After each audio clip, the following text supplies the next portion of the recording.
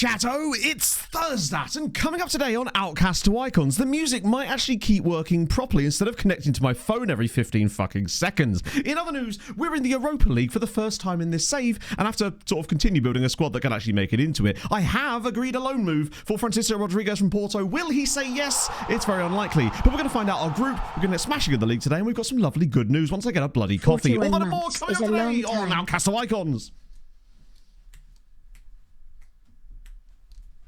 We take that. Somehow we found room for it. Oh, good God. Bloody hell.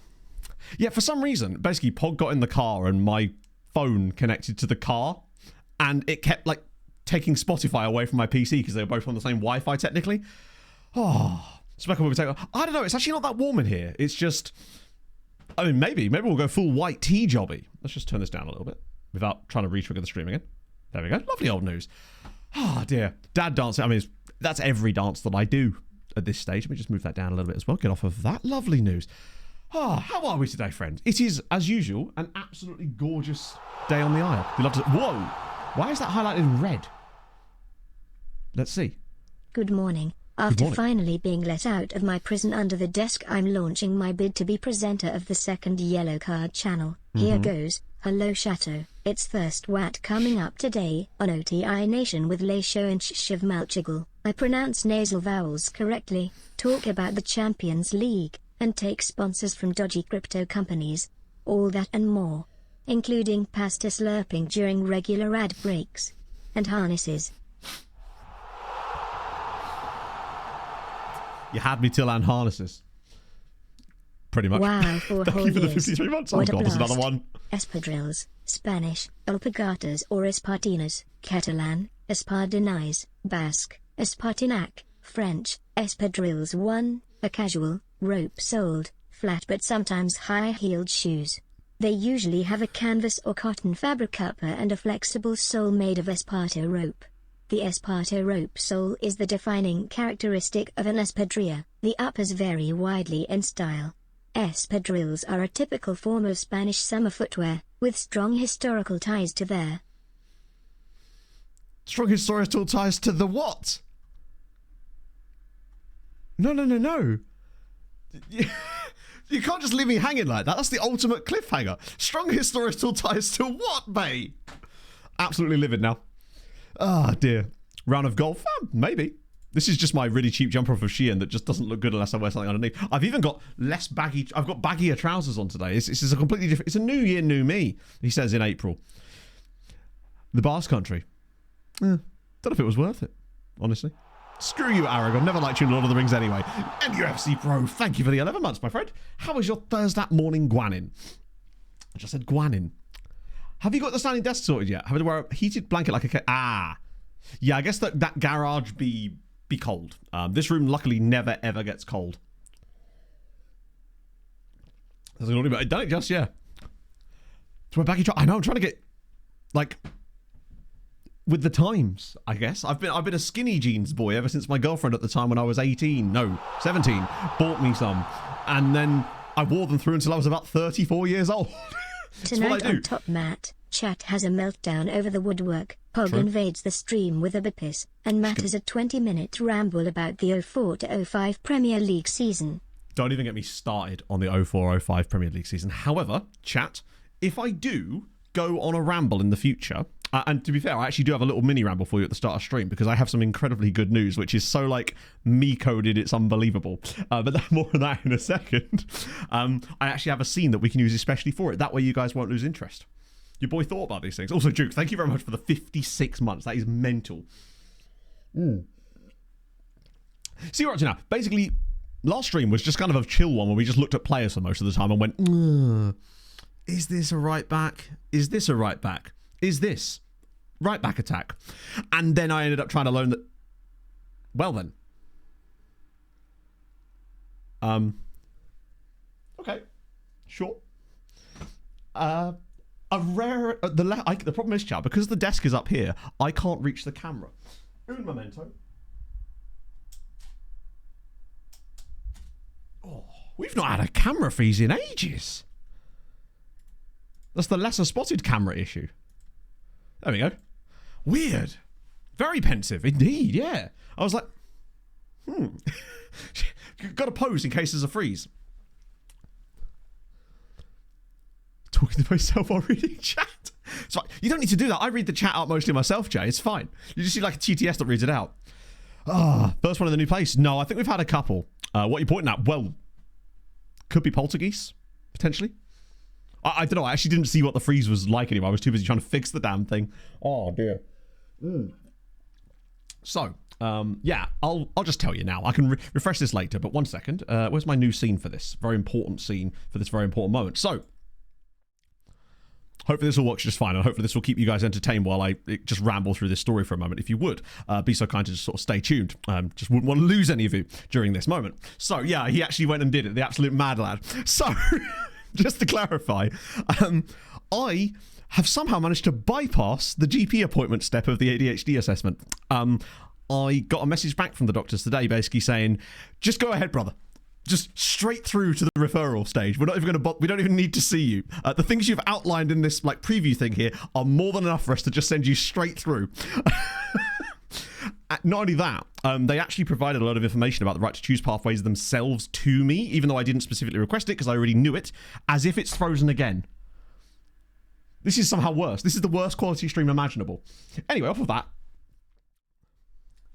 God's sake, man, what's going on? This doesn't happen, chat. If it happens again, I've got a plan, so that's not an issue. Well, won't be too much of an issue. Where the hell is he? There it is. Good lord. There we go. Hope that won't happen again. Watching the little man running. Yeah, they're still going. So yeah, basically, just to catch you up, because I don't want to talk about it too much, because at the end of the day, I don't want these streams to just become me chatting about that the entire time. Obviously, it's not my personal diary, but I do want to share that one particular thing because I thought it was a worthwhile update. So yeah, they basically just went, I think it's because I'd actually prepped the prelim stuff so goddamn well. I had it I had pinpointed into bullet points for each individual thing, broke down into different age groups of my development, I suppose. New emote, oh good lord. How's he done that? How's he done that so quickly? I actually did put a new emote in today as it goes. Dear diary, this is not my personal diary.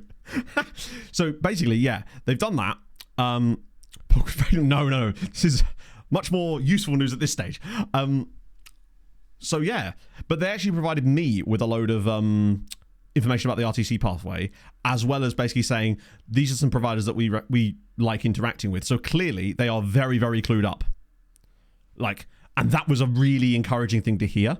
The fact that they were just like, yeah, no, we understand the situation is, don't even bother with us, just go straight through. So that was dope. Yeah, really happy with that. So yeah, we've got to obviously sort out the referral forms for that, send them through there and they'll do that automatically for us, but Pog's going to try and sort some of that out for me today. That way I don't have to touch it or forget about it, and we're good. So yeah, a roadmap of sorts. So that saves a lot of time, saves a lot of appointments, saves a lot of stress on my part too, with me not having to prep for an appointment. Now I can just go straight through to the assessment phase, which is fucking sick. Just saves a few weeks of hassle, right? Good session at physio, nice. Didn't go to a car accident, pull out the car park. Shit. How bad? Yes, James. That was the one that you used, I recall, and I think that's part of the reason why I chose it. And also, 3 or 4 other people that I spoke to also had used them and had good responses. So yeah, I'm further along than SI are. I couldn't believe it when I got a notification about on Twitter from SI, and I thought, oh shit, news. Looked at it, and it was just them saying, hey, we're not taking the game off Netflix, and I'm like, woo, great. So there we go. At the moment, yeah, we'll see. It seems to be, a lot of people I was talking to about it seem to think that it varies still, even weirdly, just based on where you are in the country, even though it's it's no longer based on the trust. So we'll just have to sort of see. But I just wanted to get it started, right? Because you just never know how these things can change. Let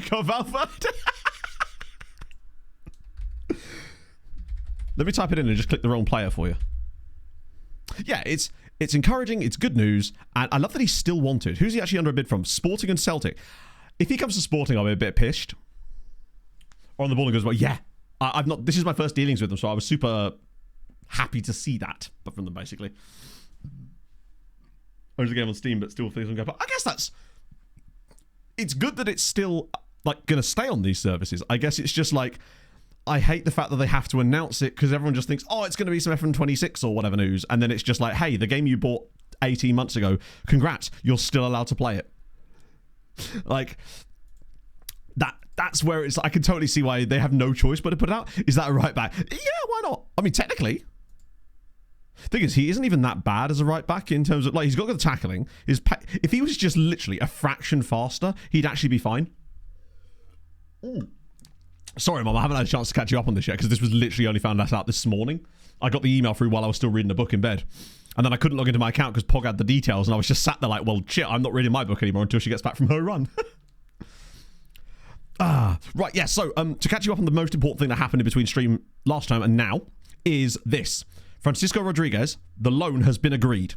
However, I couldn't progress any further because we have our league game today. So we get to find out together if he's going to say yes. Porto have agreed to the loan. Because if you recall towards the end of last stream, they kept saying, because you've withdrawn your bid last time or whatever, blah, blah, blah, they wouldn't let me do it again. But this time I managed to agree it with a 7.5 million optional fee. And they did say yes. It is going to cost us a bit for the loan. But he's going to play anyway. So the unused wages are going to be less important to us. And we're only paying 30% of his wages anyway. So if this goes through, this could solve our right back problem, basically. Didn't we sign one? We did, but he wasn't the guy we wanted, really. Less than a month after changing my provider. Wow, that's impressive, James. How are you finding it with the titration process and stuff? Let's get to a game. I want to get through a load of games today. I like really... Peacock is fine, but he isn't having... Did you see the meme? I think it was... Christ, who was it with that brilliant meme the moment I put it in there?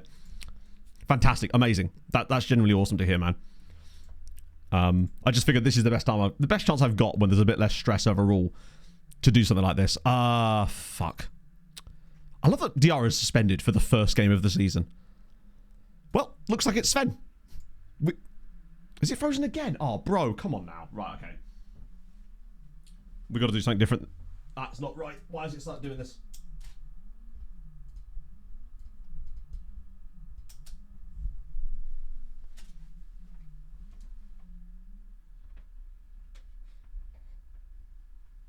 See if I can fix that. That is annoying though, because that's not... It's the fact that it started doing it really, really frequently all of a sudden, despite not doing it for literally 6 months. That's odd. That probably means I need a new cable again, because that's what fixed it last time. Who do we put at left back? I guess Slottermaker, maybe? Oh dear. I know, we're throwing it back to the old house. Leaving. No. Steinmetz isn't leaving. He's kind of routinely underbids. I think that's actually a loan bid as it goes. Didn't read it out on the other scene. 39 months. My favourite number. Hope you're well. Clearly that's a major positive.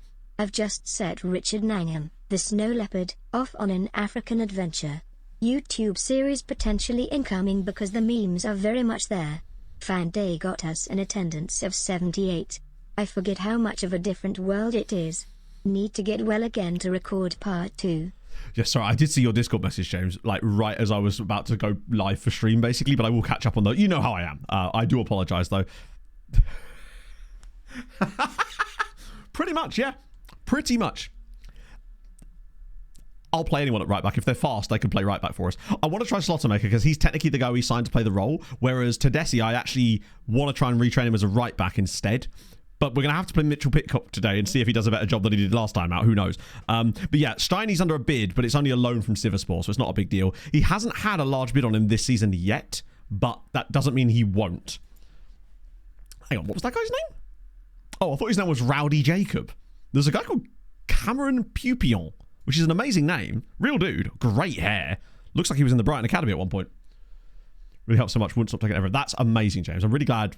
And was that the first one they tried you on? And was that one of the ones that was like, is it Elvance or Vilevance or something like that?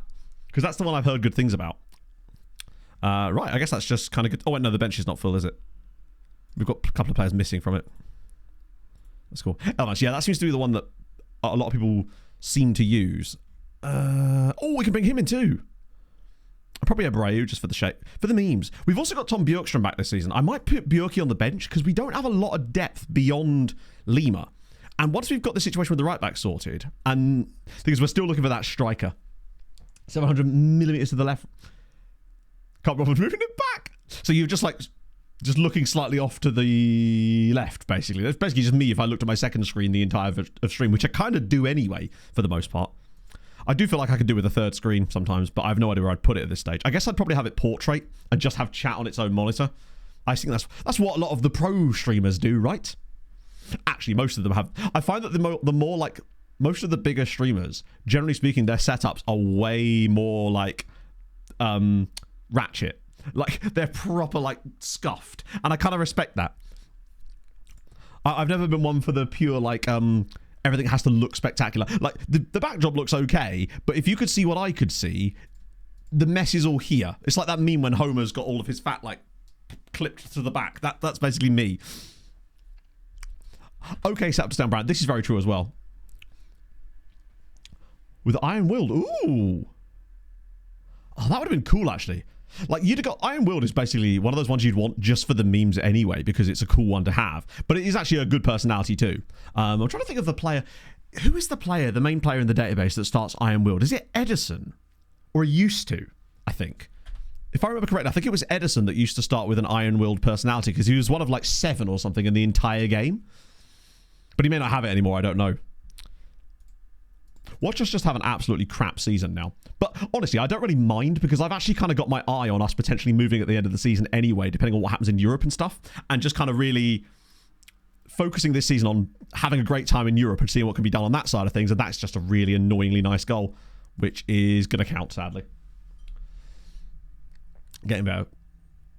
That's awesome, man. I assume it's one of those things where... because with dialysis, obviously, it takes the place of the kidneys. Is that... Will she have to be weaned off of that, or is there going to be a need for like a kidney transplant? Because my uncle, for example, has to have that because he only has essentially like a half of a kidney left these days. This would suck actually if we lost this, but I just don't know if we're quite in the right state with the players we're missing at the moment and the lack of options at right back still. Because this is...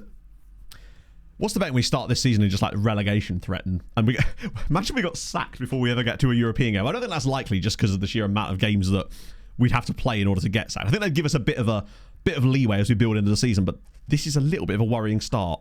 Not a lot of like good stuff being created. Different last one was the transplant kidney that failed. Really? Wow. Jesus, the odds on that must be incredibly low, right? We've not done a lot at all in this game. Skelly's been good. Kiembe's been poor. Slotterman. None of the players have got very good, like, not their personality, like their, there we go. Their body language was all very kind of gash. I did see a German third tier side beat by Leverkusen. Does that mean that there's going to be only one team in the DFB Pokal final then? Who is that one team going to be playing against? If nobody then, right? I actually don't know who the other team is in the final. Stuttgart. Oh, I see. Okay. So Stuttgart basically win then, right? Wait, did we... Is this a... Oh, it's the same meme. Sorry. I did already show it. Bielefeld. Never heard of them. Yeah, that's not a real place. It's an exhibition game against Bayern. Well, that's for every game against Bayern, isn't it? Default having an opponent correct. Yes. Wow, this is bad. What's with the... Why are they all anxious? That's a weird amount of anxiety going around this team. It's like, can't they just get over it? Me every time I told someone I was anxious.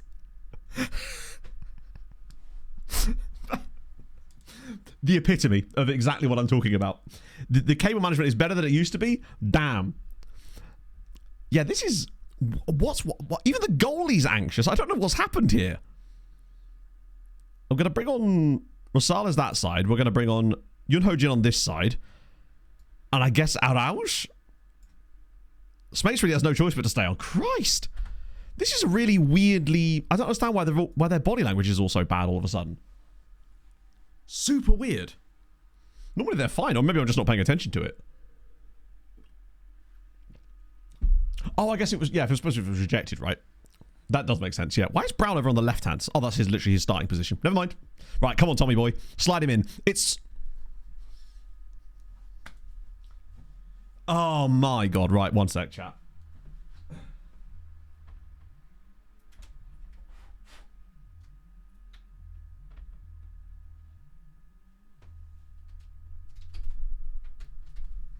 I will try unplugging everything and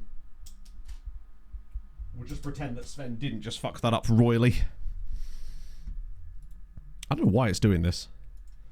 But it's much harder to sort out when you're standing up because the camera is much further away. I can't lean over it the way I would normally do. I can't believe Svenny's missed that. That was the chance. Wait. Oh, I thought we were going to get a penalty there. I mean, yeah, I just freeze myself to allow Sven his little moment there. It doesn't matter because he's got his moment anyway. Please tell me this isn't offside.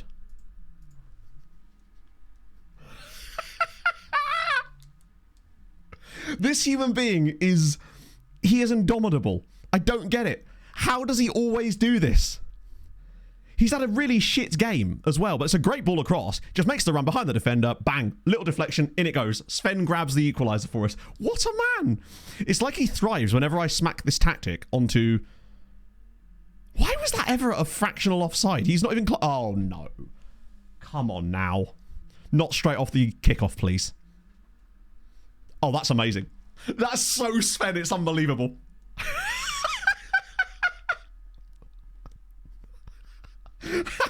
Oh, that's the most Sven thing of all time. He literally scores and then gets sent off from the kickoff. That's incredible. Does he not know that we actually kind of need someone to play there? That's insane. Right. I have no more subs. We'll just do that. And then try to defend for the rest of this game. That's incredible. Mate, we say hero to zero, but perhaps there's like method in his madness. In the sense that he just knows that we were going to concede off of that piece of play. And as a result, he decided to just take one for the team and settle it down. That's insanely... Oh, please, not a fucking... Oh, why is it doing this? Okay, that's not the first time this has happened now. And I don't... Oh, it's because we're down to 10 men. That makes sense because we're down to 10 men. But we had that happen against Benfica as well when we had a full complement of players. And all of a sudden, they stopped marking correctly from corners. Lovely news. He scores the winner. Sent off in the exact same minute. That's a very fortunate point. We were not good in that game at all. He wanted to be applauded off. This man just does things that, like... Sorry, he scores the winner. Scores the equaliser. In my mind, it was a winner. It felt like a winner considering how little we'd done in that game. I don't think I've ever had a player that, like, it always manages to do things, whether good or bad, in such a memeable way. Ask a transfer. Crack on, Jay. We like the questions around these parts. Right. I mean, hey, it's a point I didn't think we were going to get. Plus, we were tired after the Super Cup as well. The team's not quite where it needs to be yet, so I'm okay with that. I'm a little bit concerned as to who's going to play right wing for us in the next game, given that Svenny is... Oh, shit. Given that Svenny is going to be, well, suspended, and Roman Tommel is also gone. Oh, it absolutely will be. Well, to be fair, I can always... Even if it doesn't get clips at the time, because I have to go through and look at each game when I'm writing the narrative for it, I'll end up going back and clipping it myself anyway. That's the beauty of it. Deadwood players out, because no one wants them. The basic... I understand the question, Jay, and I totally understand where the logic's coming from. Basically, we get this quite a lot, and it's just like, hey, you've got these players you don't want. Why don't you give them to someone else? They don't want them. You can... It takes two to make a transfer, right? It's all very well me offering a player out, but there has to be interest on the other side, otherwise the player will just stay. That, and we also need a few homegrown players for Europe this year.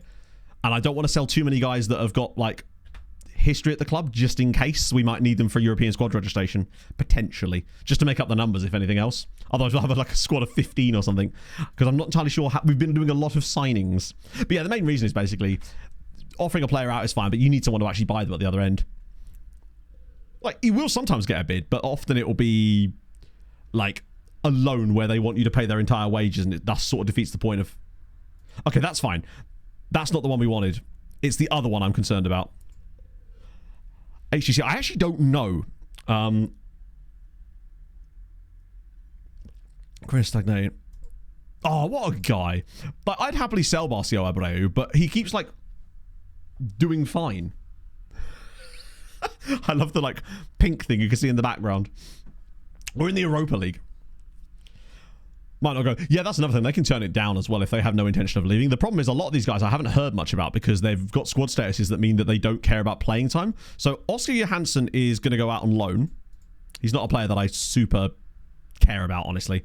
I actually don't think I even signed. Maybe I did sign him. Maybe it was really cheap. It's not a player I remember. Scheduled day off cancelled. Oh God, were they supposed to go to a U2 concert as well? They're doing the National Predators strategy. No, I didn't know that. I saw this thing about them beating PSR by selling their women's team to themselves, but I'm assuming that was an April Fool's joke. This is where you're like, no, entirely legit. Don't know what you're talking about. Oh, I did see that. Yes, they lost 3-0. Yeah, I didn't know the score. Yes, you're right. That's hilarious. Wait, it's... No, it isn't. It can't be. Surely. Chat, I'm too gullible for this. They actually did. Oh, I just thought that was an April Fool's joke. That... football's fucked. Literally, football's just fucked, isn't it? I was just like, there's no way that's true. Good. What a great day to do it, though. Like, that, if that's one... I mean, it worked on me, didn't it? That's mad. Oh, dear. I think I'm just going to start watching ice hockey full-time instead. So, in the wrong place at the right time. Ooh, wrong place at the right time. Wrong place at the right time.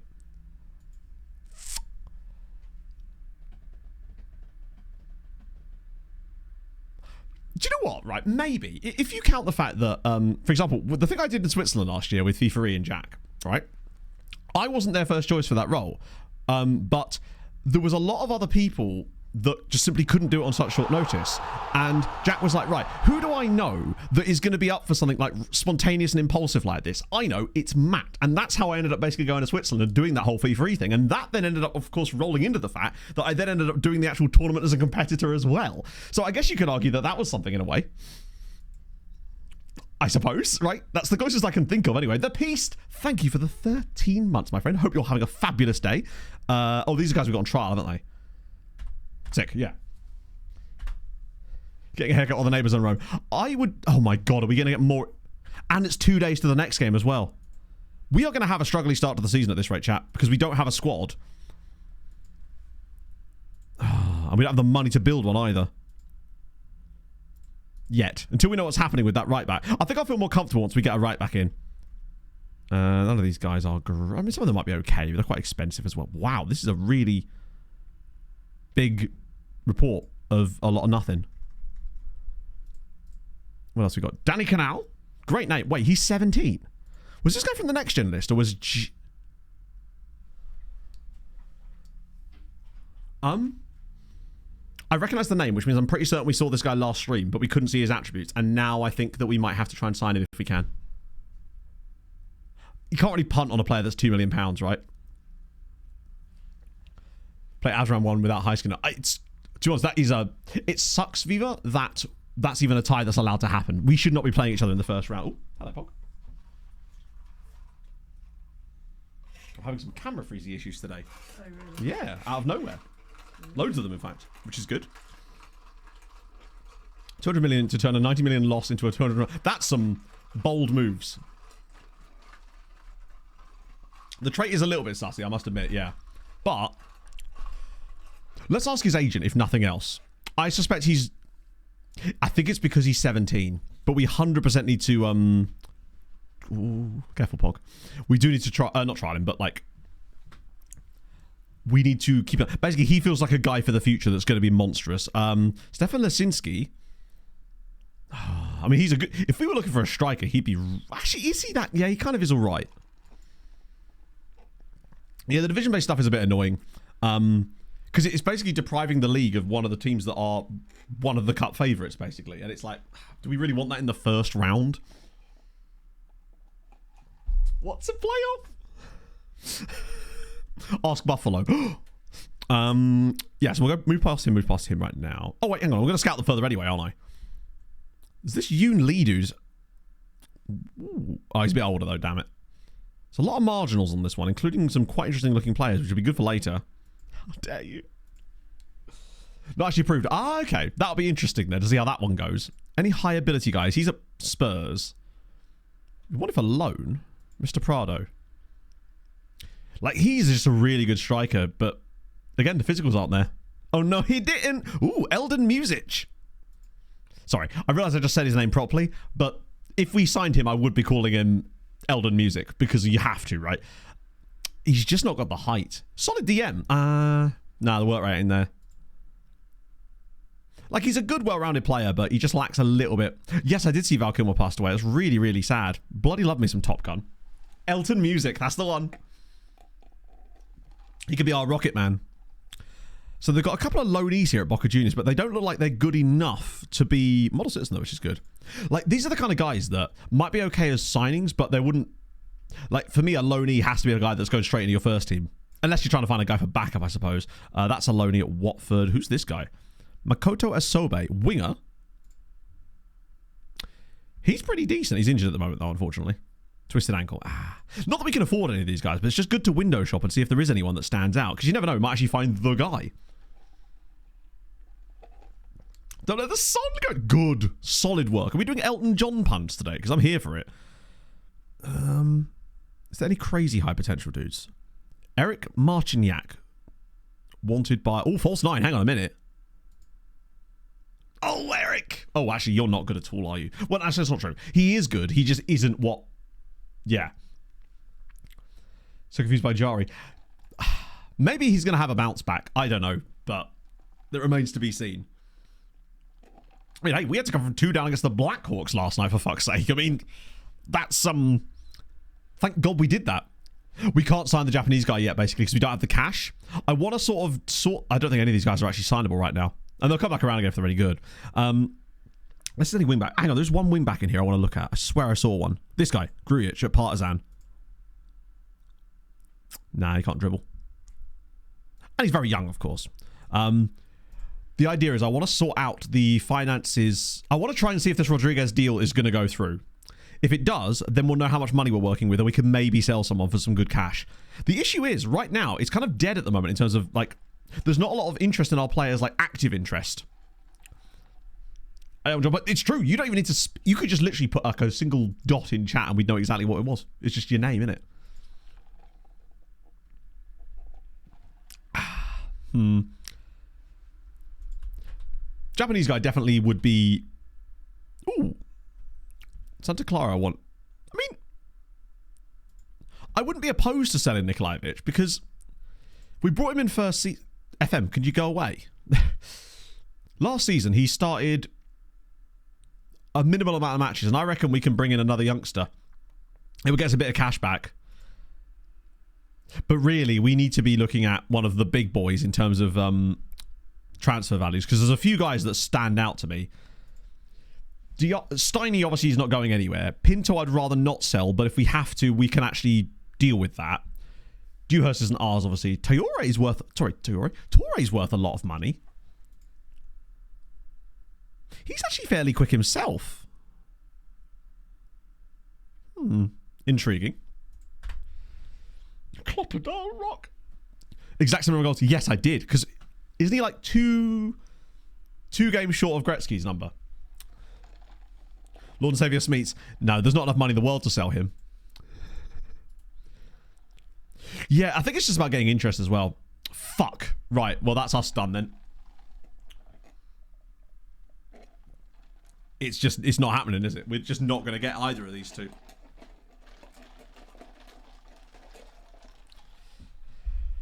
Oh, that's going to be a huge issue. Because I don't know who we're going to play there this year. I think it's going to be a massive issue in our team. Rocket Dan, thank you very much. 7 months of enjoying the Outcasts stream is still clinging onto FM24 low. I will still be clinging onto it every second that goes by. Valverde, let's see if we can poach him from Sporting. Free agents, a free agent, that's a very vague concept. It's a bit like saying, why don't you just sign a really good right back, right? We need to actually have the player. We don't know who the player is. A free agent isn't a human being yet. It's just a concept of a player. These guys are free agents too, and none of them were useful. That's the problem. It's going to be really tough for us to find a guy that does what we need him to do. They seem to be a lot fewer and further between.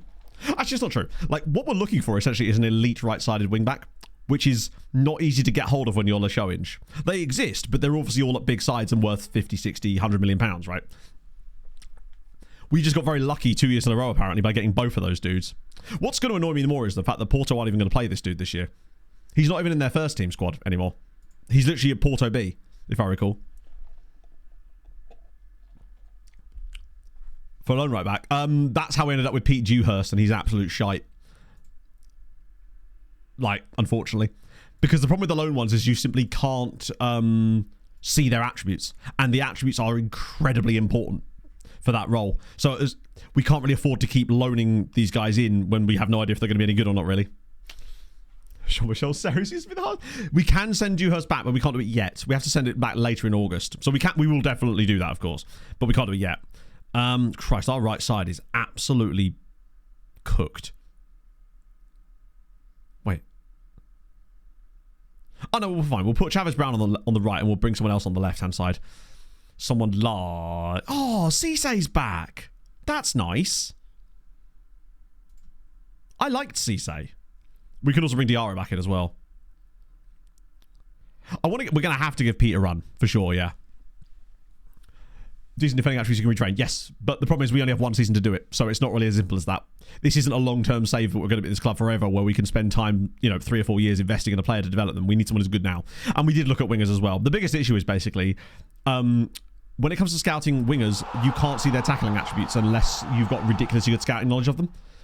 Because obviously the tackling attribute on a winger is an attacking attribute, so your scouts consider it less of a priority. So when you look at like wingers in the scout reports or whatever, you almost never can see their tackling attribute, which is a massive issue, and that's why it's really hard to do that unless you have a good scouting knowledge of the player already. So that's where it becomes a bit of an issue. Because basically those two are essentially just wingers that could tackle anyway, but finding them is an incredibly difficult problem. Turbo Chieftain, thank you for the 10 months, man. How was your Thursday? But yeah, that's the biggest problem. Carpio, I might give Steiny a run. We need to get his... Nah, but the time being, Carpio's got the fitness level, so I might as well just stick with him. Peacock will give it another go. His ratings so far over 2 games have been, well, yeah, kind of shit. And he's offered nothing. But, it's been 2 tough games. We're playing for Wrench now. That should be slightly easier. Might be a winger who can play. Yeah, they absolutely might be, but we don't know who they are. Like, we still have to find the player. We have looked for wingers, we've looked for wingbacks, we've looked for every single thing. We spent 4 hours basically looking for it last stream.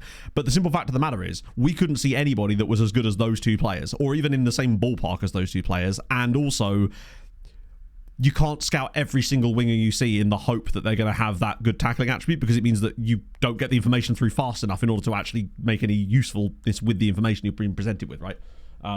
Peacock has not been... Yeah, but he's done nothing. This role, you have to be... It's 2 games, admittedly, but he's not had a good rating in either game. That's the problem. I don't even know if you're any good, Andrew. Like, in terms of what do you suit our style of play? Good question. Let's have a little look. Like, we just... That's the problem when you back yourself into a corner and have really specific... Do you know what? Your pace is probably all right. I think your wages might be a bit of an issue, though. Just out of interest. Oh, fuck no. They want me to pay £6 million for the loan. That's how much they paid for you. And then a £12 million mandatory fee. Yeah, no thanks. You might be alright, to be fair.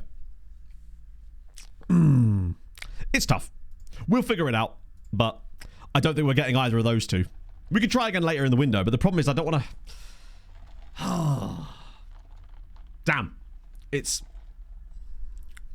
annoying. Because neither of them are going to even play this season. Valverde's the weirdest one.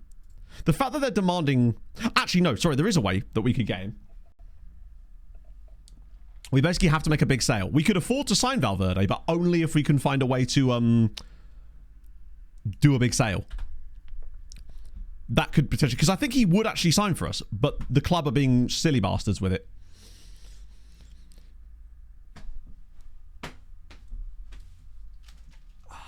Okay, cool. So that's both of our wingers injured in the first 2 games. Cool. Is the right side just cursed? We're now down to the 4th choice. Peacock's going to have to come and move up there. We're going to bring on Yunho Jin at right back. Jesus Christ. So we've... Tommel's injured. Chavez Brown's injured. Smates is suspended. Good God. It's really gone, hey. Offer our Toure. The problem is I actually like Toure. And the moment you start offering players out, their value drops immediately. So, yeah. If I offer him out, at best we'll get £1 million for him rather than 9 million. That's the issue. Because the moment you're offering them out, other clubs know that you are trying to get rid of the player, and as a result, there's no incentive for them to big money on the player if they know that you're trying to get rid of them. It's a good mechanic in a way. It's frustrating, but it makes total sense, right? Like, if you're offering a player to teams, then they're not going to bid for the money you want. They're going to go, well, you're trying to get rid of him, so we'll just offer you a tiny amount of money. Same as when you hire an intermediary, and it's always like a third or a quarter of the amount of the player's actual value. Yes, Mason only missed one game, but like...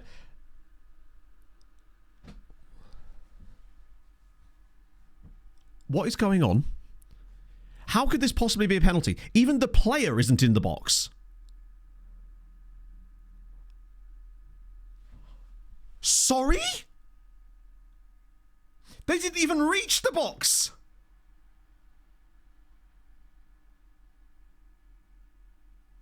What a save from Pinto. What was that? I maybe misread that and missaw that, but it didn't look like either player even reached the box yet. And somehow...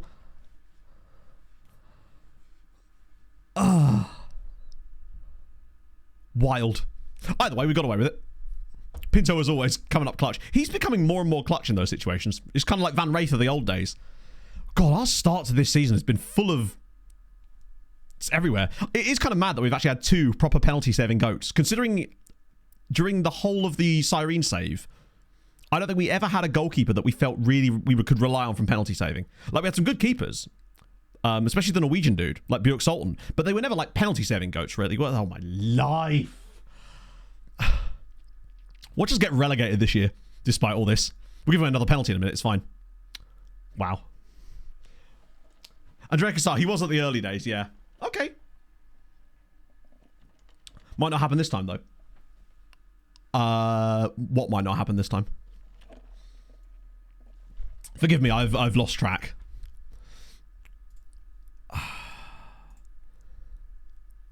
I mean, oh, fuck me. So he misses a penalty that scores anyway. Good lord. We are in for a toughie. I think the thing that's more concerning is the fact that we're not even creating stuff in games a lot of the time now. Right, that's good from DR, right? He's on a booking as well because of that silly penalty. Oh, slide it around the side. Right, back to him. Come on, Peacocky. Oh! Hello, Mitchell! Offering out Tory. I just explained why I won't offer it up. If you offer up... I have explained it, but just in case we missed this. If you offer a player out, it alerts other clubs that you are trying to get rid of the player, and thus the bids you will receive, if you get any, will be tiny compared to the player's actual value. And then that then prevents you from getting good bids on that player for the rest of that season, pretty much, because other clubs will no longer bid anywhere near what the player is actually valued at, because they know you're trying to get rid of them, basically. That's a brilliant finish from Peacock. On his left foot as well. Has he got a left foot? No. He has literally no left foot. It's a bold choice to him to cut back onto his left there, but hey, we'll take it. Fair play. He's got very lucky there, yeah. Hey, they were saying that about Sven for a little bit. The moment he cut back inside, I just suspected it to go wide. Literally, yep. He's hopping towards goal. Oh, go on, Lev. Oh, slide him in. He's through. It's Lucas Jacks. Oh, close. That's better. Turns out Mitchell just needs to be played further up the pitch. I mean, so far it's worked out, but we are literally so fortunate to be in these games. So, like, we shouldn't have got a draw against Famalicão. We don't really deserve to be level here either, actually. This is the thing, right? Oh, dear. There feels like there's no consistency in this team. Like, it's just a sort of collection of blokes rather than a team at the moment because we've got so many people missing, so many people playing in, like, the wrong positions. Is he a face in the game? Hey, that means he might be good. We've always got a chance. I also find that August, transfer-wise, it tends to go dead a little bit. And I think we'll start getting more bids towards the end of the window again. Or Lima. Go on, lad. Lucas Jacks. Bang. Come on. Beautiful. This is more like it. On the transfer list, yes. In fact, it's more so. Because, again, it's the same exact logic. If you are putting a player on the transfer list, clubs now know you want rid of them, and thus they will not bid any. If I put Touré on the transfer list, we'd be lucky to get £1 million for him. Which is a waste of time, because I think he's way better than that. That's a bit fortunate, though. We've got quite lucky. Trust me on this. Like, if you're trying to get money, unless you desperately need like a really small amount of money and you're just willing to get rid of any player for whatever reason, then by all means. But if you actually want good value for your players, then offering them out is not likely to get you that. And that tracks from a logical standpoint, right?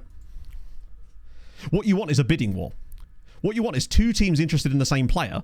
then you can start doing some crazy shit. If you get 2 clubs bidding on your player at the same time, then you're in luck, because you can play them off against each other and maybe get up to 50%, sometimes even more, money on top of the deal because of that. That's what we really would love to see, but there's just not a lot of interest so far. Lucas Jacques, that's poor. Discuss with agent. Anything that you basically is you saying, I want to get rid of this player, is going to lead to smaller bids for the obvious reasons I've just outlined, basically. We have technically made it to the league stage, yes, Rob. In the sense that we never had to qualify for it, because as a result of coming 3rd in the league, we got like priority qualification, so we go straight in. We haven't actually got our draw yet, of course, because that comes at the end of the month. Another right back failure there, unfortunately. Cisse's not done well, but I can't really criticise him too much because, again, he's lacking fitness. We'll get to Desion, maybe. This is another thing. I'm looking at the bench and I'm just not like, this is a guy I really want to bring on. I feel comfortable here. It's a little bit of a toughy one. Yeah, the transfer value is basically, in an ideal world, that's how much this player is worth, but there are multiple factors that will then affect that value. So, for example, if there are more clubs interested in that player, their value will increase as you're saying no to the bids, because it's just basic economics, right? If more people want a thing, the value of that thing is going to increase relative to the scarcity of that thing. How happy you don't put him up for sale or for anyone out? Because, again, I don't know how many different ways I can say. Oh, what a goal. Ideally, we would like a big sale, but we can't be the ones that instigate that sale, because it will cost us all of the value in the sale. We have to wait for the bids to come in and then play them off against each other. That's a great strike, by the way. George, thank you for the 25 months. How are we 3-1 up here? Like, if we start this season with 4 points on the board out of these 2 games, I'll be flabbergasted, because we do not deserve it. Who do we get? Well, obviously have no... it has to happen organically, basically. If you want to get good value, it has to be organic. Bear in mind, like, these players have got interest in them. It's just a question of whether those clubs take that... Like, the club has to have the money as well. So the more money we're expecting for the deal, the less clubs that are then going to be available for it, right? Because the club has to have the money on the other end as well. So, like, for example, I got a bid on... Oh, hello, surely not. Oh, wow, how has he missed that? Yes, Smudge. How would you like? Would you like it in Spanish potentially? I can do it in Español, señor. That's all of my Spanish out the way there. Right. Fuck it, we'll do that. Oh wait, that's a centre back. Never. What am I doing? I will get Steiny on actually, but only for here. I know, James. It's just sort of basic economic stuff. The FM actually does quite a good job of modelling those things. Dos cervezas, por favor. Yes.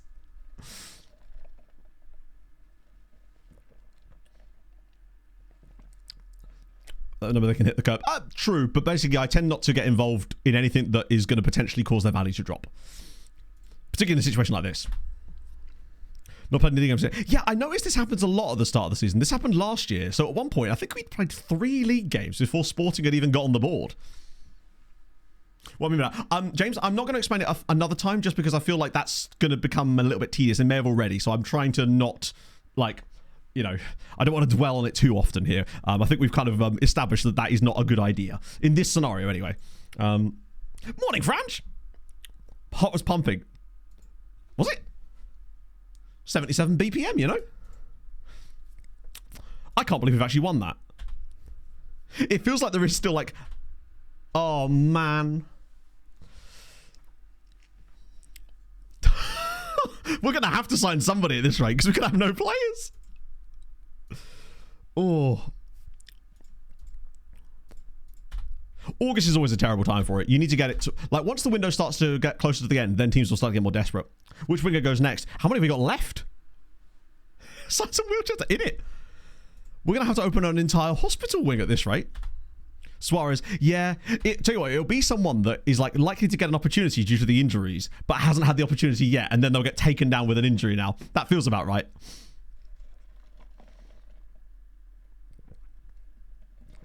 I wish I could clone Smits, except unfortunately we'd be cloning his suspension as well. Ooh. Nah, it's a crappy bit. To be fair, he's not worth anything anyway. We want to keep him around because of the hospital wing. Huh? You see? Your boy's got jokes. Even when he doesn't realise it. Right, Van Wraith. I wonder if he's still at Lugano. I'm assuming he is. He is. Yeah, that is... I hate that as well, particularly when it's a young player and you're like, oh, this is your chance. Oh, it's just as well we were... At least a lot of the wingers we sign can play on both sides, hence Chavez Brown. But of course, maybe that side of the pitch is just cursed. There's just a guy there with a gun. Oh, God, he is... Why would they do this? They signed him up and then he's literally not played. Well, no, it's not true. He literally has played. And he's actually done okay. Like, 4 clean sheets in 9 games is actually really solid numbers as well. The thing is, Van Wraith at our level is not even... You can see the real difference between him and Pinto. Like, the fact that Pinto's only wanted by Everton is annoying. And the only reason... The hilarious thing is the reason Everton want Pinto is because... I should just stress, James, never offer out is not what I'm saying. There are definitely loads of scenarios where you'd want to, but if you want to get really good value for a player that is extremely expensive, you're asking for trouble by doing it. Unless you're desperate, obviously. If you've got like money to sort out and you have no choice, then absolutely go for it. You will get offers, but they just won't be what you're looking for, right? It's weird, actually. We had that bid of 23 million on Diarra basically the day the window opened, and then nothing on him ever since then. And he didn't kick off either, which kind of helped. We could just do with a bit of a rest in between games right now. We've got another one of these little... It's a little homestand. Belenench, Passos. We could get some good points on the board early doors here. That way we're actually going into the Europa League games with a little bit more of a cushion in the league. Gondomar want Carvajal. That's fine. You can do that. KMA showing pleasing progress. Brother, continue to show it. Wanted by. Right. Real Madrid. Okay. So. Asking price is so high. We don't have an asking price. What are they talking about? We have not set an asking price. I guess the asking price is you bid. The fact that Real Madrid want one of our players, though, that's a good sign. Plus, if I have the choice, I'd really like to sell Kayembe to someone like Real Madrid or Man United, because it would allow us then to possibly get a loan back. Also, how good is Kayembe if Real Madrid are interested in him? I think that's the biggest side so far that have taken an interest in our boy. Exciting. It is funny that they have the balls to say he's too expensive. I don't know. You won't know until you find out. Also, how little money have Real Madrid got that they consider our centre-back too expensive? He's £30 million. Yeah, we had Emerson Real on the trial because he technically could play the role we were looking at. He's not him. What I might do, actually... I really wish we knew when we could send Pete back, because that'll get us some wages back as well. Let's just ask for some more loans. No, not loans. Sorry, free transfers. Just want to see if it... Cheers. Hey, it's that guy that we just released from trial. Remember him? From like 5 seconds ago? Hey, look, it's the other 2 guys that we just released. God, that's useless, isn't it? Let's just have a look at Real Madrid. Maybe they've just overspent this summer or something. Can you imagine if he was, though, Stephen? I'm sorry. Pardon me, but, lads, you've got 173 million in your transfer budget, and you're saying that 30 is too good for Herman Kayembe, a 19-year-old who's already taken this league by storm. That feels like the exact type of transfer that Real Madrid would make. That's true, yeah. So basically, I suppose, yeah. To be fair, he's essentially just providing us the same information because no new contracts would have expired. So it's not like any new information would have come to light, right? It would just be nice if you got at least different players. They could be worse, but at least if there was a bit of variation in it, right? Let's have another look at loans. Sometimes teams might have made signings and put them up for loan, perhaps. I mean...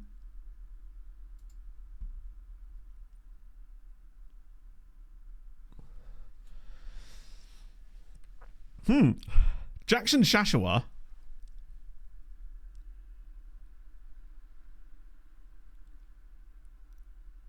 He is not bad. And he's indeed extremely versatile. You're nowhere near going to be good enough, are you? I mean, he's got the pace. I definitely want to scout that guy anyway, just out of curiosity. Man plays, he do be everywhere, yeah. Let me just ask again for Loney right wing backs in the actual wing back spot instead. Just see if there's anyone that stands out. Like, you know, random dude at Ajax. Jaron. Can we afford Jackson Hall? Yeah, totally. It depends on... Actually, I say totally. It depends on what they'd want in terms of funds. That's the problem. 24-year-old Jaron Robertha. Passing's okay. It depends. If these are like... his pace is great.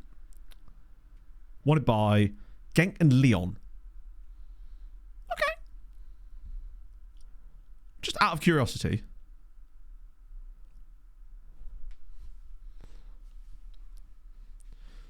The issue is whether... The problem is because it's... Hang on, let me try it optional. See if they'll go for it. But higher, obviously. Like that. Okay, cool. I like Jaren. I think Jaren might be the answer.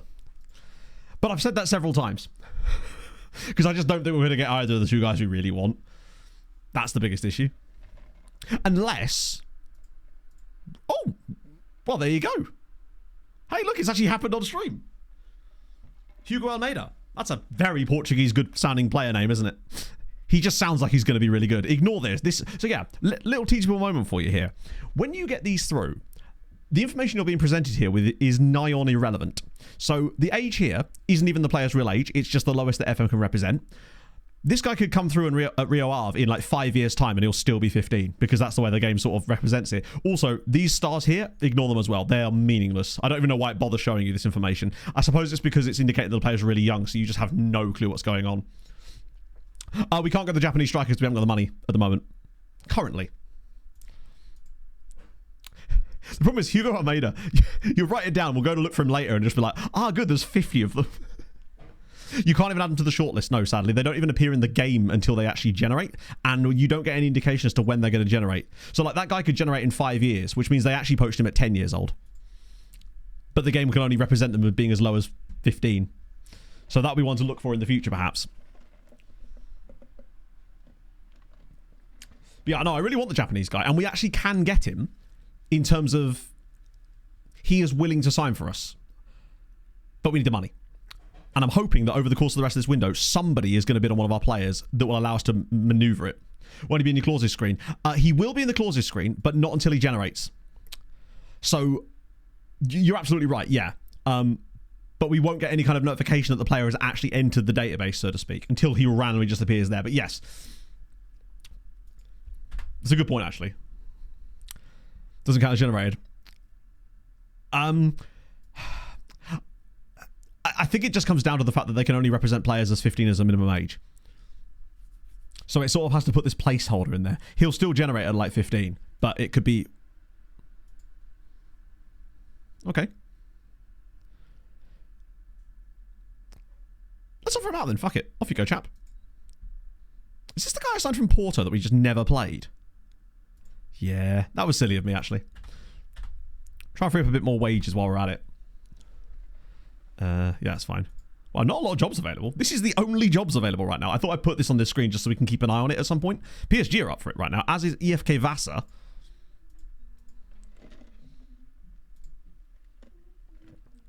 Now.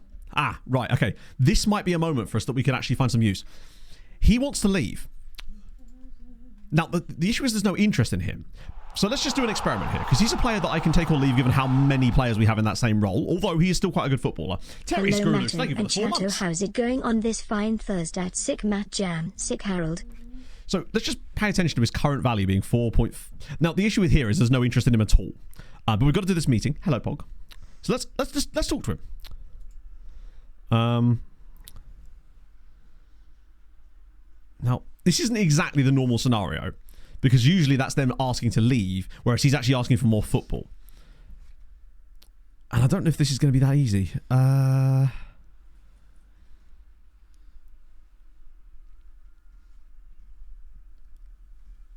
Wait, hang on. Where even is the option? That one. Okay, bad example because he doesn't want to leave. I thought I could try and sort of get him to be interested in a move there. But if I was to, just as an example here, let's just firstly ask an intermediary for a start, right? No interest immediately, so that's gone off the table. Let's just offer him out, right? So his value at the moment is 4 to 5.4 million pounds. We might be able to actually get some interest going on him, potentially, but I don't think it's going to work in as well as we might hope. Hello, Paul. Yeah, of course you can. Why are you asking me? LSF, thank you very much for the follow. And I want to be careful about losing this guy as well, because we are lacking depth at the moment due to all these injuries, and he may actually end up having to play anyway. Plus, and the other big thing with him really is, even if we were to get like £3 million for him, it would be a bit pointless because that wouldn't even cover the cost of the Japanese guy we want to sign. Loan with an option to buy? Rarely. Most of the time, in the entirety of FM24, I think I've only ever had one team exercise an option to buy, even if the player they signed on trial, on loan, was like putting up 7.5 average ratings over the whole season. Sadly. Oh, shit. Oh, this is that Man United guy. Yeah, he's just not got the pace, unfortunately.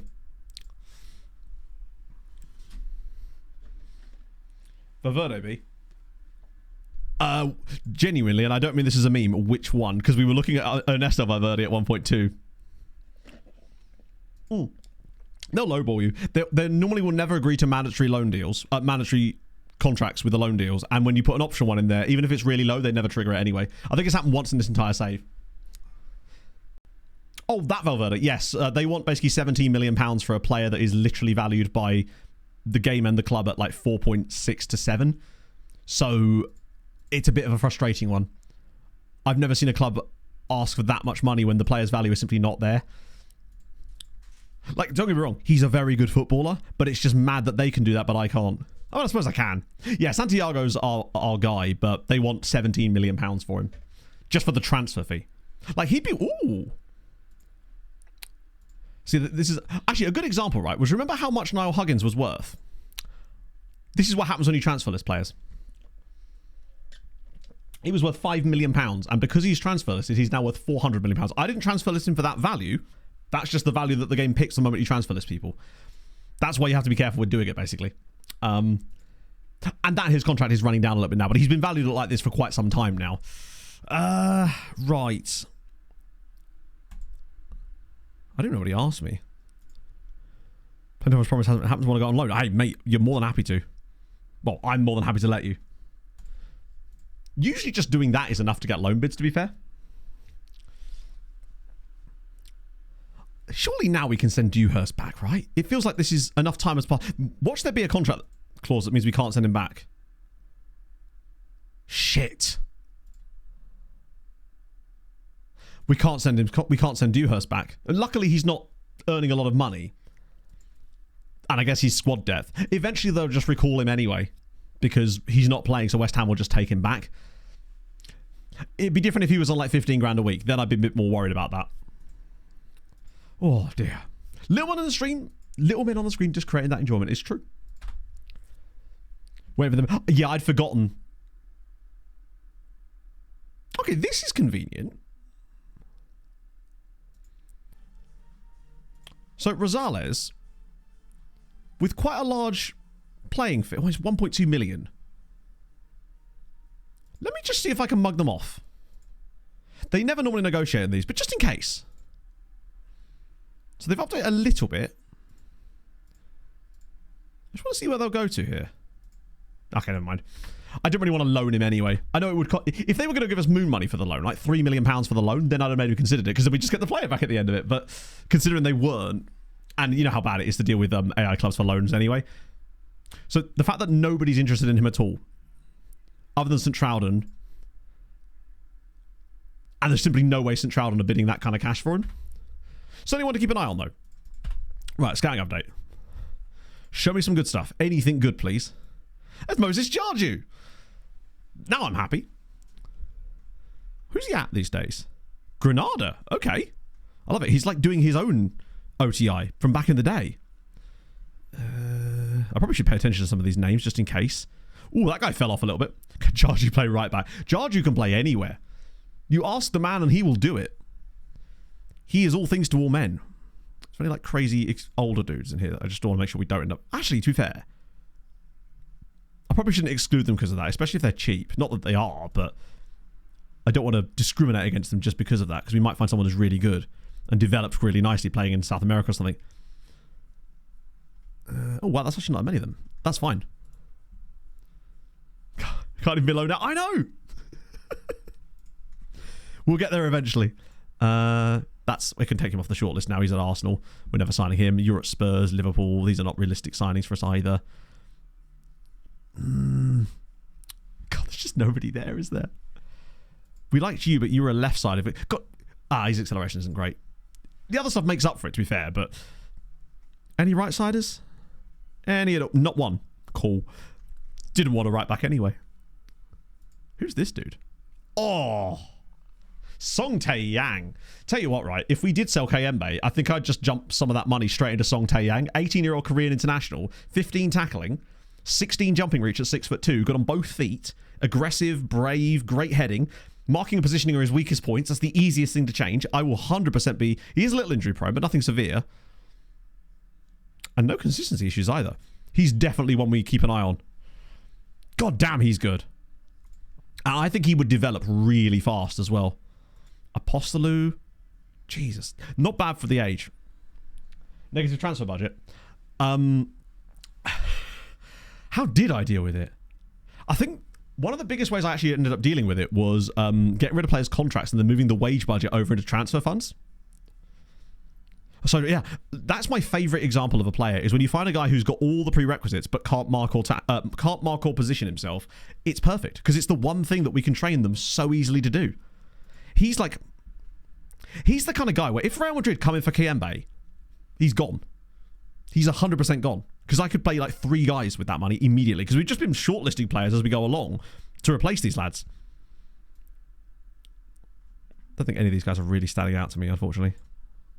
Actually, what about the Cypriot dude? Costas Georgiou is a striker. Oh!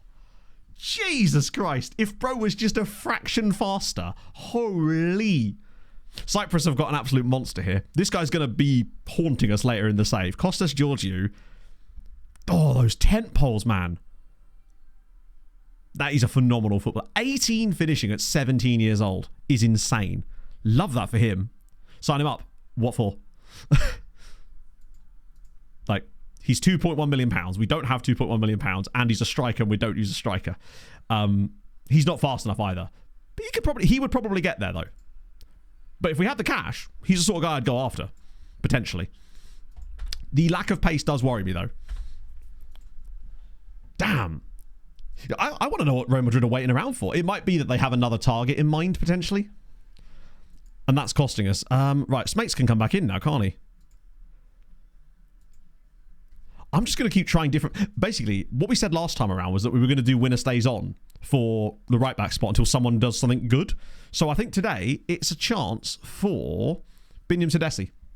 Isn't bad. It isn't bad, but it's also not what we need. I think we've kind of... Perfectly fine for 17. Yeah, but it... We have a budget of £3 million. You want to spend 66% of it on a player that isn't good enough to start for us right now. It's... I don't know what we can... I don't know what to say to that. Like, he's not going to be good enough to play for us right now because he doesn't have the prerequisite physicals to play the role in our tactic. Like, that would be a really... If we were doing a long-term save, 100%. We would absolutely do that. Maybe not because of the budgets, right? But he doesn't fit our system either. So he wouldn't even be able to start games for us until he's learned the role. It just doesn't compute in with what we're doing right now. He's a very good player, though. And were we to have like £20 million in transfer budget, I'd 100% be picking him up. Like, but right now, yeah, Rodrigo's rejected us, which is really annoying because Porto even went for it. I might try again just to see what happens. Tackling's the hardest to train because you literally can't train it. Like, the player we actually want... Oh, yeah, totally, I get it. I want to sign them too, but it wouldn't be doing us any good to spend £2.1 million on a player that isn't going to play for us. Right? What is his... What's the guy's name? He's on the shortlist. We'll just look at him right there, right? And also, 13 is not adequate for our current starting 11. You need to have at least 14 or 15 to be the starting shadow striker in this team. We've proven this time and time again. If they're not at that level of speed, they are simply not athletic enough to make the runs that make this tactic work. It's not the only factor, but there are other factors too. So, let's have a little look at him. The guy we really want is this guy. This is the one I want. Yoshiharu Hayasaka. He's a bit older, but he has the pace and acceleration. And he can already play the role. He's the one I really want. He's so him, it's unbelievable. Yeah, Real Madrid haven't actually bid on him. Ironically, they think that the asking price is too much. Which, don't get me wrong, 13 pace is actually pretty solid on a striker, particularly one at 17. But also, bear in mind, their pace is not going to go up by that much. How's he not moving? I don't know, but I can't wait for him to not move so we can have him instead. Let's get someone else on the left side because we can bring in... Oh, Christ. Who does play left side for us? Maybe Rosales? Everything's relative, right? So, like, a player could look good, but they aren't good for the current situation. And, like, Cypriot dude is good, but there's too much extra work required to make him into what we would need. It's mad to me that no one else is interested in that Japanese dude. Josh doesn't want to leave Japan. No, we talked to his agent. He said he was down. His wage demands were only like 5k a week, if I recall. It might have been a bit higher than that, but either way, it was like completely reasonable. It's just about us getting the money to trigger the release clause. That's all we need to do. I don't know if playing Binyam Tedesse here is a good idea, right? But at this point, I'm just like, somebody is going to do it. I think Arda Güler's actually had a really good career at Real Madrid in this save, to be fair. So it's done the trick. Right. Yeah, Peacock scored, but Peacock scored from right-sided wing and not right back. That was after I moved him up because of the injury to Chavez Brown like 3 minutes into the game. Okay. Bell and Nench have actually started the season quite well, despite being really bad. Hello, David. Like, I totally get it that everyone has their opinions on players and stuff, and things that you would do I may not do, and vice versa, right? But at the end of the day, what's the story with the right backs? We can't find any. Sorry, that's not true. We can't find any good ones. Increase over time, regardless of potential. Well, potential is the most important thing. So, like, a player's attribute isn't going to... if there's no PA left to use, it is not going to get any better, really, without something else dropping for the most part. But the ones I find are the most easy attributes to improve are positioning, marking, basically anything that's hit by defensive positioning as an individual focus, final third, or attacking movement. Those three are like the holy trinity of yeah. Right, my save? Not really. That's not really what we do here, but you're more than welcome to get involved today. I don't really do that kind of stuff on the stream, to be fair, just because we've got other things that we're doing right now. Oh, that is an annoying header. Unless I misread you. Do you know what, HP? You're spot on. I never normally have an issue finding right backs, just because statistically, more players are right-footed, right? But for some reason, we can only find the players we want in left-back build. It's like, why can't I find them in right-hand drive, damn it? We're going to get a JDM left-back, a JDM right-back. That's what we're looking for. They aren't him. Yeah, basically. And the two guys that are him are being silly billies. Oh, go on, Rosales. I don't know if he could have got that any higher if he tried. I like the effort. Like, well played to get into that position. But what happened to Steinmetz? Nothing. He's still here. It's just he wasn't fit for the start of the season. So Carpio has started the season in the position. And Steinmetz will get rotated in once the fitness levels improve. Jacques through. Come on, Lucas. Oh, that's a really nice goal. I'll tell you what, right? As much as I want the Japanese striker, Lucas Jacques does still continue to be completely usable at this level. Like, he has really shown himself to be good. Was that an assist from Smatesy, by the way? Yet again. That is actually an unbelievable pass. It's legitimately a phenomenal pass from Sven. Luca is really, really good, yeah. And that's why the whole Japanese... Like, bear in mind, if we got 25 million for someone, be it Diarra, be it Kayembe, I wouldn't be spending it on the Japanese striker first. I'd be signing Valverde. Because Luca is good, and he suits this style of play, and he's more than passable to do the job. But what we're missing is the right back side of the team. That's where the money would go. I think we'd have money for both probably anyway, but that's where it would be the priorities, right?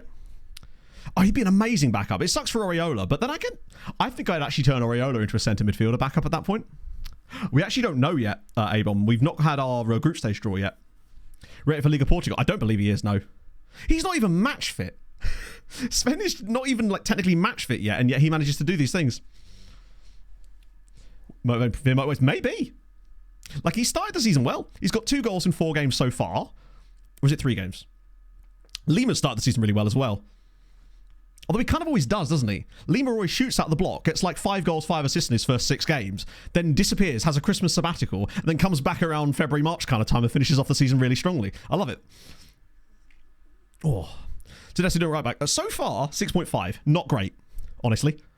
But that's okay. Like, He's not used to the role yet. He's unlikely to keep the position, but I wanted to try him out there just to see how he looked. And right now, I haven't really seen him on the ball a lot, which is an indication, because usually... Here he is. See if he does anything here. This is a chance for him to show a bit of strength and to show a bit of quality. He's got 2 players on him. Can he find some mates? He does, you know. Oh, Sven, drop it back. Oh, he deserved an assist for that. That was really good work again from Smatesy. He's so good. Like, he just sets up that chance there for Lima perfectly. We still don't know what makes Sven good. We think it's... Oh, that's a good save. He has high flair, and I wonder if that's a factor. Kiembe's just... They look like a foul as well, Christian, right? If that's what you're referring to. Shine progressing well? I would say so. Bear in mind, he's still not even 20 years old yet. And he's already played nearly 100 senior games, because we were literally throwing him into the first team when he was like 15 years old. Right, we've got to crack on a little bit. Rosales has not done amazingly. Lima's missed a good chance. Wu's done well. Tedesi's been okay. I feel like we're okay in this game, but I will make some changes around 60 minutes if we've not got another goal. Just to sort of... Oh, I pressed the wrong button there, I think. What is a free kick? Yeah, Tedesi's done okay. But the thing that Valverde / Rodriguez give us is that real oomph energy where they're just committing players constantly, and it provides so much space for everybody else. Right, who wants to go? I'm going to go Toure for a little bit. I just want one of them to do something, you know? Let's get Steiny on as well, actually. Carpio's done okay, but Steiny, despite the lack of match shot, he's got to get it somehow, though. Lima don't really have an obvious substitute for him. I might leave the rest, honestly, and hope they can do it. The other problem is our bench, because of the injuries, we don't have that same quality off the bench either. Like, with Tommel not starting matches for it. Oh! Fuck me, man. This season is going to be a drag with shit like this constantly happening.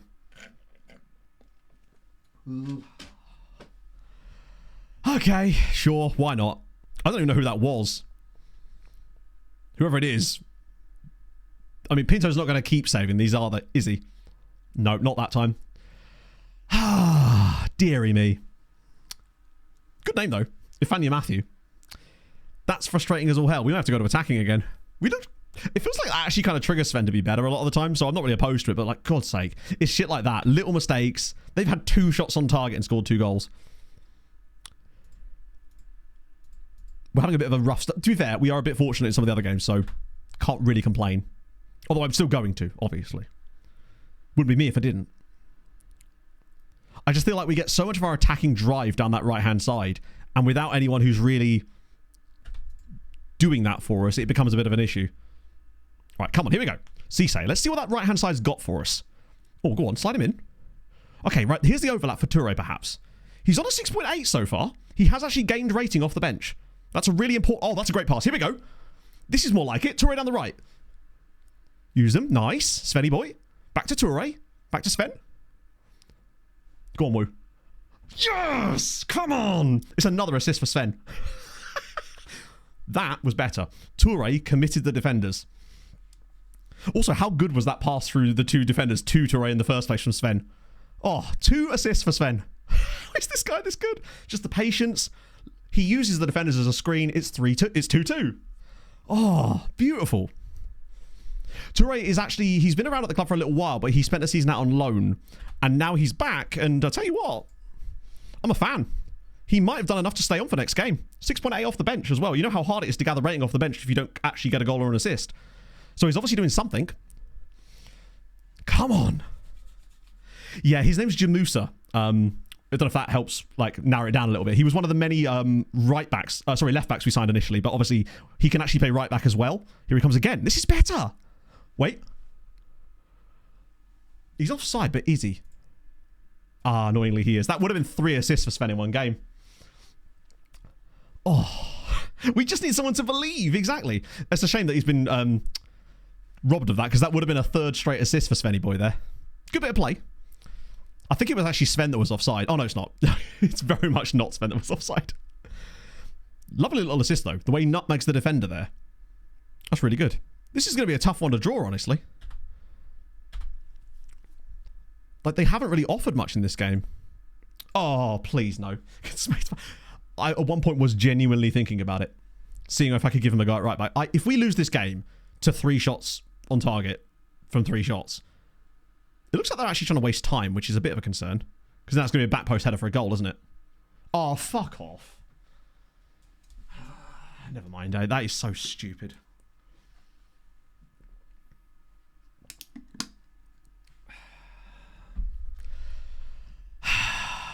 God, I hate this game so much sometimes. It's the fact that he's able to even somehow win that header. I mean, not actually winning the header, but get it as accurate as he does. That's the second time he's done that in this game. Oh, look at this, man. God, that's irritating. Oh, it's a different guy, actually, to be fair. It was Mendes the first time, in fairness. 9 key passes for Sven Smates in that game, by the way. 9. Low percent chances, yeah. Shit it. Oh, God, that one's so frustrating, man. Particularly as we're a lot better than them, and we should be winning this game. Like, most of their XG was the penalty. But you got to not give the penalties away, and it's one of those stupid ones with the pushes in the box that you don't ever actually see. You just get the penalty given. I feel like we don't get those very often. I feel like most of the time when we win penalties, it's because of the extreme amount of dribbling we do. Oh, that's so irritating. Okay. Do we ever get a break? Like, where we actually play a game a week at all? 5 days. Okay, that's a bit better. I still think Toure did enough to stay in the game. I think I will start him against Passos, because they're not a good side either. I just have to hope that we can find something. Plus, we might have got that run. Actually, if we get the guy from Ajax in, I might try him for the next game, depending on what he looks like. Taller defenders? Nah. That's just one of those things where occasionally you're going to come up against a really tall winger. It's not worth sacrifice. Bear in mind, our right back, Toure is not super tall. That's one of the other things that Rodriguez and Valverde were actually quite good at. They were, I think, 6 and 6'1", respectively. Another of the reasons that they were so... It's not the only reason they were so good, but they had that element to them. Like, I'm not going to go out and specifically try to sign tall right backs, because usually it doesn't come with a lot of speed, and the one thing we need in our right back is speed. Now, occasionally you can find both, like we did with those guys. Well, this would be nice. It's free money, isn't it? Like, he's unlikely to play for us this season. There's no, like, clauses in here that I'm missing. No, okay, cool. That was just an unfortunate one. I didn't see how tall the Ajax dude was, but wasn't he, like, 6 foot as well? So he might actually be more of the mold we're looking for. All we really need is a really tall, really fast, really good at crossing and dribbling right back. Is that too much to ask?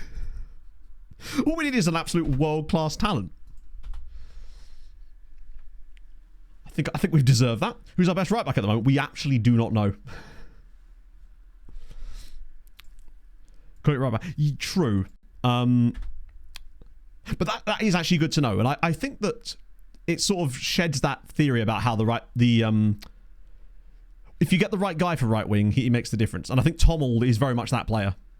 We could have a look at 20 is plenty. I think we should look at it anyway, even if it's not for right backs, but we'll find some in there too. Because I forgot to do that. And it probably would be worth us looking at that anyway. I was going to do that at the start of last stream, but as usual with these things, I get completely distracted. Me, I know, crazy. Oh, dear. Also, when it comes to things like, transfers and stuff, chat, I hope it doesn't come across as me being defensive. I just feel like I sometimes have to defend the point occasionally, because at the end of the day, everyone has opinions. Those are mine, those are yours, and I respect them. I may not agree, but I respect them.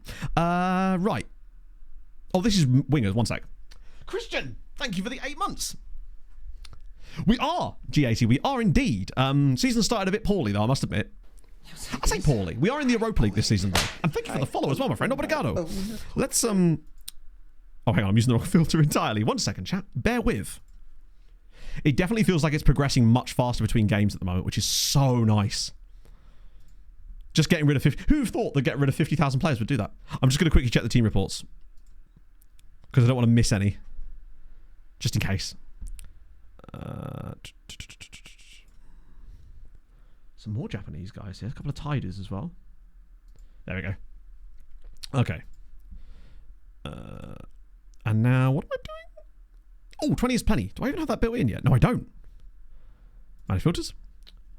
Mostly second divisions, yeah. A couple of top flights of leagues that we're unlikely to be revisiting. Say, like Albania and like Bosnia, I think. Just a few of those types of leagues. Oh, I have to import it. I hate the fact it adds a second menu here. It just feels like unnecessary clicks, doesn't it? 20 is plenty. There we go. I love this 20 is plenty filter. Yeah, we got rid of Moldova as well, because Moldova, to be fair, were kind of bugged to begin with. Tater Jockey, thank you so much for the brand new tier 1. That's really kind of you, because I know you're like new to the streams, and it's really, really cool that you've done that. So thank you, man. I appreciate that, because you came over from TikTok, right? 2032. Oh, nice. That's awesome. How's your career gone so far? What am I looking at here? Oh, these are 20 years plenty's dudes, right? That's interesting, actually. Yeah, right. That's what it is. Thank you, Chris. Now I just need to actually use the damn field. Thank you for pulling me up on that one. Oh, that's amazing. We found 20 players using 20 years plenty. And the best thing is, right, we know nothing about any of them. They're all brand new to us. And this guy's a wonder kid. Faustin Argula. Hang on, I recognise that name. He was on the next gen list, wasn't he? Yes, the Gabonese guy. We definitely looked at him. Real life. When you say looked into them in real life, what does that actually mean? As in, I'm aware of its existence. I've never really watched it, per se, just because it's not so... I don't know what channel it's on in the UK. It feels like a Premier Sports type of league. Hello, Harp. How's it going, man? Yeah, I'll add all these guys in. Are there any right backs in here while I'm at it? Oh, there is. Let me just filter my position just to see if there isn't. It's actually quite a lot, weirdly. So there's 3. There's a guy at Baskonia, which is giving affiliate of a bigger side, unfortunately, I'm suspecting. Yeah.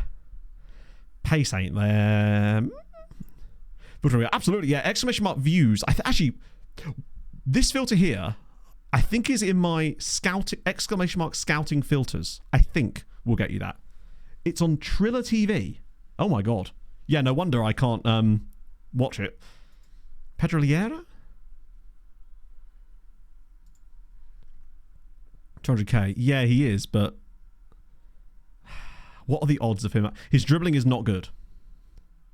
I think it's scouting filter, maybe. I need to make a better command for that. I think it's scouting filters, maybe.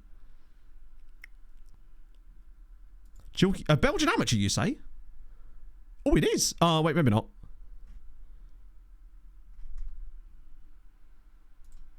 There's 3 Belgians. Now, Young Reds, that's Antwerp. Scouser filters?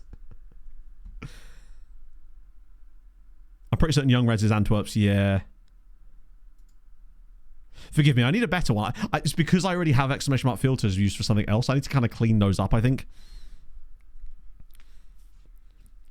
Really successful. I mean, I love Portugal. They share our time zone. We are time zone brothers. Together in GMT. Like, you gotta love it. Champions League, we've got no chance of getting to watch Portuguese. Hey, Harv, I bet you're absolutely gasping in the summer to ask me about the Club World Cup. Oh, wait, did I actually scout them? I did, okay, cool. So they'll come through. Maybe there was something in there. I like a bit of 20 years plenty occasionally.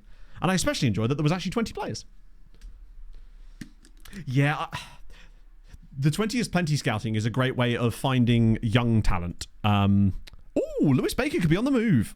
Hello, Gustaf. Why are loads of Turkish sides interested in our boy? Mafra Lone Sluttermaker. Nah, I kind of want the depth. How is this guy improving even further? Someone 20 years old. Yeah. Oh, is it 20? Oh, it is. Nice one, Chris. As usual, saving my arse.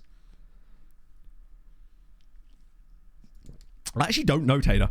I actually asked chat this the other day, and they probably did tell me an answer, and I either disregarded it entirely because it wasn't about ice hockey, or I've just entirely forgotten.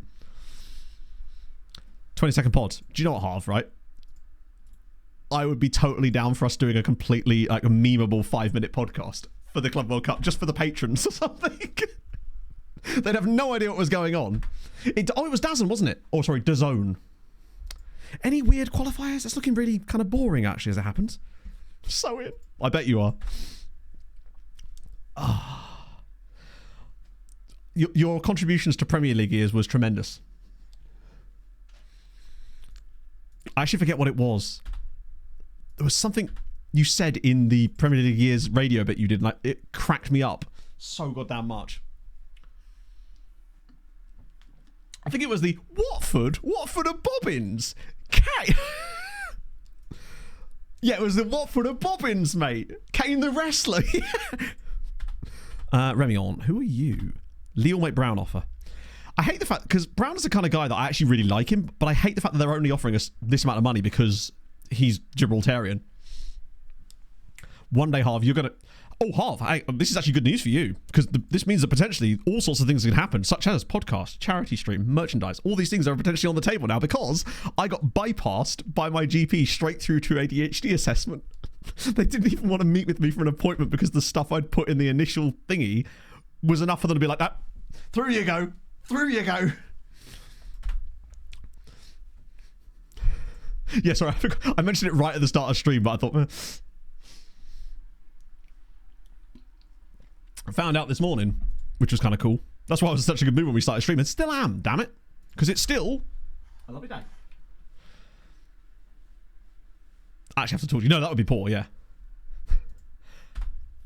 That's what's half says to the pastor, only when he's talking to the rigatoni, baby. It's all the proof he needed. Yeah. No, they do seem like they know what they're talking about, though. Given the fact that they actually willingly put forward a load of RTC stuff and said, these are the ones that we would recommend. We've worked with them in the past. They're really good. Rather than not knowing about it at all, they were like actively engaged in it, which I think is so fucking sick. So that's just exciting. Rangers make approach for Inferno. Wait, potential fee of 24 million. Oh, damn. Inferno, you're off to Bonnie, Scotland. Massive merch incoming. Hey. And then someone other than Gord, El Gordo, will have merch. You'd love to see it. One less thing to do. Do you know what, right? I was very impressed by that because I was expecting to go through that, get an appointment, then have to prepare for that, stress about that for ages. And they've actually taken a lot of loads off my mind with that. So I'm really grateful, honestly. And it just speeds the process up. The Club World Cup between me and Matt, patron-only name suggestions. Welcome. Yeah, go on, chat. What's Harv and mine's patron-only podcast? Specifically about the Club World Cup. Postcode. Thank you very much for the 20 months. Potato. Man just could tell. To be fair, I'd been called hyperactive by teachers and parents and I think even doctors when I was a kid. But I guess they said it was to do with the E numbers. Right. Okay. Tedessi, you've not earned it. We're going to go with Jamusa Toure today. Do well off the bench. I want to give him his due. He deserves a start. Steiny, I will get some... He'll have to have some football soon anyway. Basically, what 20 Years Plenty does is... I'm trying to think of the best way to describe this. Basically, what it does is it scouts the world, or the scouting pool that you have currently got access to, and then... Mickey Mouse Cup. Sorry, forgive me. Don't let me bring back the Subway Surfers scene so I can explain this. In fact, fuck it. So what 20 Years Plenty does is it basically gives you a scouting filter that only looks for players and filters any player that you have knowledge of that has 20 as an attribute or an attribute range in any one of their attributes. So say they have 20 tackling or it's between like 12 and 20, they'll show up. But you can filter the number of attributes that you want it to be 20. I normally use it as 4, but you can adjust that to your own liking, basically. So that's your idea. That's what you do, basically.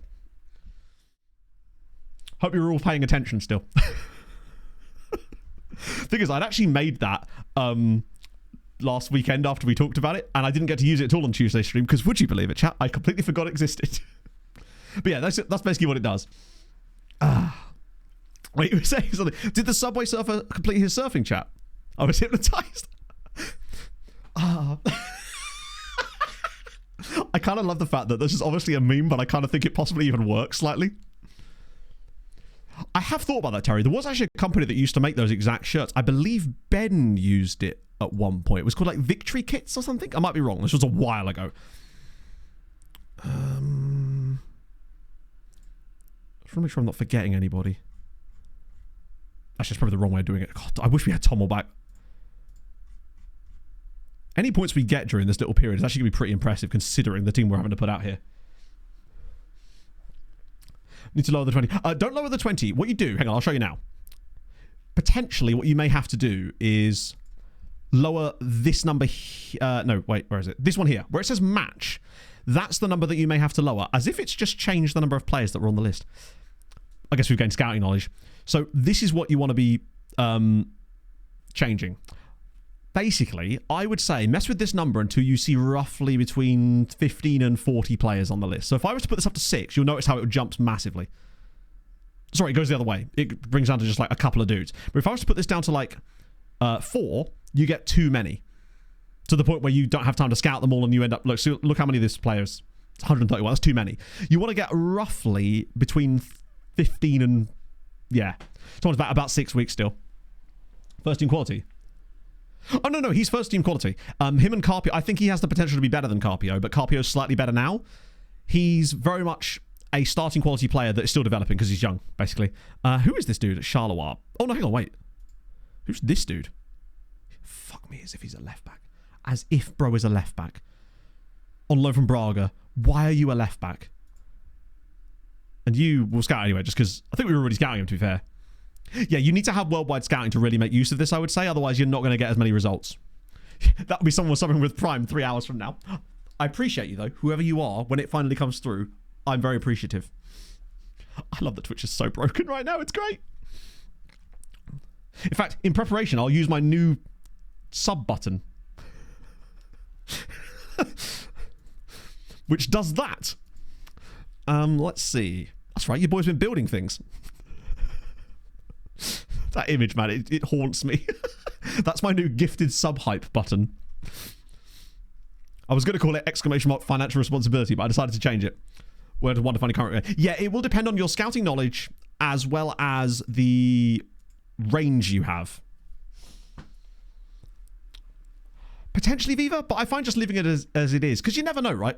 You never know when you're going to want a guy with super amounts of long throws, right? When you're trying to recreate Stoke City. Who knows? Also, chat, I did a fun little simulation for some weird FM content. And I basically loaded a tier 10 database, simmed like 40 years into the future. There is some fun shit. There is some like teams from like the 13th tier that are now League 2 clubs, including a team that's got like Evolution in the name. I'm excited. Rizal is wanted by... Oh shit, is he wanted? Sorry, I realised you said that and I completely glossed over it. I'm sorry about that. I think it's only for loan. Oh no, it was St. Trouden. So basically, after I offered him out, there was no bids on him. There was a shitty loan bid. And then St. Trouden were interested in transfer, but they don't actually have like any kind of fee attached to it, basically.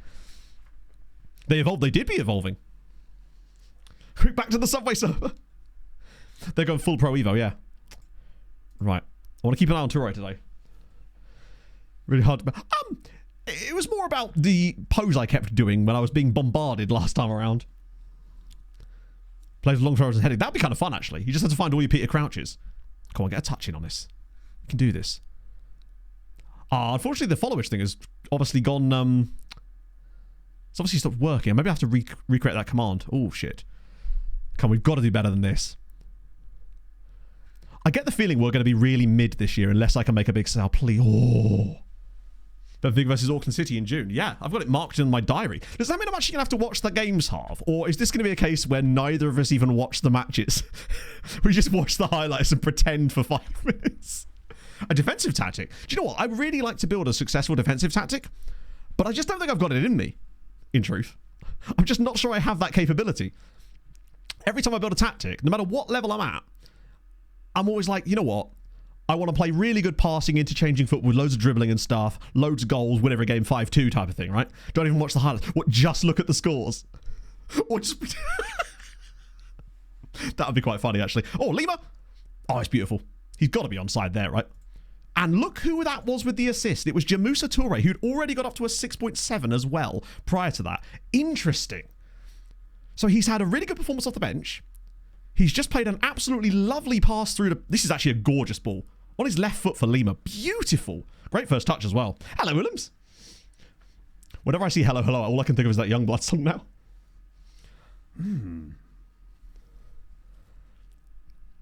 Stupid ass goals. Yeah, I guess the problem is stupid ass goals do happen in real life all the time, right?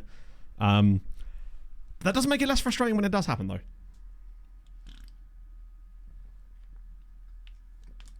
To give the lowdown, even if it has no idea what happened. Rosales has not started well at all in this game. We're definitely missing some crucial... Do you know what? If we continue picking up points without the fact that we're missing some crucial talent, I'd actually see that as a solid sign. As for when the European games start, I actually don't know, but usually it's the start of September, I think.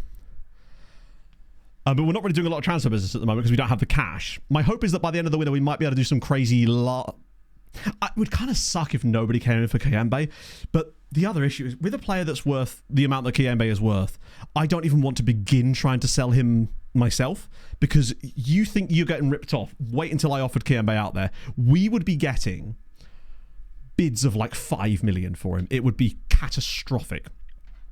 And the weirdest thing about that, I find, is that you know when we do the bidding war thing and you have to offer them out as part of that, the bids are fine then, because they've already established that the club is willing to bid on the player. Suddenly at that point, the ball's in your court. But the moment you take the first move, they're like, fuck that, man, no. Kayombe's contract ends at the end of this season. Oh, no, that's not true. Or does it? Yeah, it does. I can technically offer him a new contract, though. He's more than happy to stay. He's already established that he's willing to stay, so it's not one of these situations where I must sell him to get rid of him. He's established that he's... Trade him. I'll throw in a couple of draft picks while I'm at it, right, yeah? I like the fact that we just had a hype train there. Hang on, does that say one sub gift? It does. It says your community contributed a total of 1 sub gift and 0 bits. There wasn't any gifted subs. What? There literally wasn't any. Is it because we pushed the sub gift button? That's so strange. Because it's not even a prime. Oh, Twitch. It's just like generating phantom trains now. It's the ghost train. We're winning, which is good. A bit of a pick swap, maybe. Yeah, good old future considerations. RC's agent. I daren't touch it, basically. I don't want to do anything that... Basically, I don't want to risk it on a player that's worth so much money, just in case it backfires on us. Although apparently the lighting engine has also decided to take an evening off. Or is this just the game representing the fact that it's getting darker during the middle of the match? Oh, Rix, this is thank you for the follow, man. Hope you're having a wonderful Thursday. I just forgot what day it was. Thursday. Like, I'm happy to keep him. But I feel like if we were to sell him, I'd bring in that Korean dude, who I feel like he's obviously not on his level, but could very quickly become on his level and would only cost us like $1.5 million. So if we were to take 30 million, and then we'd still have 25 million to spare, which I would 100% use on Valverde and Japanese fella. Oh. We'll do like proper NBA stuff, because NBA, don't they trade like picks that are like 10 years into the future or some mad shit like that? Good play. Because Skelly is such a good player. I feel like we're missing a Skelly goal or two so far this season. He's not contributed as... Oh, that's such a bad touch. We're looking a bit iffy all of a sudden. We've not been that great today anyway. That must be offside, right? Nope, it's onside. Okay, cool. Oh. It's not Fede Valverde, although I did consider it. Because it turns out he actually can play the role as well. And he's not that slow either. Fuck it, why not? Smates hasn't really contributed. I know there's always a time and a place for Smatesy to do something, but I'm going to get to Desi on his correct side, perhaps. Trade future picks. Oh, yeah, no, of course. They trade future picks in all American sports, but it's the length of time in the future that I see when it comes to NBA trades, when they're trading picks like 10 years into the future. I heard, for example, it was a massive shock when apparently during the trade deadline in the NHL this year, apparently there was a 2030 pick on the table from what I think it was probably Tampa, since they are literally allergic to having first round picks. So it was probably Tampa. A basketball like yeah, is there even one? I mean, maybe I'm just not in the loop with it, but it doesn't seem like there is, right? Am I actually going to have to go on attacking again? Yeah, we're just not it at the moment. We're just we're kind of exactly where we'd be expected to be last season. I wonder if it is just a case of returning to the mean a little bit, since we're unable to invest right now. It feels almost like this is exactly where you'd expect us to be last season. And we've kind of maybe got our expectations a little bit too high based on how insanely well we played last year because of the team we had assembled. Isaac Howard does look like he's going to be a really good player, but it is interesting how they just refuse to have first round picks. The Tommel injury isn't helping. Chavez Brown's injury isn't helping. Him not tackling the ball there isn't helping. That's good from Tedeschi. Here we go. Come on, Mustafa. He's recovered from a broken leg. Can he feed this ball to Oriola? Oh, I'm getting Oriola. Oh, he did shit like that. Like, to be fair, it does get blocked. So at least yeah. Is there a legacy basketball manager as well? Because if so, the hockey one's really good. Why are we aiming these at Kiembe and not Alvaro? That doesn't make any sense to me. Is this why we're not scoring from corners? Because for some reason we're no longer aiming them at Skelly. Oh no, there he is. Actually, no, I'm a bit concerned. Skelly's back post, isn't he? Oh my God, are you serious? Why are we aiming them at Kiembe? Has my assistant did us silly? Where do I see the aerial threats? What? Yeah, bro, can we like... Okay, I'm going to have to switch that. No wonder that's changed. We've started aiming our corners at the wrong player. He's like, no, I don't care the fact that this guy's 6'8". Why would I want to aim a corner at 6'8", dude? Yeah, maybe that's why, because I keep calling him Alvira. They don't know who I'm talking about.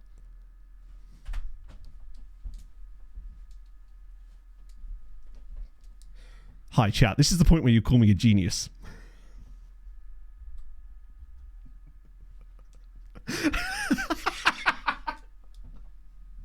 That couldn't have been better. I have clipped that because that was incredible. Literally from the very next corner. Oh, that's sensational. I don't think I've ever made a tactical change in the middle of a highlight and it immediately worked. That's incredible scenes. Ah, oh, glorious. That's such a big goal as well. I was wondering why Skelly hadn't scored yet this season. It's a great ball in from Cisse as well, though. But Skelly's just an absolute mountain of a man. Oh, tremendous. I need to check that after the match, though, to make sure that we stay on that. Because I think we've probably already... What are you doing? Hopefully this is actually us getting a third goal here. Yeah, remind me after the game, chat, because I will forget. We need to make sure we get it back outside of the match as well. I think it's because of Kiembe's like strength is really good and he's developing. But the fact is, it doesn't matter enough. Like the fact... Alvaro is better in the air. I don't think he's got better heading, but he has an insane amount of jumping reach, which is all that matters. Tedeschi? Oh... Lads, just hang on to the ball if you could. Tedeschi's done a really good job at intercepting the ball, I feel like. I don't know if he's got really good anticipation or something, but I feel like he's constantly intercepted the ball since he's come off the bench. Like 3 or 4 times in highlights I've seen him do it. Oh, woo, what a pass. It's Lima again. Can he kill the game off? Onto his right foot. I think it does, yeah. And that makes sense a lot of the time. But when you've got a guy who's so much better in one attribute, and that's the most important attribute, it'd be silly for us not to use it. If we do get the win here, I think that's a bit more like it from us. We're still 5th in the league, right? But we have had quite an easy start to the season in terms of the quality of opposition, right? Was he actually the guy that had a FIFA? Did he really? That's cool. Hockey, basketball. Oh, they do a bet? Oh, fair enough then. I like the hockey game. I like the way that it's not super high detail. It's detailed enough, but it's not like super big brain. It suits my brain nicely. And I really like the customization of it all. How easy it was for me to download the newest squads and make a custom expansion team. And let it import logos. It was super easy. Here at the post on that page. I think so, yes. He's trying to... Basically, he's moved into Sam Aston's office, but he hasn't got a desk yet. That's basically the biggest issue. Oh, is this the card? Oh my God, yeah, that is him. That's so sick. Shout out Skelly. Nicey Loki. Yeah, it's not as I think I honestly haven't played it for like a week. I was gonna be, because I'm gonna try and take work a regular working week instead of the 6-day weeks I've been doing for the last 5 years, because I wonder if that's part of the problem. So I was gonna start taking Fridays as well, which won't affect streams, of course. And then maybe more productive on the other days, rather than having 3 really low production days. Having 2 much better production days would probably work better for me. So yeah, I was going to play a bit on Friday, but obviously because... Oh, I haven't told you this. Right, so yesterday, I mentioned this on stream on Tuesday, that Octopus was supposed to be coming to install smart meters for us, right? And they told us between like 8 and 5 p.m. And we were like, well, that's silly. You need to be more specific. So they called yesterday morning and said, right, we're coming at 9:30 or 9 o'clock. And I was like, right, perfect. That's fine. It's perfect, actually, because it means we can... What the hell? Oh, yeah. Yeah. Get it done nice and early. Your player in range filter on the views. Well, there's a filter. So the filter will be in the filters pack, which is scouting filters. The views are just views themselves. But yeah, sorry. And then it got to like... So I went out for a run, and I got back about 10:30, and Pog was like, he's still not here. I'm like, what? It's been an hour. He rocked up at 1:45. And the problem was, because we knew that we were going to have the electricity off as part of the installation, I had to turn my PC off, and I didn't want to have to fuck around and start doing any work, knowing that I'd then have to turn the PC off and that, because I couldn't start making content and then have to immediately stop doing it. So they rock up at like nearly 1 o'clock. By this point, already half the day has gone. And eventually they got done by about 2 o'clock. And by this point, I was like, right, fuck this. I'm going to have to take the rest of the list day off and just work on Friday instead. Luckily, we've still got some shorts content that's already sorted. So set pieces, yes. We want to be doing attacking. I feel like they need to... Yeah. So basically, Herman Kiembe has... The only reason that he's number 1 is because he's got better heading. That's the only reason. The strength is lower, actually, and his jumping reach is worse. There we go. Hopefully that can be locked in now. Like, Kiembe is still really good from corners. Don't get me wrong, but... Because he actually scored quite a lot of them before we got Skelly. Right, that's cool. We're coming to the end of the window now too, which means we should get some European games relatively soon. Alvaro is elite. We saw what he did. He got 11 goals for us last season from centre-back. And he deserved it too. Like, his... We should just be able to tell by his XA. Yeah, he only has... Sorry, not XA. His XG is 0.23, which basically means that I think this entire season we've not even been aiming corners for him. Goals Kiembe has. He has a couple of free kick goals, I think, as well. So since he joined us, he got 4 the first season, 2 the next year, and obviously none this year. It was that first year where he really was exploding, but admittedly, he's obviously playing against worse opposition as well. So it's a little bit of both.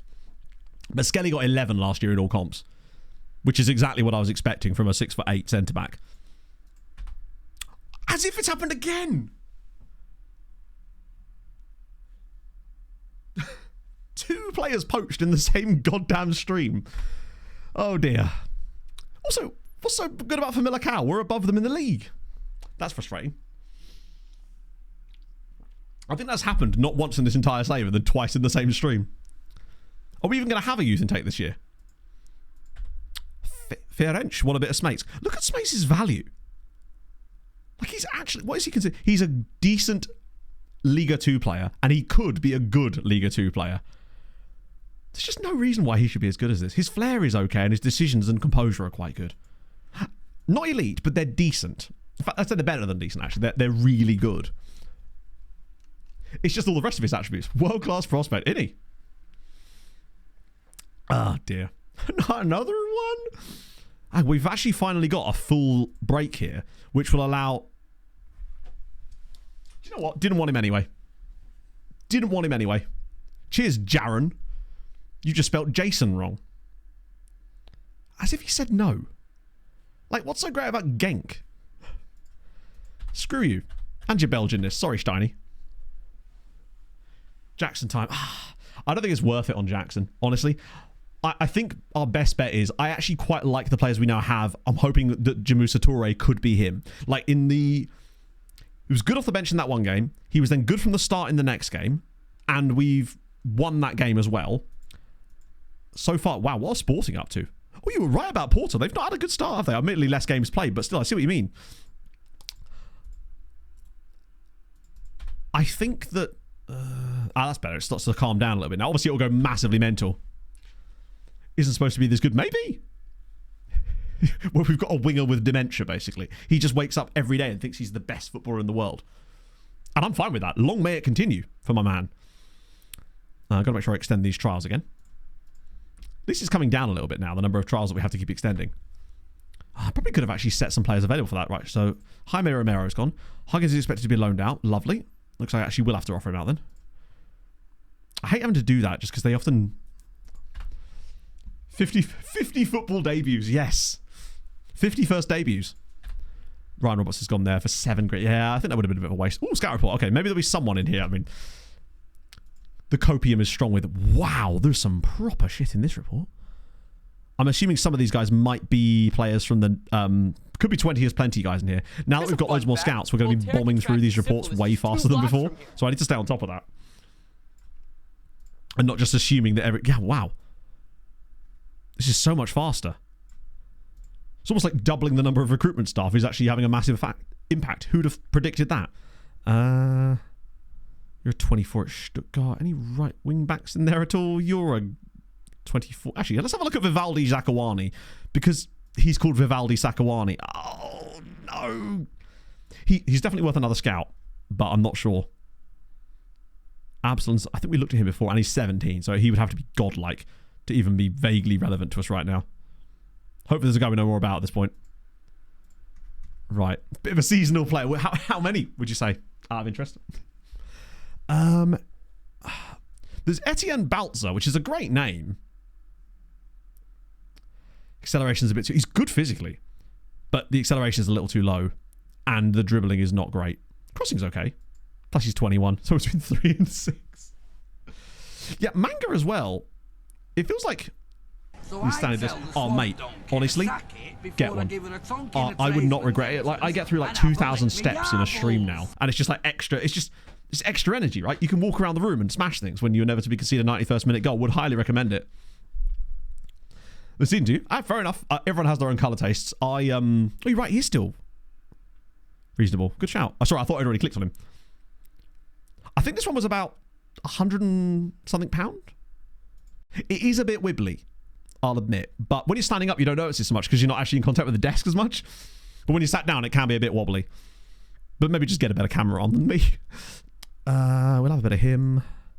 Yeah, a bit of wib wob. If we could just find a right-sided one. That's the dream. There's Robert Arse. He is a bit, isn't he?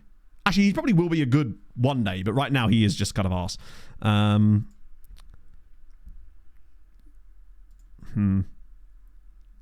Right, yeah. Oh, no, I thought that was 3.7k.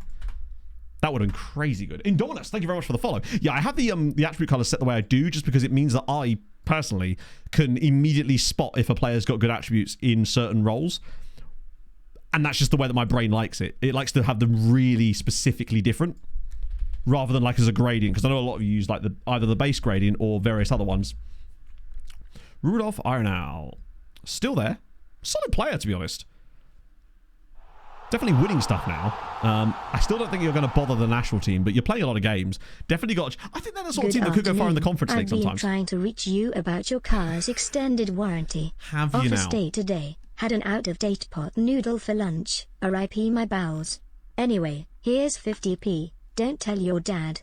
Up the Leixões. No, I shall tell my dad. Hope my dad's all good. He's slowly recovering. You should have seen the bruising on his arm.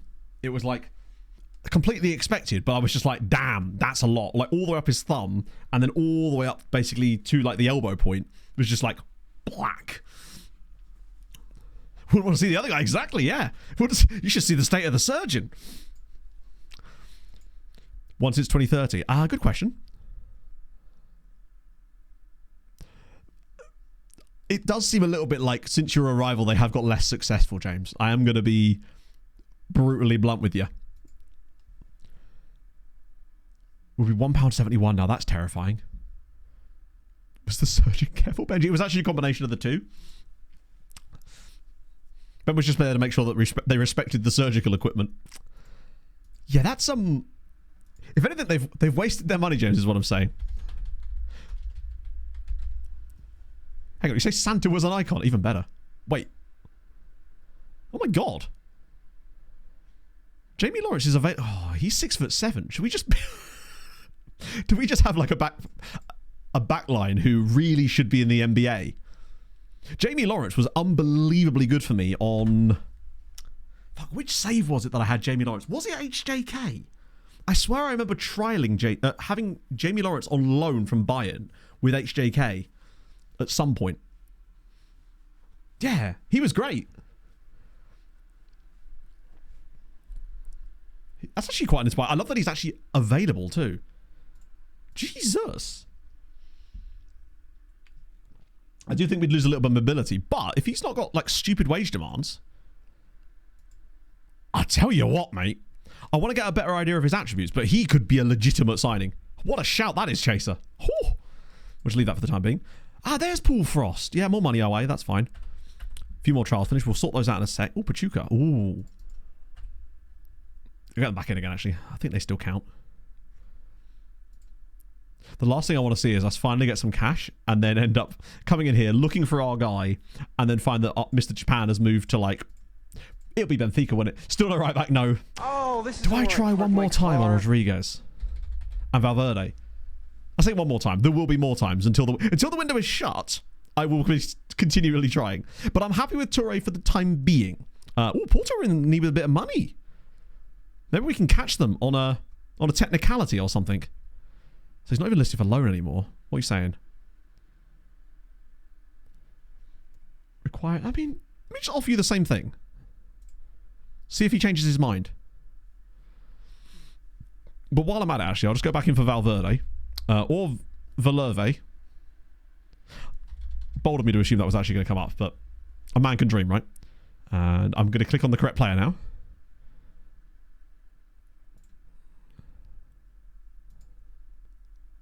Come on, lads.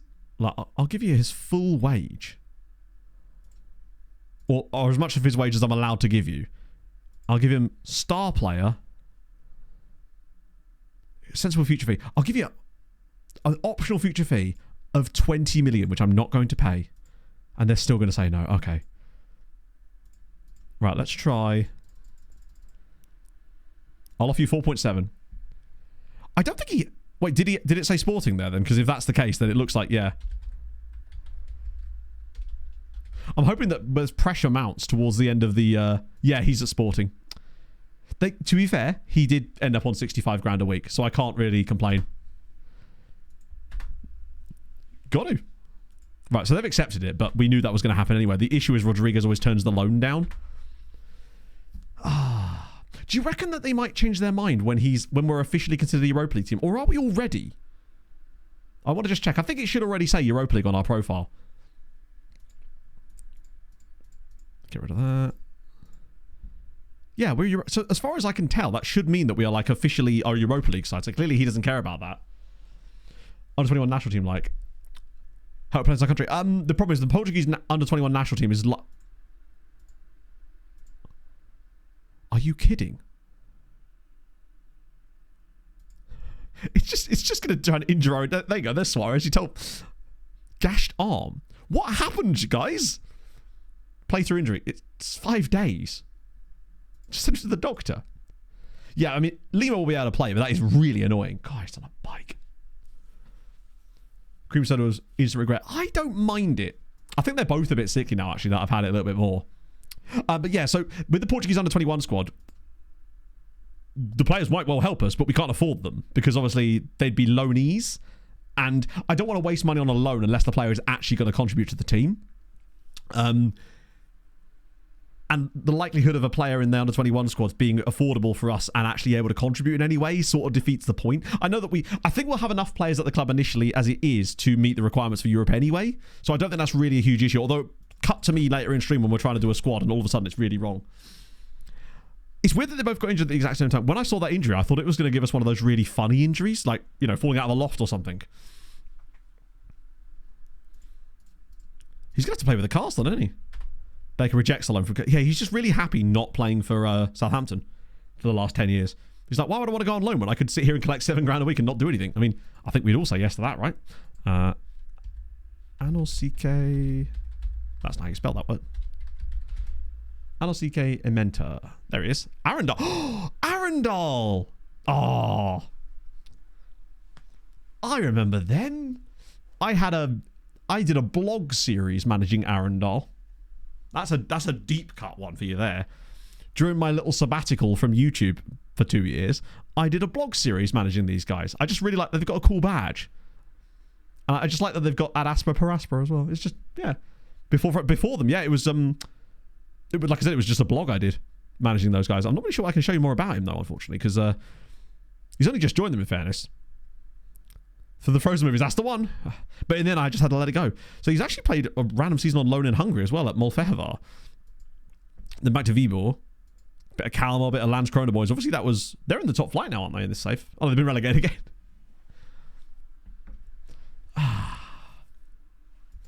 Get out. No.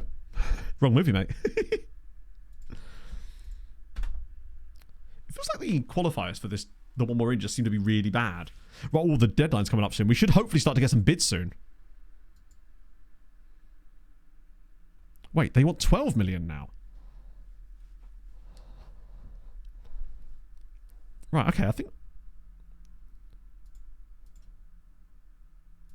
Hang on a minute. Let me cook.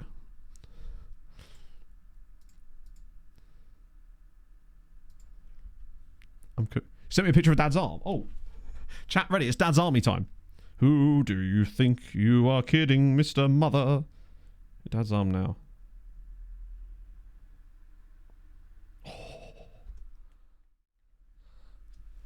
I don't know if you can really see. Just, it's not really going to focus very well. In fact, it's almost impossible to see. It's very, very bruised. It's a terrible example, actually, unfortunately, but it's extremely bruised, basically. The light is not really helping there because it won't focus because obviously the camera's on manual. I reckon I could smack in like that and see. Come on.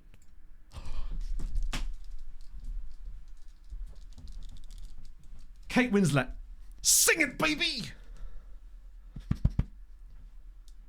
Would you be the man I used to know? Watch him say no to the contract. Before he says no. Oh, brother. Imagine.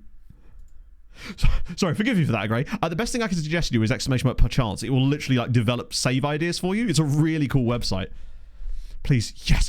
See, he wanted to come the entire time. It was the club that wouldn't let him. Star player, absolutely fine.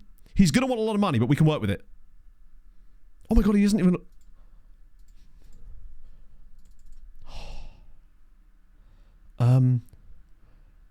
Relegation release course. Fuck it, we ain't getting relegated.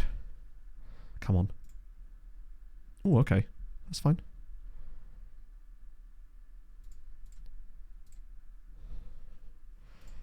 Let's just get it over the line, eh?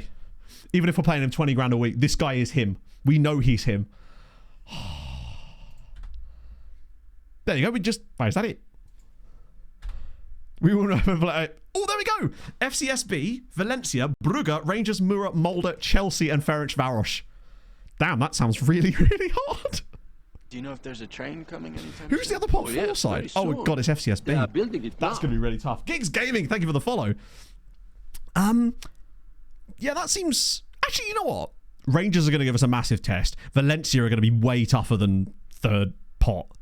I hate getting like a team like a Spanish team or an English side as your third pot team. I reckon we could beat Mura, FCSB, and Molde. Ferencvaros will give us a game, but I actually think we're decent. I think it's enough to qualify. And the more important thing is getting... Yeah, I think it's feeling like bottom half, but still qualify. 3 games in a week there. Holy shit. As if we're playing Monday and Thursday. At that point, do we even need any training at all? Chavez Brown, we got to keep you in here. Yeah, I suppose Brugge in 1, but Brugge are not a bad team by any means. Like, they're a decent club. And Steiner gets to go home for a little bit, which would be nice. Not that he's from Bruges, but Plymouth. I'm sorry. What? Where do they... What? Where do they get off? Look, notice this. This is how AI teams negotiate loans for you, by the way. He's a starting player in a Europa League team, and Plymouth are like, oh yeah, would like to loan him for nothing. But yet, when I try to bid on a player for loan, they're like, oh, we want £800 billion a month. And it's an 8-month loan, which is really odd, because that would finish in, like, what, April? Where in it? I mean, I assume they're a championship team, right? Yeah. Ah, dear. No, Plymouth, go away. Ball delighted. Congratulations, we've passed the objective. Didn't want him anymore. I won't be happy until I see him over the line. Oh, that's the one that really is irritating. Oh, thank God for that. That's probably the most irritating one of the bunch because it is just so one-sided. I also found it funny when I was doing that agent video that one time, and I was not able to recreate the transfer deal that an AI club was, even when I took over the same team. It was Juventus to Arsenal when I was trying to sort out. I think it was Smith Rowe, and he moved for a certain amount at a certain time. I took over the same club at the same time in the same save, by going back in time, and I was unable to get even close to the bid that the AI club was able to accept. It was crazy. It was like double the amount. Yeah, imagine if Rodriguez had said yes then. I'd be like, oh, just have both then. Play one on the right wing. Could just swap them around. And it sounds weird because there was actually a period where you actually could negotiate loans properly. It was in the beta of, I think, FM22. And I remember, or it might have even been the alpha, I don't know. But you could negotiate loans properly. And I remember even mentioning it in the video I made about it at the time when I was talking. So it might have actually been an alpha. And I was like, oh my God, this is amazing. I remember being Liverpool and negotiating a deal with QPR where they were actually going to pay a lot of money to loan one of my players. And I was able to negotiate with them. It was brilliant. And I thought, this is perfect. This is all I've ever wanted. Just give me what they get. That's all. Just apply that same code and flip it. Or vice versa. But I think I'd rather it just be that I can get money too, rather than them not getting money. Makes it more fair then. Okay, cool. I really hope that Valverde gets in quickly though. Because makes his training report. I love that he's still training well. Players improved. Love to see it. First at the end of the window basically doesn't work now. Yeah. There used to be little ways around it that I wouldn't feel bad about doing because of the bullshit you have to deal with. How are you developing, son? Ball-winning midfielder. He is not a ball-winning midfielder. I probably should train him on something, actually. What am I doing? Passing's good. Oh, he's 100% getting defensive positioning. Just to work on that, because his passing is already really good. Right, what was I going to do? What was I going to do? Oh, yeah, I was going to show you the Europa League group. So who are the rest of the teams in it? Anyone fun? Hello, Pogster. How goes it, Big Chief? Yeah? What are you up to? I was looking at jobs. Mm-hmm. I don't know what I'm looking for. No, I know, but you're kind of just looking for anything, my love. That's the problem, I know.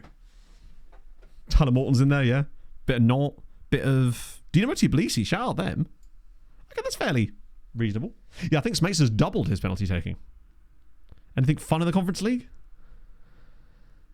Jesus, Villa, Sevilla. So we've got Villa and Sevilla up in there. Ammonia in there too. Klaxvik. Alexandria, nice. Sivasspor, Kairat. Hey, Upspor, they're back in. Welcome back, the Yorkshire Turkish team.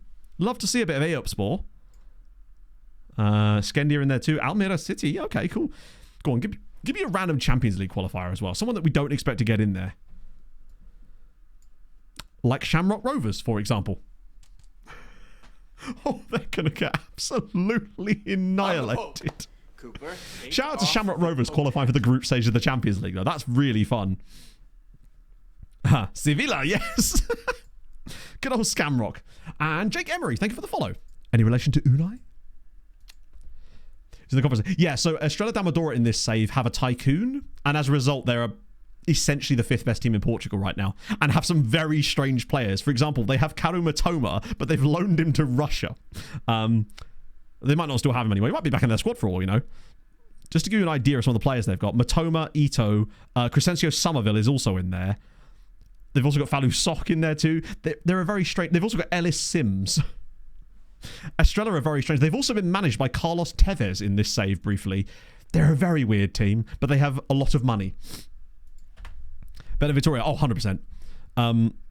At the moment, the hierarchy in Portugal is basically Benfica, then an enormous gap down to Porto, and then us, then Sporting, Braga, Estrella kind of level, basically. At the current state. Let me just show you the league table from last season. Actually, if anything, they're better than Braga, but they're pretty closely matched. Braga just score a lot, but conceded... Jesus Christ. Braga conceded 62 goals last season and came 6th. But that's sort of where the hierarchy is at the moment. I mean, Benfica, they got 104 goals last year. They are ridiculous. Yeah, Poland must have really effed it up this year. Was it Lech? I didn't actually see who the Polish team was. And we got Braga at home next, actually. And then Boa Vista at home, who are newly promoted. So there's more points available. Like, it's a nice little stretch here before we play our first Europa League game, where we don't actually have to play any of the big boys yet. But you can see Benfica, 13 goal difference already in 5 games. 16 goals in their first 5 matches. They're going to do it again, aren't they? Yeah, well, where is the Portuguese league ranked these days? It feels like... Have we got, like, top 5 in terms of... No, we're still behind, unfortunately. And sadly... Oh, by the way, good news for Portugal, though. I don't know if you'll see this. Yes, we've got 6 European places this season because we moved back above, I think it was France, in the coefficient rankings. So we're now back to having 3 Champions League places. So it means if we were to come 3rd again this year, that would get us Champions League instead. How many did Darwin Núñez? He got like 20 odd. Núñez did really well for Benfica last year, and he kind of had to because they paid a shitload of money for him. I think it was 56 million they paid Liverpool to get him back, which is brave. Real Madrid's Araujo in £24 million bid from Spurs. That can't be Henrique, right? That's got to be a different one. Demands. Well, then leave, bud. I'm not stopping you. It was not Netherlands. It might have been the Netherlands. Let's have a look, actually. I forget when the notification came through. Yes, no, you're right. Spot on. It was the Netherlands, in fact. we just narrowly overtook them in terms of coefficient.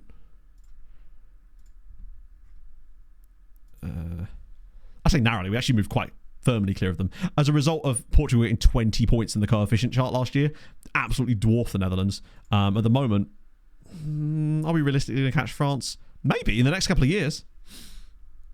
That kind of money. They do, though, because they sell so many players for such huge money at this stage. Benfica in this save are so far clear of everybody else that their transfer budgets are also absolutely insane. Because they're winning the league by, like, an obscene amount most years. To give you an idea, they've won now 8 consecutive league titles in this save and there isn't really much competition. Last year they won it by 13 points, 12 points, 9 points, but with 90 points and unbeaten. What's that? 12 points again. Only 8 points that season, but they got 95 points.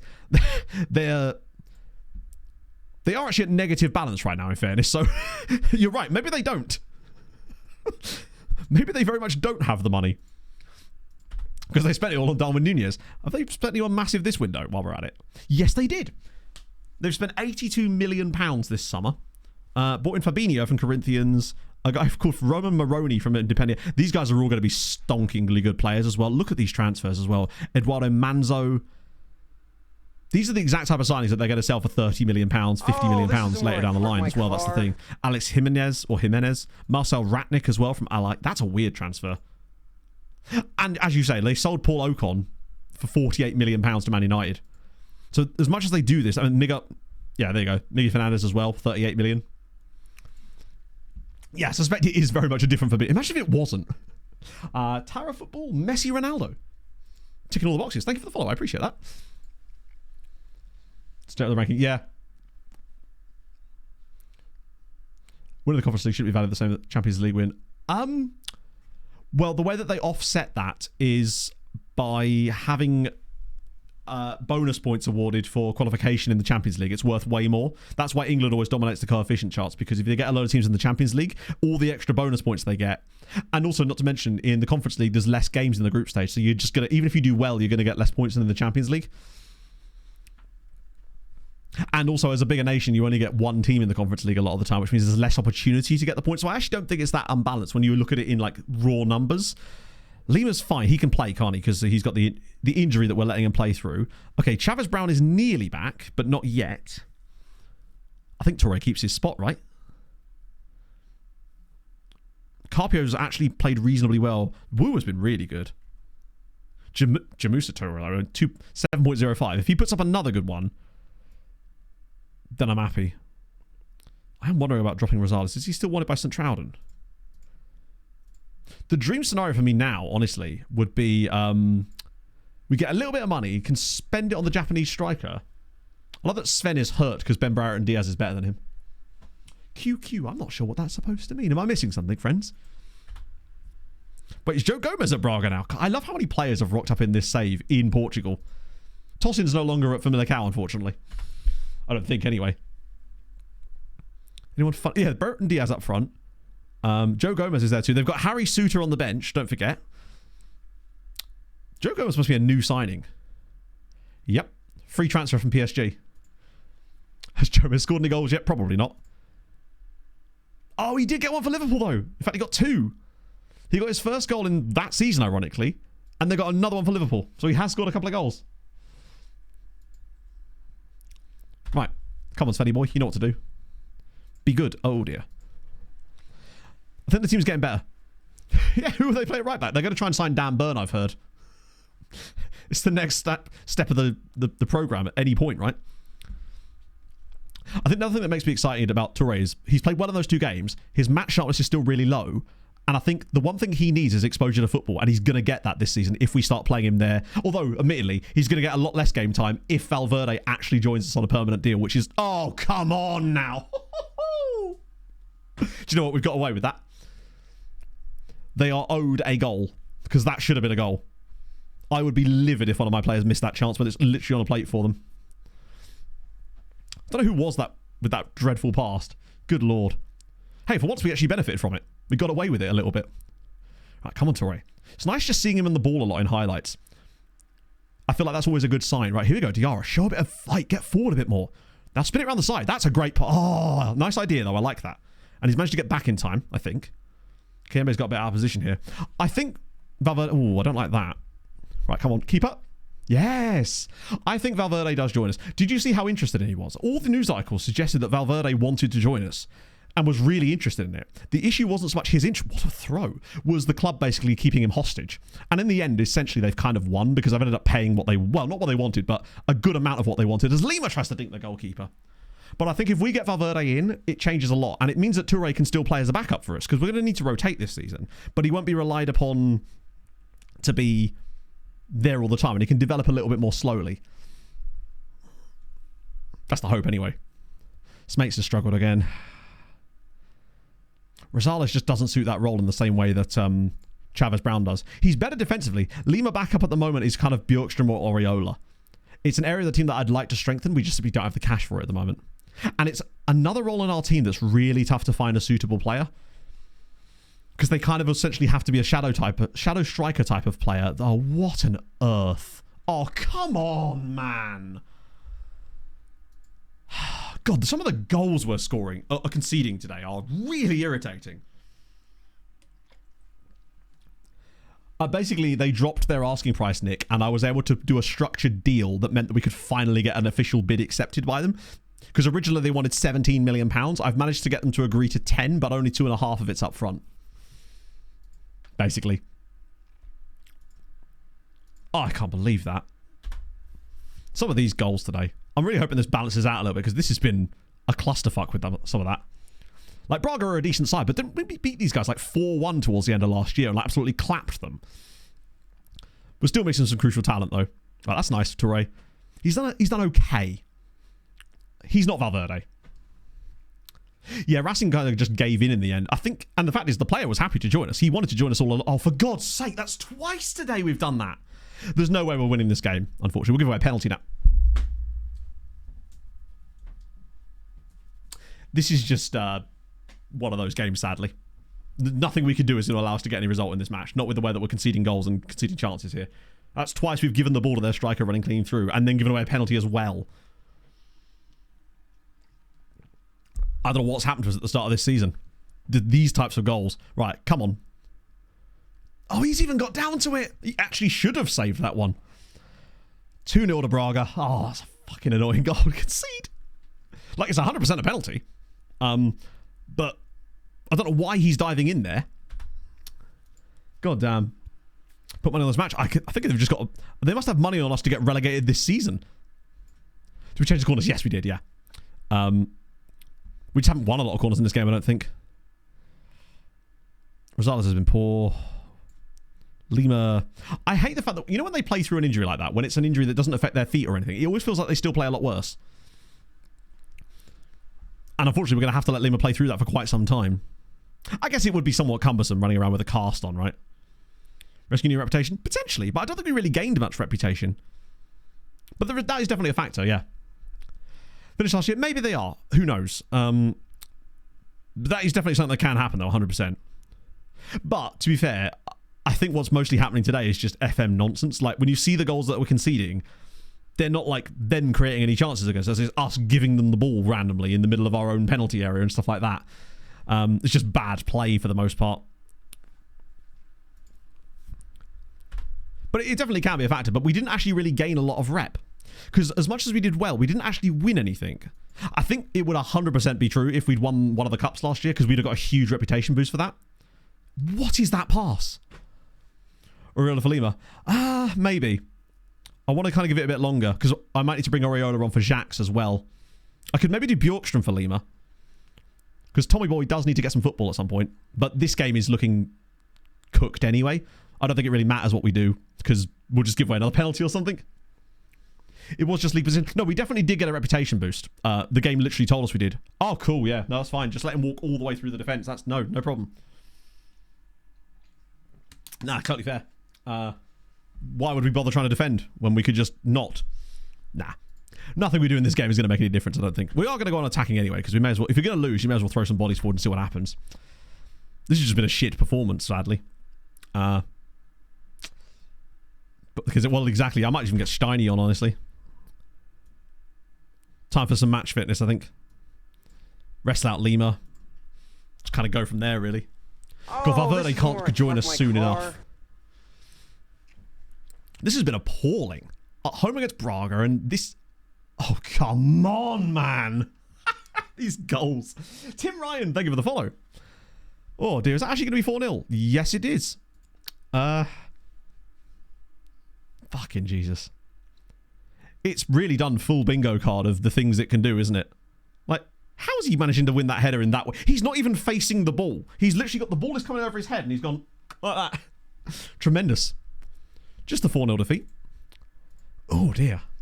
Ready for Europe. Well, I mean, watch us do really well in Europe and just really struggle in the league. And it might be one of those things where that's just, yeah, assist with the back of his head. That's more just to do with the animations, in fairness. I'm nitpicking there. That one I wasn't expecting, honestly. Not with a full week's rest and a slightly better starting 11 there. Jesus Christ. That was shocking. Absolutely woeful. Torre didn't actually play even that bad. Well, he did, kind of. Basically, Valverde better be playing for us by the next game. They deserved it, yeah. I mean, they were definitely the better team by miles. I'm more annoyed about the way the goals came about. Like, the penalty, why are we doing that? Why are we giving the ball away in the middle of our own defence like that? For no reason. The first one as well with that stupid free kick when nobody tracks the runner, and then obviously because nobody tracks the runner, they just stand in the middle of the box and wait for the clear pass across. Then that one from the free kick is just like, oh, just give me something, man. But that's okay. Shit happens. As long as we don't make it a habit, then it's not really a big deal. It's just frustrating. Ooh, okay. We're still doing well at a youth level, which is a good sign. I think we are missing so many crucial players, though. If you look at who's actually missing from our starting 11 right now, currently, just including Valverde in that, our world-class, like genuinely amazing quality right-backs missing, genuinely amazing quality wingers missing, left wingers missing as well. That is kind of all we're missing, but I feel like those guys are really, really important for the way that we play, given how many of our goals come down those sides. Wow, that's a big win for Sporting. Just get my excuses in early.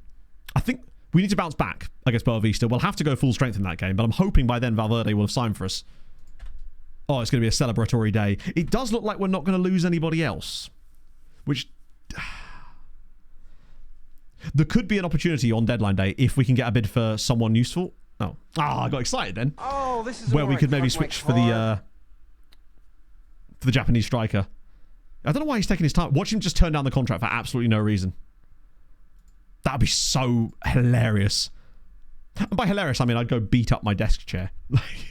Fatty, thank you very much for the follow, man. Welcome aboard. Any more information on this guy? I just want to see if we actually do know any more about him. Oh, God, he actually would have been quite usable. I'm just going to try again. Just out of interest. Wait, what? Oh. Yeah, we can't offer any more wages because we've got so much wages committed to the other deal, which is fine. Would have been good to have a backup there, though. Not that we need him, but... get rid of you guys. Anyone crazy in there that I'm seeing? It'd be nice to be able to actually pay more attention to some of these transfers. Some of these offers. Because there might be some players that aren't like 5-star potential, but they're still really solid. Like Dan Searby. Oh, he's 29. I think if he was that good, we would have probably found him in various other scouting searches. A different Valverde, Fatty. But although we did actually try to sign the Valverde you're thinking of as well, since we realised he could play right back. He's actually at Sporting in this save for free after being released. Still bite.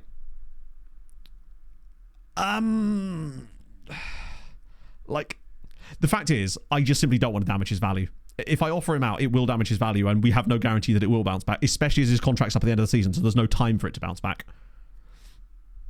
Like, if they want him, they can have him. If not, then that's fine. I'm happy to keep him and maybe even extend his contract, to be honest. Although we may not have the money for it.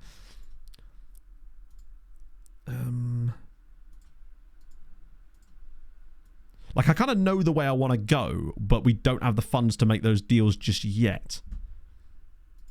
I think if there's going to be interest, it will be on the final day. That you always get. Plus, we do have deadline day attached. We actually can do deadline day. I haven't done it in this save yet, but because Portugal, we actually can do it. Last year, I skipped it because there was no reason to do it, but this year we actually might have a reason for it. This guy's come around multiple times. Stop showing him to me. Winger on the left-hand side. He's probably really good. He is probably really good, but I'm just like, he's very injury prone as well. First in transfer window. Yeah, I know what you mean. It's nice to be able to get that done. We spent so much time trying to... Oh. See, he's fun.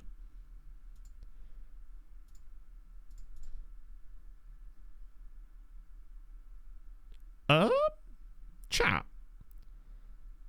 They want a little bit more. But would it be worth just signing Henry Ashton?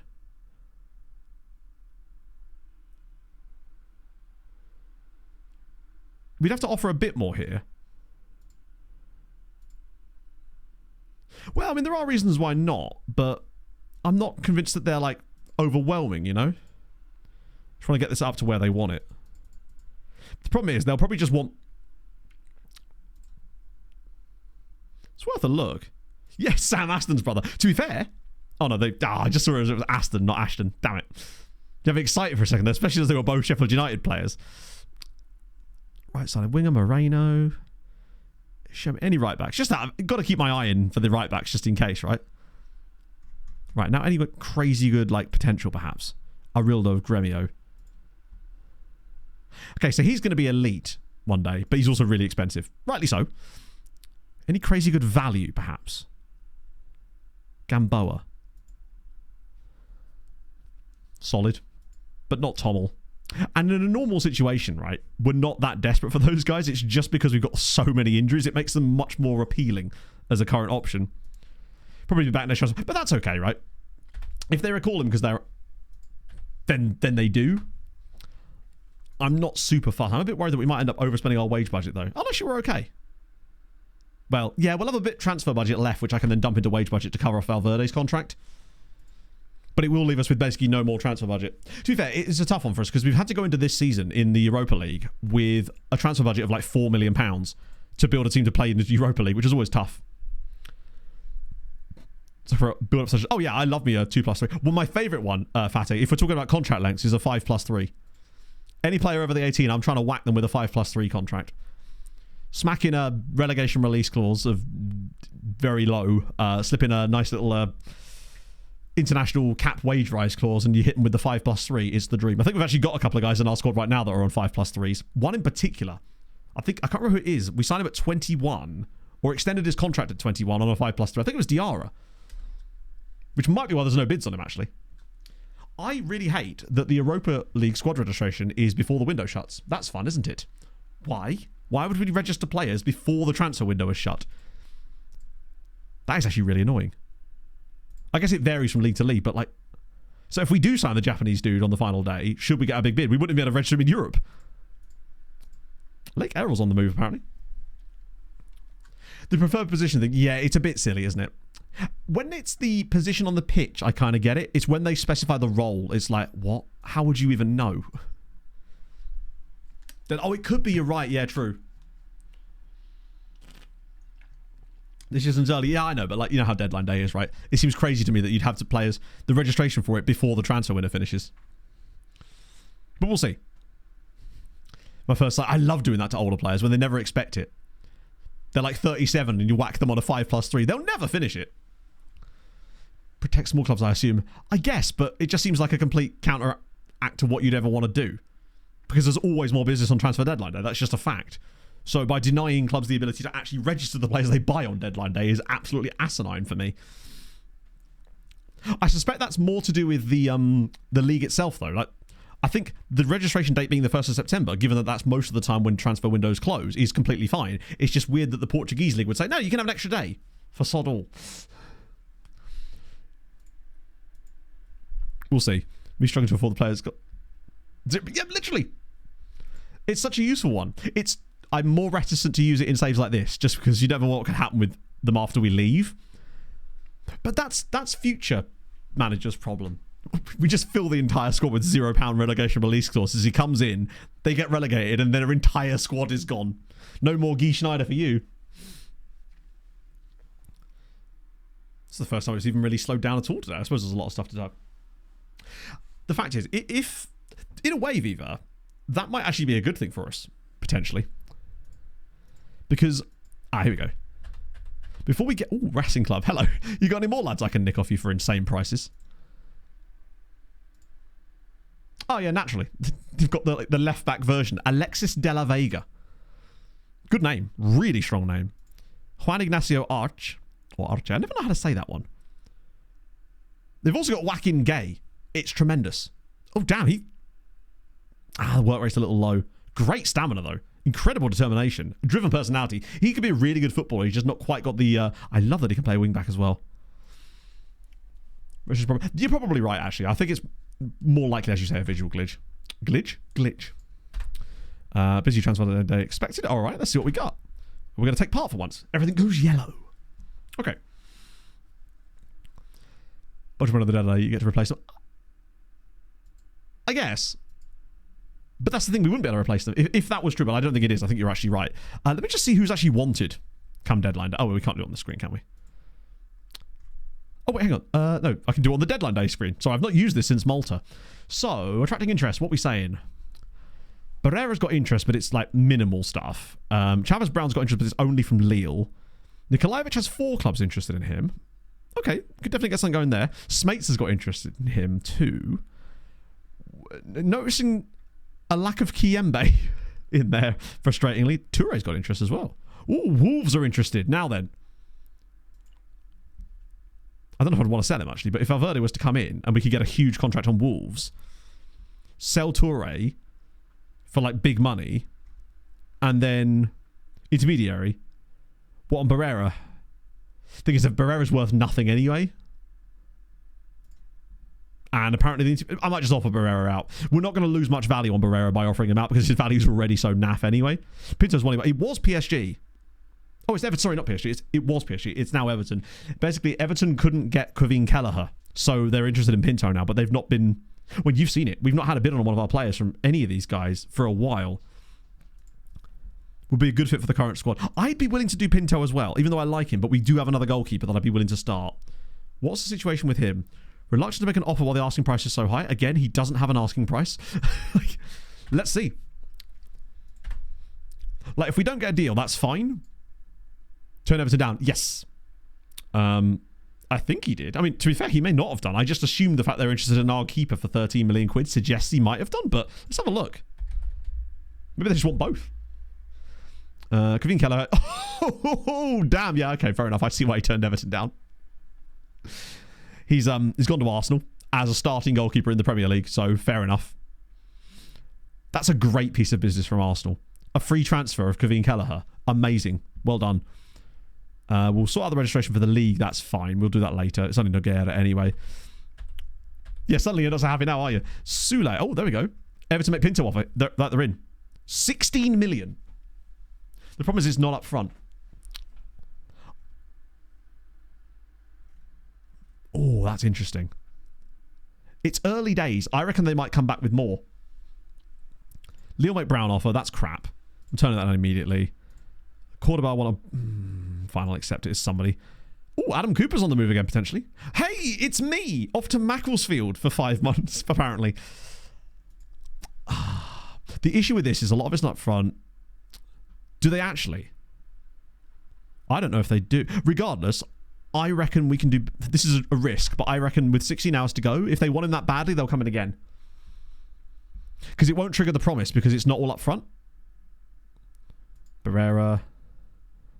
no, we're not going to do that because it's a crappy bid. Nikolaevich, that's not bad actually. Paying some of his wages, also paying us 250 grand for the loan, then another 250 grand.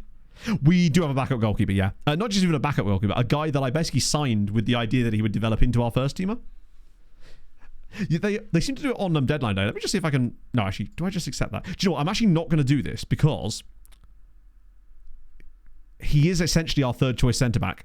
And I risk an injury to Kiembe or to... if he actually stays. Or to Skelly and we could be in a bit of trouble.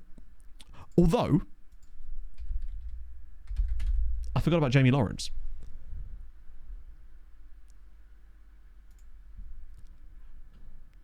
Wanted by Karlsruhe and Pontevedra. I think he's just a really solid option. We know that he doesn't want stupid amounts of money. Has he got Germany? There's no way he's got German caps, right? He has got Nigerian second nationality, but I don't think he's actually good enough for Nigeria either. I reckon... What am I doing?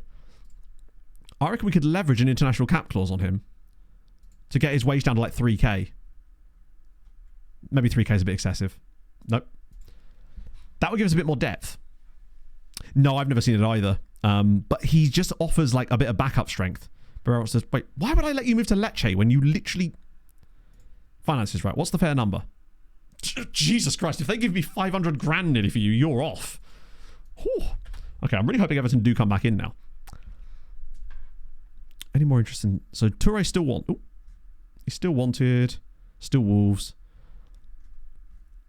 Pinto, it's still just Everton. At least Everton are still interested.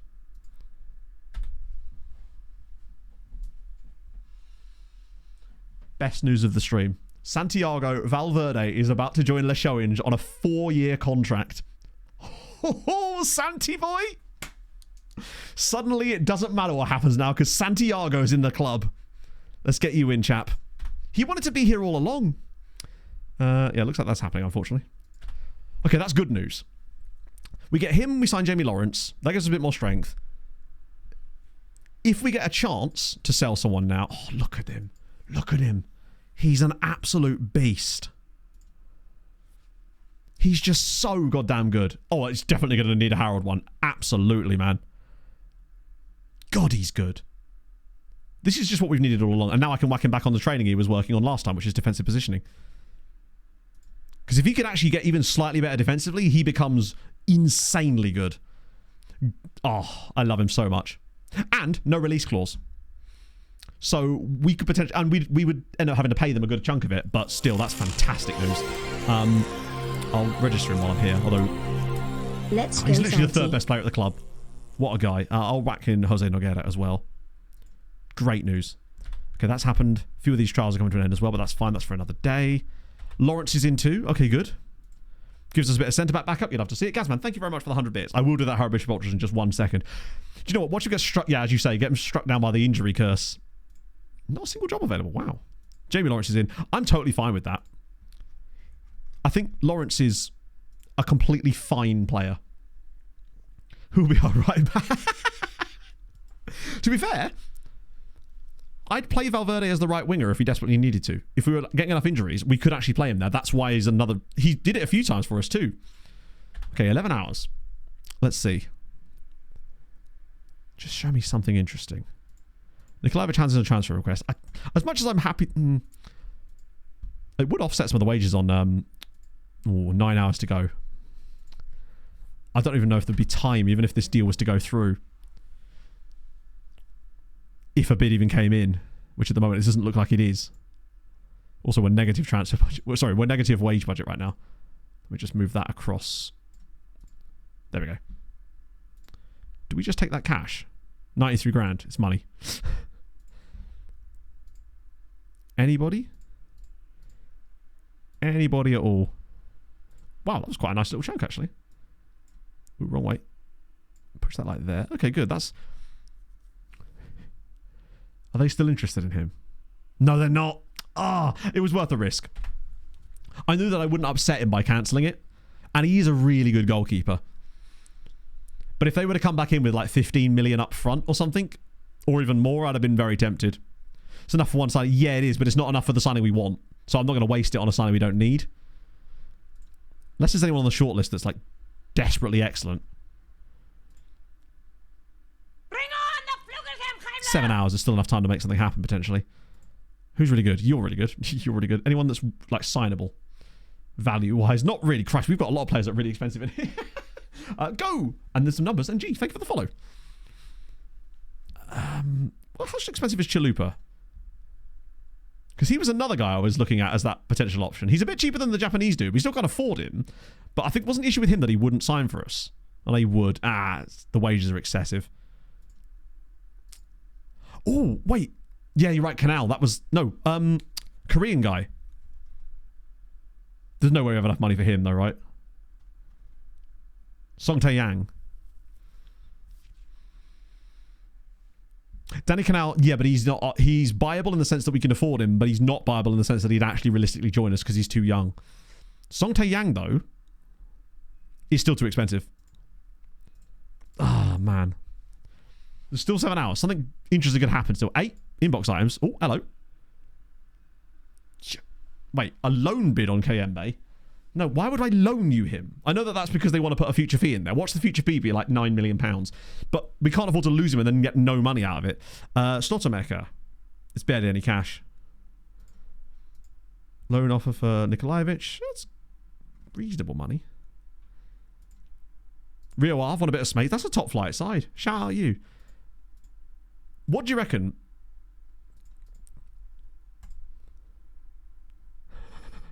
Sorry. You want to pay 26 million? Plus, obviously, a 800. That's pointless. Italian clubs always do this on deadline day. Yeah, I like the idea of the loan with the option to buy, actually. That's hilarious. And whenever they do these loans with an option, it's always less than a normal transfer would be. They never seem to bid more. I don't... Oh, he possibly could have done, actually. They might come back, though. The problem is we don't want it to go too long, because if it does, it'll pass the point where they can, like, realistically actually get a transfer done because of the time constraints, and then it'll only be loan options. We could try this. Wait. They'll just let us do the loan anyway.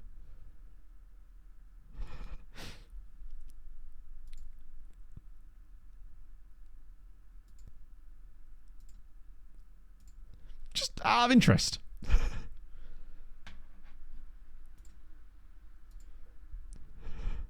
Because I'd pay the 2.5 million for him. He's 100% worth 2.5. I just can't pay it now.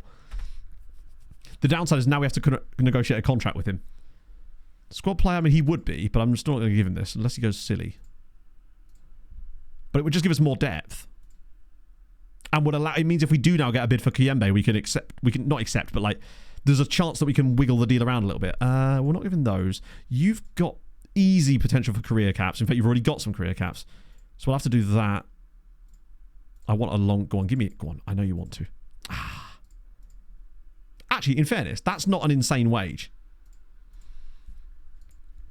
Japanese Shadow Striker. Nothing's happened to him at all. We just can't sign him because we can't afford him. Unless we try to do the same thing. No, we can't. The problem with the Japanese Shadow Striker is because he has a release clause, they won't let us do the optional fee in the same way, and they'd want way more money, I think. But we could try it. There's certainly no harm in trying it. But I think that basically the problem is because the reason we're getting him so cheap is because of his release clause. So it makes it harder to do these loans with an option to buy type of deals.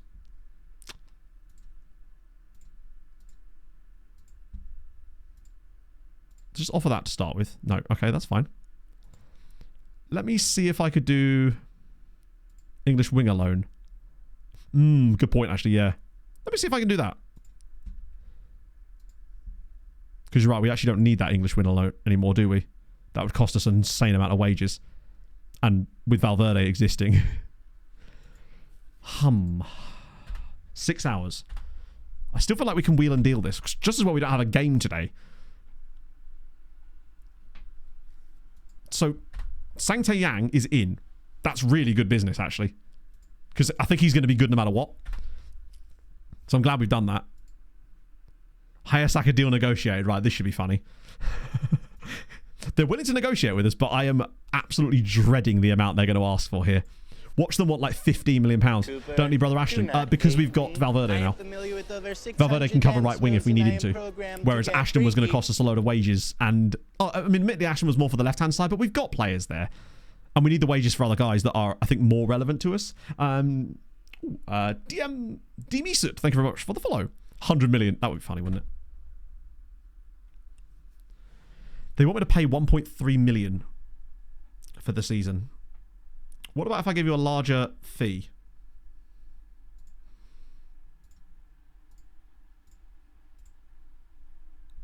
Hang on, did they just take what I said and on the money, but then just expect the exact same amount of cash?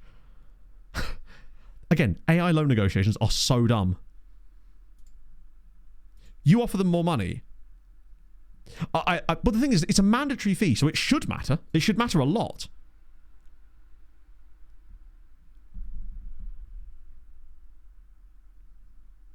Do you know what? If you don't buy a ticket, you're never in the lottery.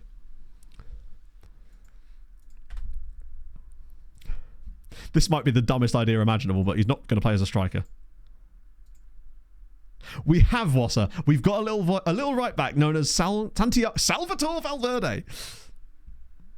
£12 million release. Oh, shit. At least let me have that. He has no Japan caps yet, which is going to give us a bit of a... Oh, wait, he's got one for 5 games. I'll give you for 1 game. Get really well. Oh, you love to see it. That's the first time someone's come in and been like... Actually, they seem to be just a well-liked club in general, Leixões, for whatever reason. I mean, I'm a big fan of that. I'll get rid of that. See if that will do it. Come on. Yes. We could shorten the expiry date. It's 35. How much can I put it down by? 1 year? The problem is now I've agreed it. Okay. He actually let me do it. That's really rare. They normally don't do that. I can't red lock release clauses because it's already in there. I can't remove the release clause. There's no way to remove it once it's been locked. It's already yellow locked, so there's nothing we can do about it. Loan delayed. Oh, fuck off. £7 million? Wait, why is it... What? Next season, yes. Hang on. That's next season's budget. Why am I being... Is it because... What? Are the board actually going to stop us doing this? Budget for next season. Oh, you're right, yeah. Where is that in... Where even is that? Is that in finances? Yeah, the minimum budget for next season is £406,000. We're also failing FFP, which is fun. Is he going to not join immediately? No, he will, though, won't he?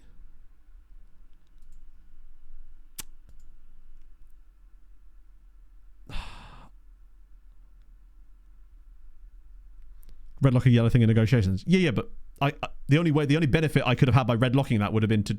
As in, the only thing I'd want to do that involves a red lock is to remove it. And I can't remove it because you literally can't remove it. I don't think we can do anything here. Because there's not going to be... The problem is, if this falls through, I can't then approach him again because they'll say you backed out of the deal last time. So I can't even turn this around and slap in like a nice optional fee instead. Because if I say no here and don't delay it, you can wait like a month. I can't wait like a month. It's transfer deadline day. Waiting a month will not help us in any way because it's transfer deadline day.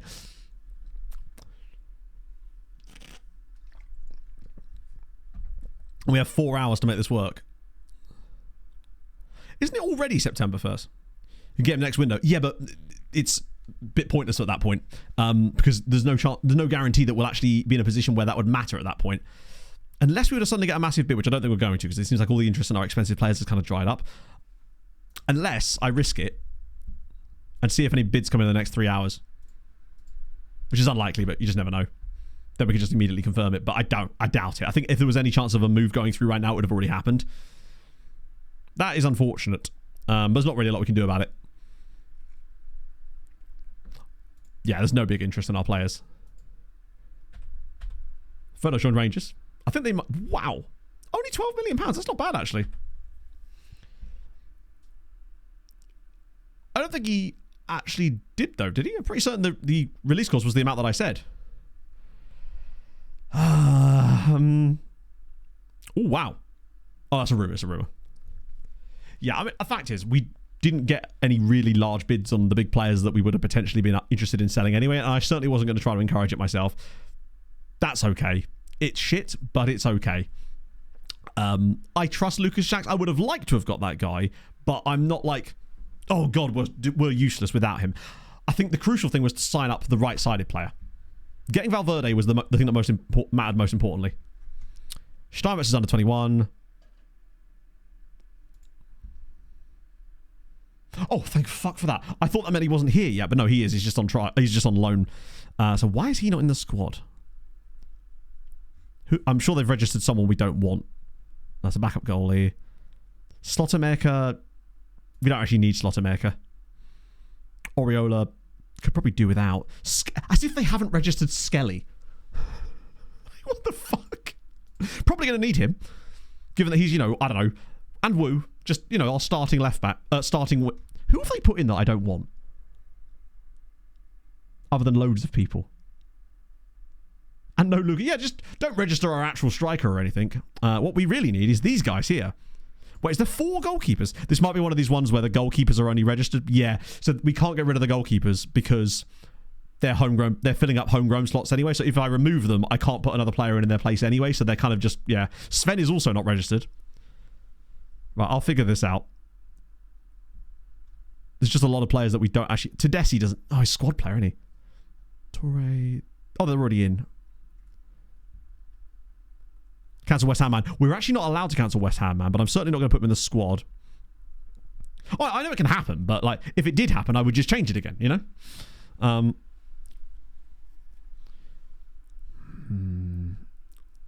Jun Ho Jin. Am I actually going to start him now? I don't think I am, honestly. Because we've got other players that I'd rather play in that position. So that will allow me to bring in you. We'll swap one Korean for another. Who else do I desperately need to put in? Wu has to come in. Yeah, I mean, I find it's easier to...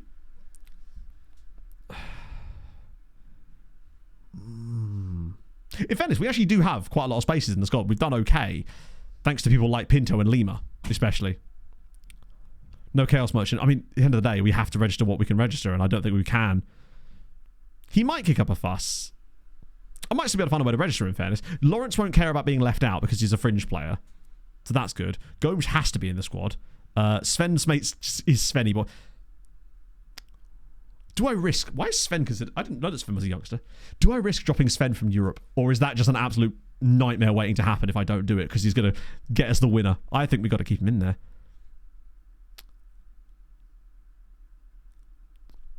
Do I drop Mitchell Peacock? I think I do. I don't think we need Peacock. In Europe, anyway. No Smates, no, yeah, good point. We've got to get Wu in. I'm actually okay with that.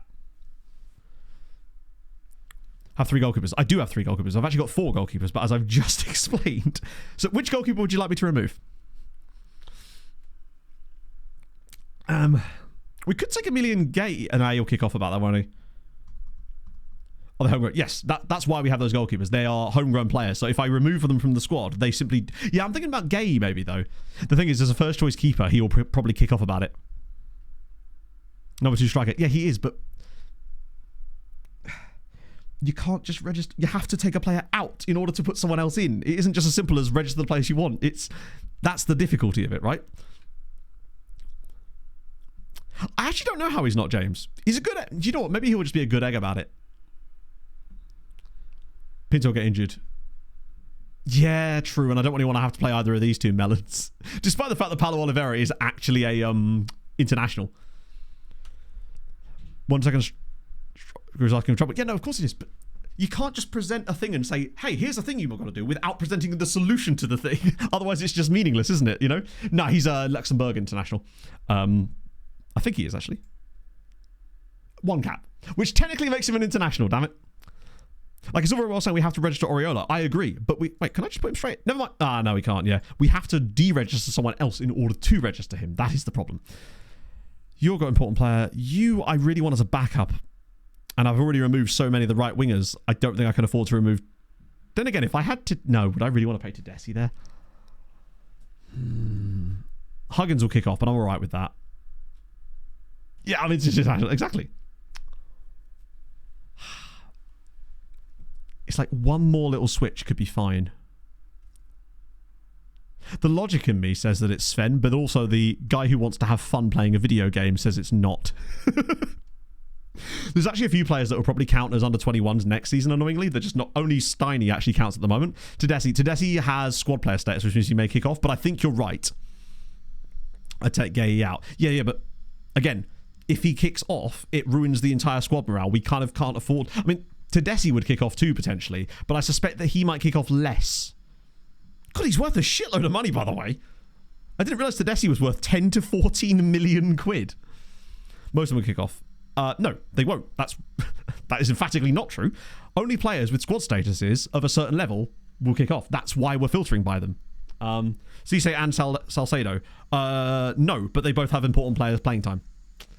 Thus, the problem comes in. They all kick off. I'm trying to avoid upsetting the squad as much as possible because the last thing we need is a morale hit right now if we can avoid it.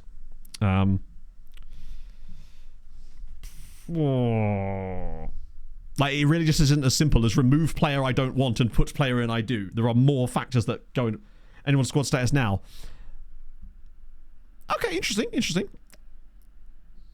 I think if there was anyone that we could do it with, it would be Tedeschi because he's 19.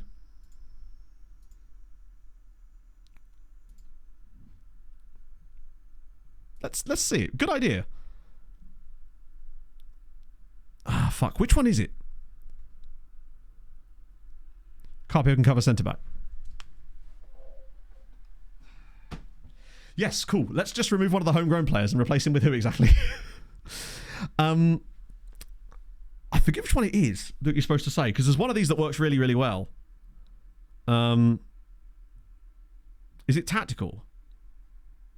No, there's definitely one of these that we've used in the past that works like almost 90% of the time. Not quite ready. Is it this one? Ah. That's fine. We can try other players. I figured because he was 19 we might get away with it, but sadly not.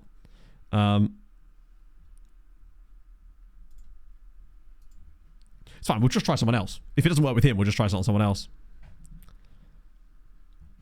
Just register. I know. Just register everybody. Who else can we go for? We'll have a look at Mustafa, particularly as he's been missing for a while. On account of having a broken leg, I should stress. He's not just disappeared.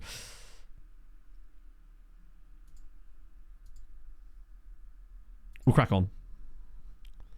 Change it back. God damn it.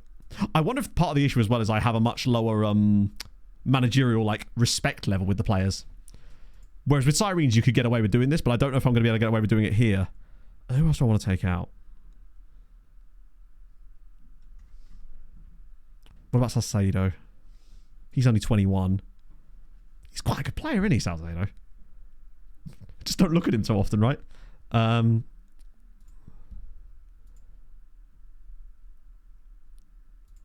my god, he'd kick off over one step down. Normally you can move them down like that without much of an issue. The fact that he's kicking off over one step down is absolutely mental. Like, most of the time on Sirens, you could move them from important player all the way down to, like, squad player without any kicking off. And if they were young, usually breakthrough prospect work just fine as well. That's mad.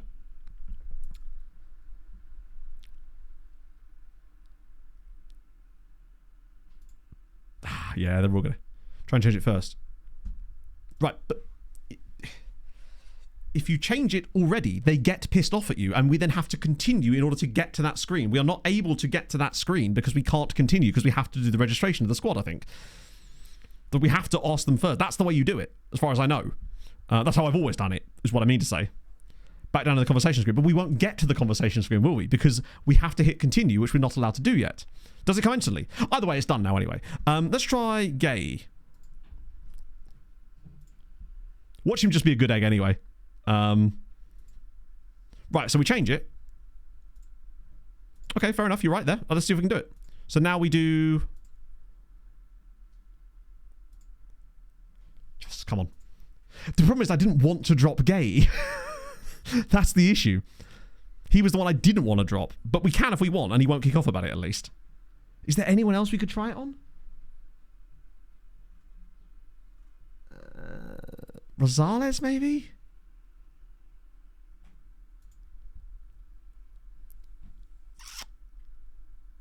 We could try Rosales. His 23-year-oldness is probably going to be an issue. Let's give it a go. Whether I'd want to drop him or not is a different matter, but the problem is you'd have to drop him right down to like... Nah, he's too... We'll just have to drop Gay. It's a risk.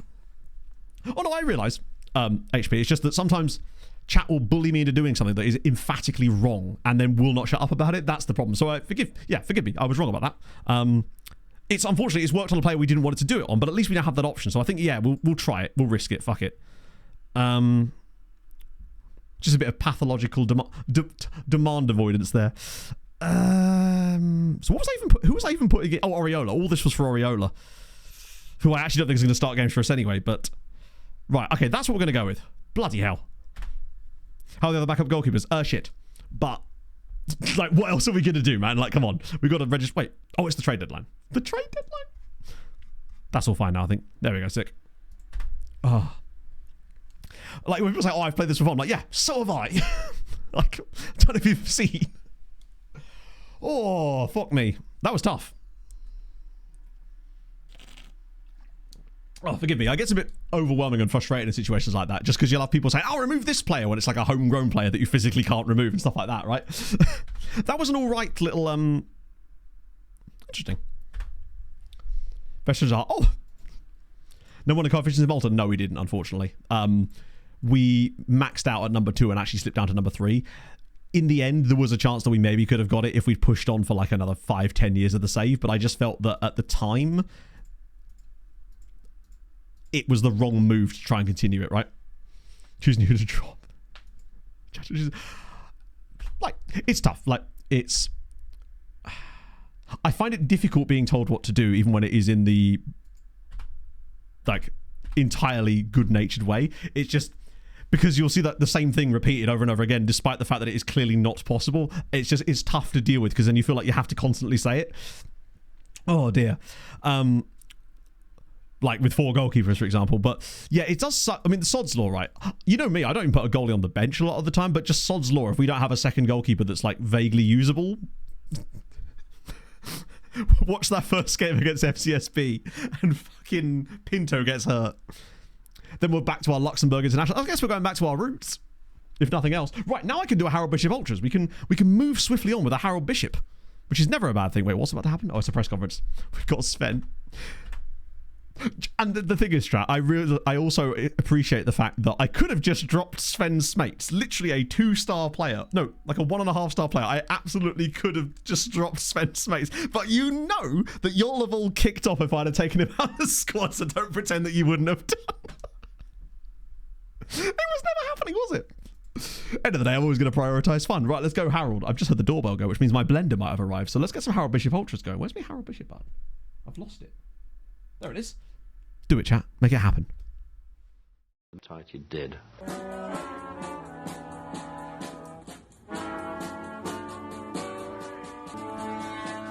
I got through Harold and I'm in the house where the coffee's green and the food is grouse. With sandwiches and lasagna too.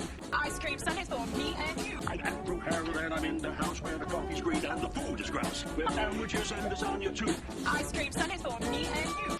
I try not to lose my temper with myself. Oh, goodness sake and shit and balls. The minute you get uptight, you're dead. Niall Huggins is unhappy that I couldn't find him alone despite offering him out and nobody being interested in him. Where is it? No suitable teams are interested right now. There's simply no interest right now.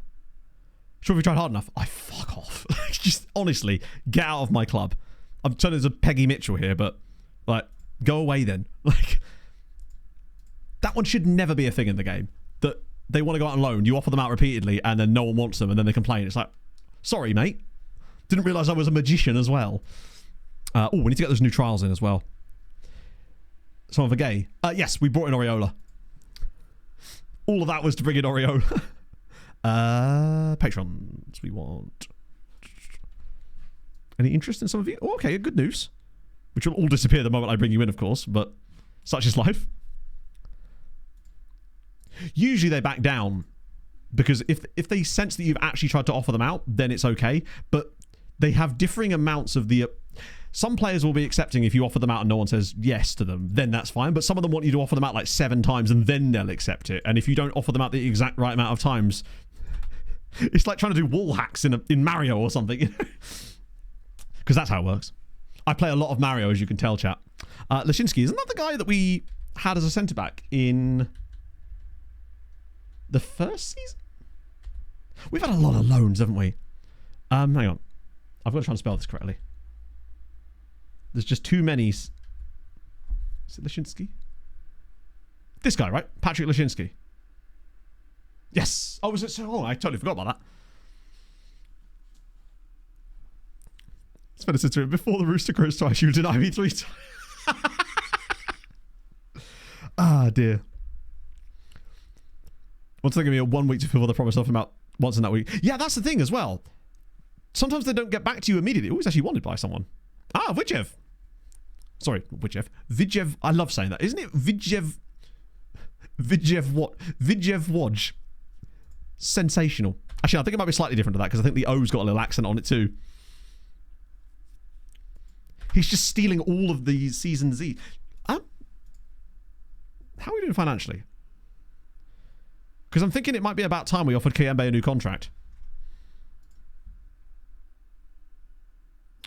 Except let me guess, he won't want one now.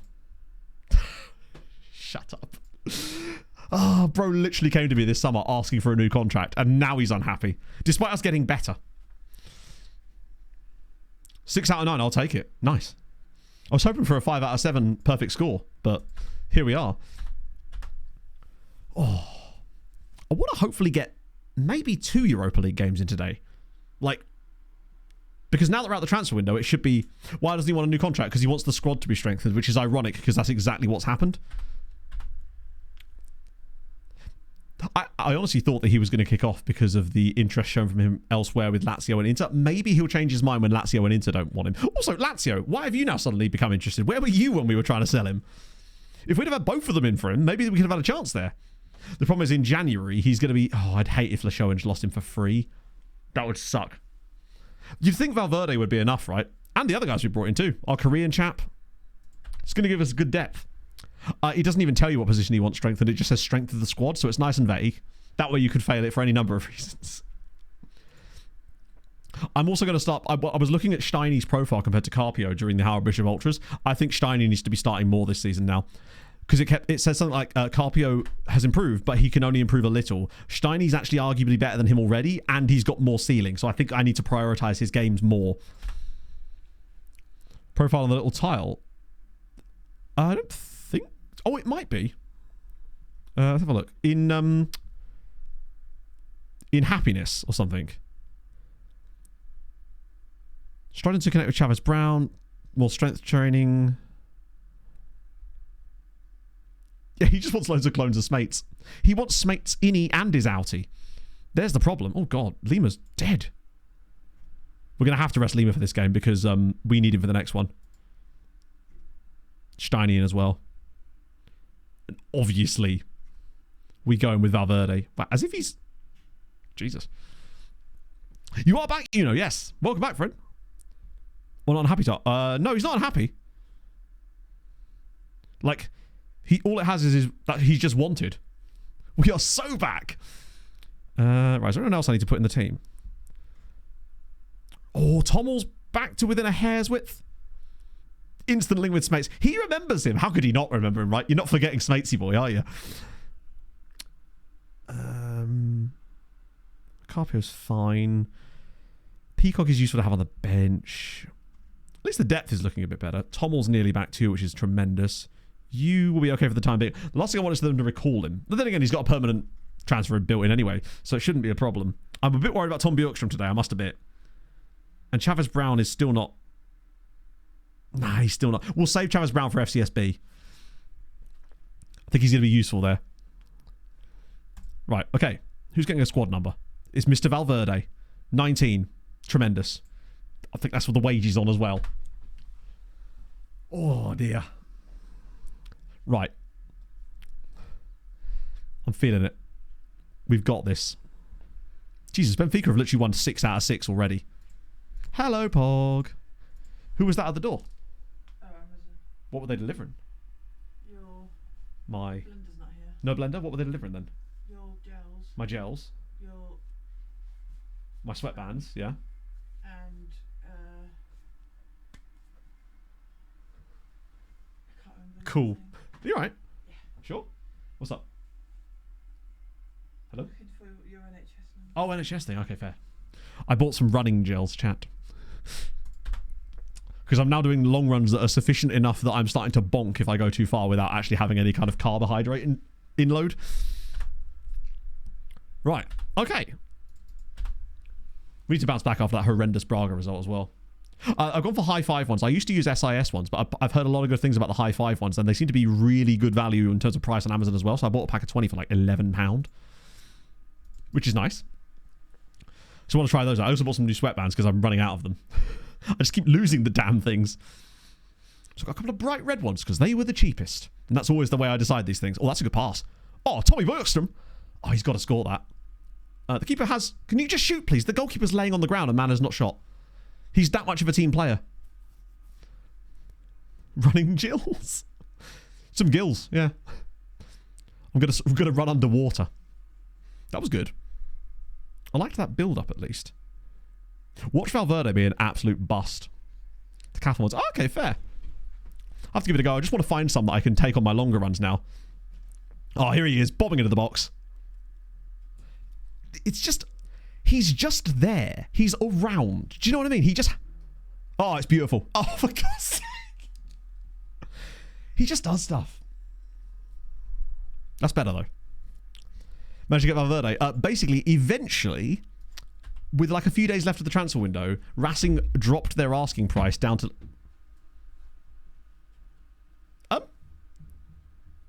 Sorry. What the hell just happened? What? Was that... I hope they give us a replay of that, because I did... Oh, that's so tight. Cheers, FM. Imagine that was given. We just never saw it. But yeah, so basically they dropped their asking price down to 10 million. I was then able to get them to agree to 10 million, but with only 2 of it up front. Because the player was happy to join us. He wanted to come, but they just wouldn't let him. So we were able to finally get the deal over the line and managed to do a bit of wheeling and dealing on the final day of the transfer window to get one more signing over the line as well. But we weren't able to make any big sales, so we weren't able to finance the sale of the signing of the Japanese lad, unfortunately. We nearly got it through as well, but we had to do a mandatory fee for the end of next season, or the end of the season, and the board wouldn't let us do it, basically. Bizarre things we've encountered today. What have we encountered today, chat? Of an argumentative nature of me. So I do apologise.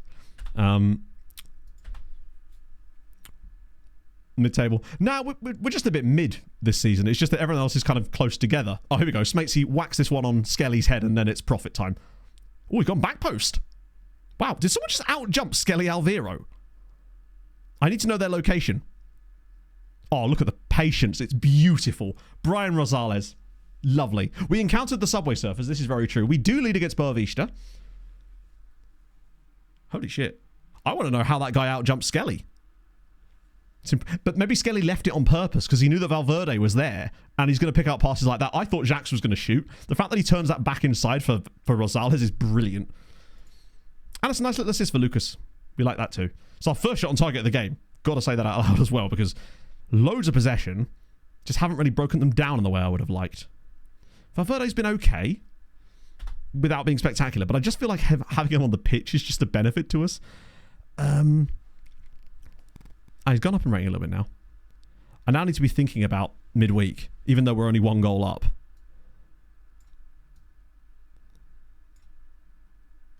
Shiny's not going to play midweek anyway, so I'll let him play out. Wu's going to play midweek, though. And I'll save 1 sub just in case... for when we get the inevitable injury in a moment. Like, we are in control of this game, but I'm worried about making too many subs just in case we then lose control. Oh, right, come on, big header needed here. That's fine. Skelly's been good, though. Oh, hello. A lot of space there. Just need the right run being made. And here he comes, Valverde, driving. He's got a... Oh, Peacock's in. Back inside of his left foot. Hey! Wait, is that actually going to be given? Yes, it is. Peacock with the... Do you know what? I think Peacock might be a genuinely usable player, but as a right-sided winger this season and not as a fullback. Because that's not the first time that he's come and played in that role and actually done a decent job of it.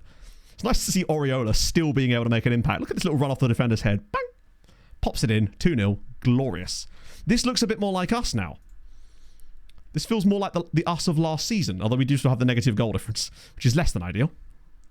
Oriola just does that, doesn't he? I've been somewhat impressed with Tom Bjorkstrom today. Just when I've seen him on the ball, he's not looked entirely out. Oh, that's a shocker.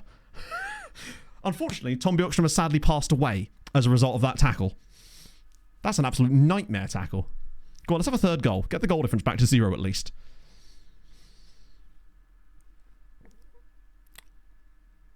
What makes Piquet not a right back that makes Valverde one? Honestly, Viva, I have no idea. It could be hidden attributes. It could be a combination of PPMs. I simply don't know. I think Valverde does have better. We'll do a comparison. He is genuinely better.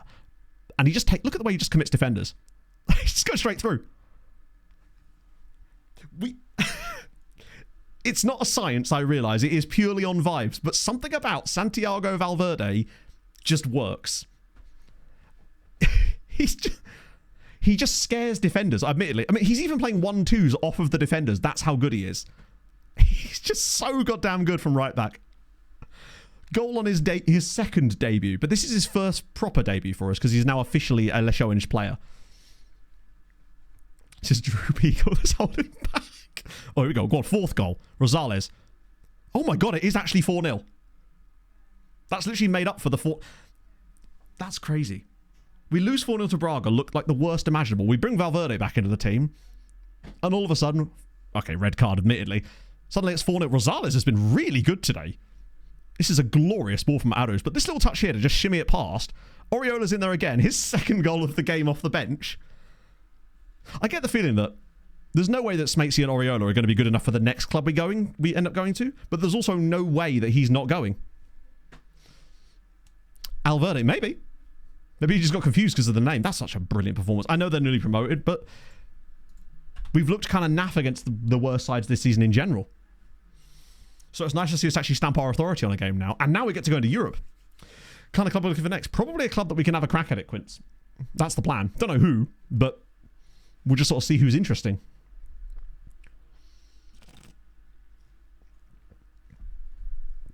I want the next club to be one we can have a little go at it with.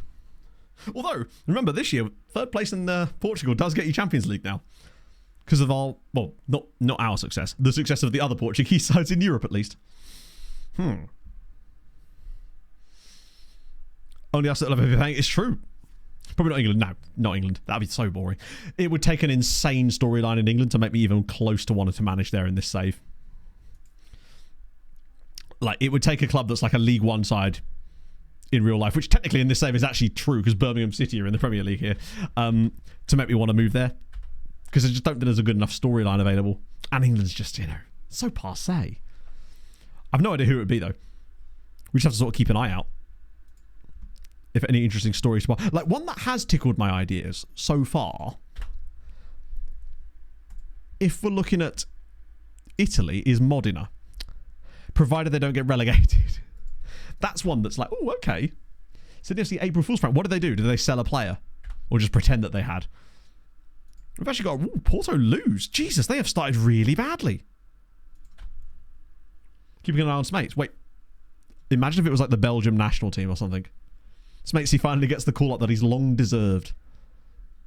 Let's actually have a gander. Rusano. Avs? Oh, it's the sad Avs lot. Something tells me that Smates probably wouldn't want to drop to the Portuguese third tier. He's far better than that. He would absolutely clean up in the Portuguese third tier. He'd be getting double-digit goals and assists every single season. But why would he do that there when he could do that in the top flight? And just think, this team's going to get better. Because Tommel... Oh, it's Eupen. That's amazing. Hello, Chuck. How's it going, man? Eupen are in for him, though. Once Tommel's back, once Chavez Brown is back, it will definitely give us more depth overall. We'll just be so much better off. Like, we've had to do all that we've done so far this season without Roman Tommel, now that he's actually really good. He was getting, like, on average of over a goal contribution per game since Christmas, basically. And we've missed out on having that. And Svenny and Peacock have done okay, but, Tommel's Tommel, basically. Fran, thank you so much for the 2 months. That is so kind of you. I hope you're having a fabulous day. Upgrade to 3 games. That's... Hang on, player for serving a 1-game suspension. They made up a full press. But was he actually... Oh, shit, I didn't do the reports there. My apologies, chat. I've been getting lazy on the old reportery today. One needs to stay on top of these things. I think we've actually managed that...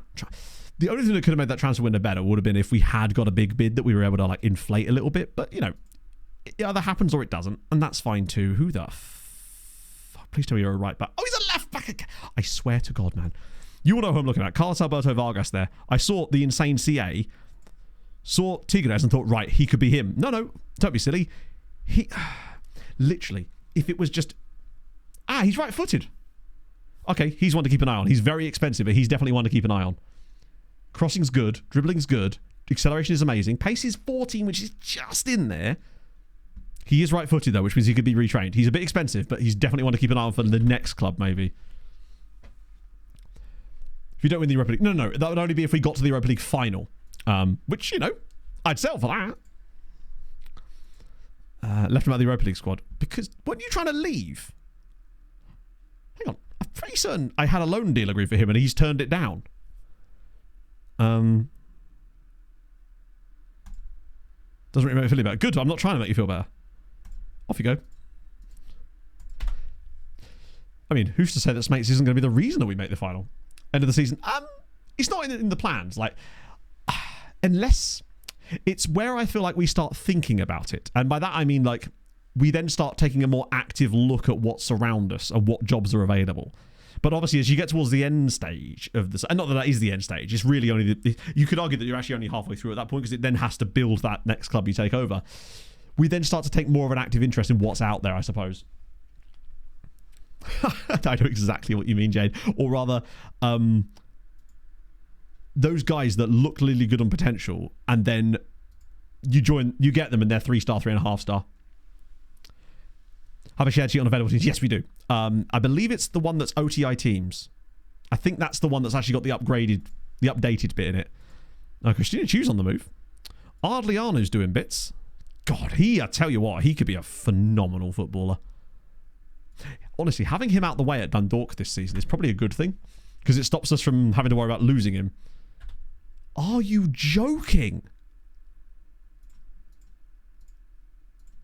Oh yeah, it's fine. Didn't want any of our players anyway. Thank God Chavez Brown is available to play against FCSB. Because that's yet another injury to those positions. I think we could go on a nice little run here. These next two games definitely feel winnable. I mean, to be fair, if we've got any hope of getting through in the next round of the Europa League, we kind of have to be winning against teams like FCSB at home. But the problem is they're not a bad team at all. I don't know if they've still got Sammy Smolix in their lineup. That will be kind of fun to find out itself, but... What if Harvey Barnes is still knocking about at Alverca? I suspect that injury may have hampered him more than you'd expect. I've written Harvey Barnes. This is how we ended up with Toby Harvey, isn't it? Because I spelled his name wrong. He is still there. Nice. There's goalkeepers. Hello, Pog. What's your baseline heart rate? My baseline heart rate? What? Like, just what's your resting heart rate? Pog's doing a medical exam on me, apparently. My resting heart rate, as of this morning, is 49. I'm putting 50, so that's stupid. Why are you putting 50? Put the number I said.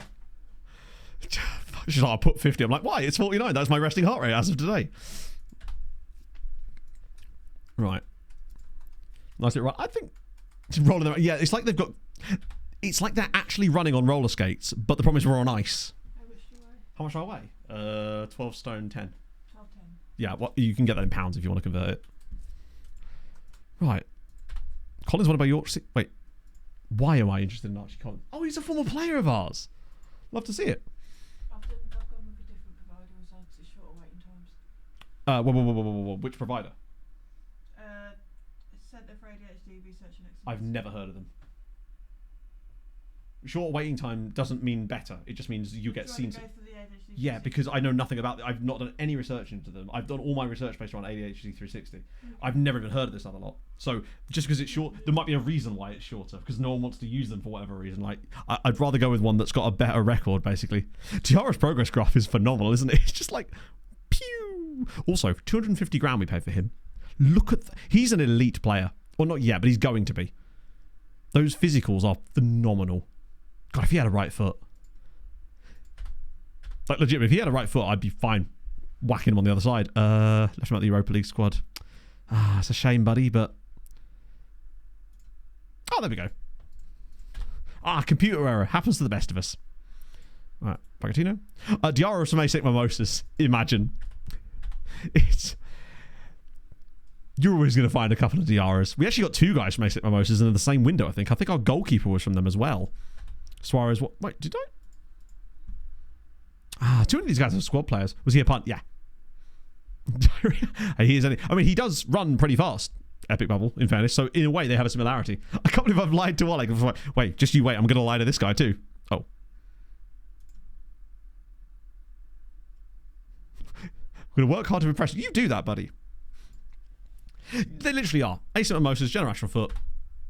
Am I your next of kin? Am I? Yeah. Actually, to be fair, chat, am I next of kin? You're my next of kin. So if chat, if you ever get a random call to say that I'm in the hospital, then you know why. On their joint phone number. On the joint phone number, yeah, 0800 00 1060 chat. That's the one. She just said, "You're an idiot. You're all idiots." For the save. We're doing team report scouting, just my usual sort of. Now that we're actually up to a club where we've got worldwide scouting, we're doing team report scouting, which is just like my baseline. This is the best scouting imaginable level now. But you can't really do it until you get scouting outside of your league. But obviously we do here. God, that was a long ass press conference. Call 247, maybe. To be fair, one of you will pick up. Yeah, that's why they're next to the kin and not you. Exactly. Now you get it. Are they going to fill out all these forms? Because they're more than welcome to. I mean, chat, many members of chat have contributed in a way that is a sort of equivalency of filling out the forms. Yeah, should be. Like, as an actual thing, the thing is, so many of you from a certain era especially will have already known exactly what that was when I hit the 0800 00 1066. 100 00 1066. It sounds like a football chart. Hastings United should definitely use that. I never promised I wasn't. That's true, Dan. They'll diagnose me with like something completely, like with a broken leg or something, and that'll be your fault. Why I keep scouting the same youth teams? Because that's how you do team report scouting. As in, the report comes through, I then re-trigger the report, so that in 2 years' time we then get the report again when they've got new players in their reports. That's how team report scouting works, basically. You can do them all in one go, but if you do that, then you have to spend like 20 minutes sat there setting them up individually. It just takes time, whereas it's easier to just do it one by one like that. Extended warranty. Thank you for the 53 months. Did I say chat? Cap? No, I did say that. I've actually forgotten what I just said. Battle of 1066 losers. You'll never sing that. I focus a lot to make this work. You can focus on as many or as little teams as you want, basically. It's up to you. I have about 200 here, although I suspect it's actually probably dropped down a little bit now. Oh no, still 192. So it's around about the same, because occasionally I'll forget one, basically. And I do need to go through and add a few more in, but yeah.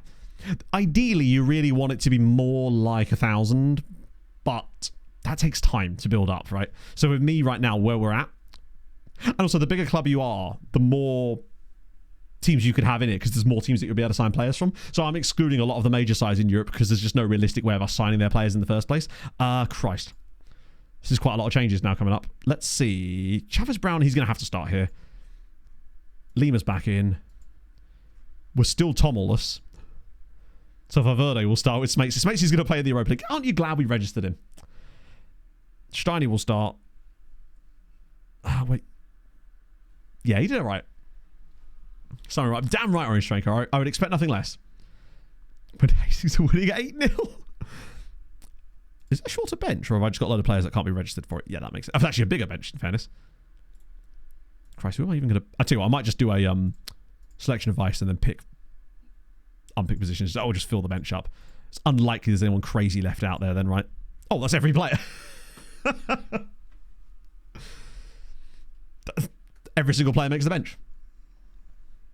One at a time. Well, if you're doing one at a time, then... yeah, I don't really see how that... I mean, to be fair, I'm doing one at a time as well, but I'm doing it... Like...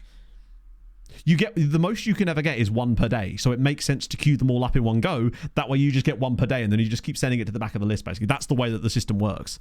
For me, anyway, I find that's the best way of doing it. Right, is that the lineup I want to go with? Kind of is, isn't it? God, I just wish we could start Tommel. It's fine. They've got a guy called Dorgalese Nene.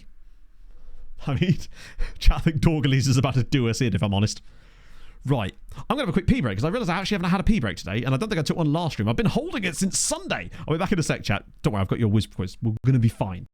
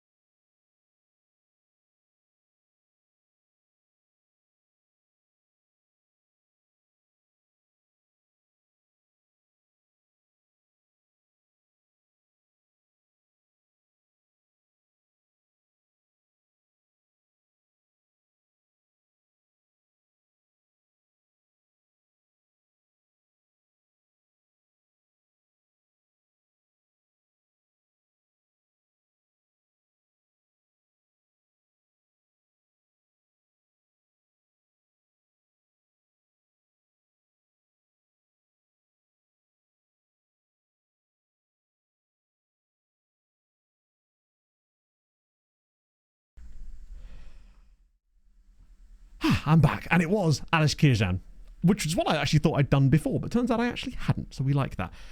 Do I think I should have more than that? Yeah, absolutely do, but I also forget to do it, and then when I remember to do it, I don't have time to do it. Like, it takes a long time to find and set them all up. So unless I specifically remember and allocate the time to do it, then it doesn't get done. Because usually when I remember, it will be like 5 minutes before stream, and I'll see it and I go, fuck. Because then there's just no way I can spend the time to do that. It takes like 20 minutes, half an hour just to set up like 100 and something. Friend against this team. Ooh.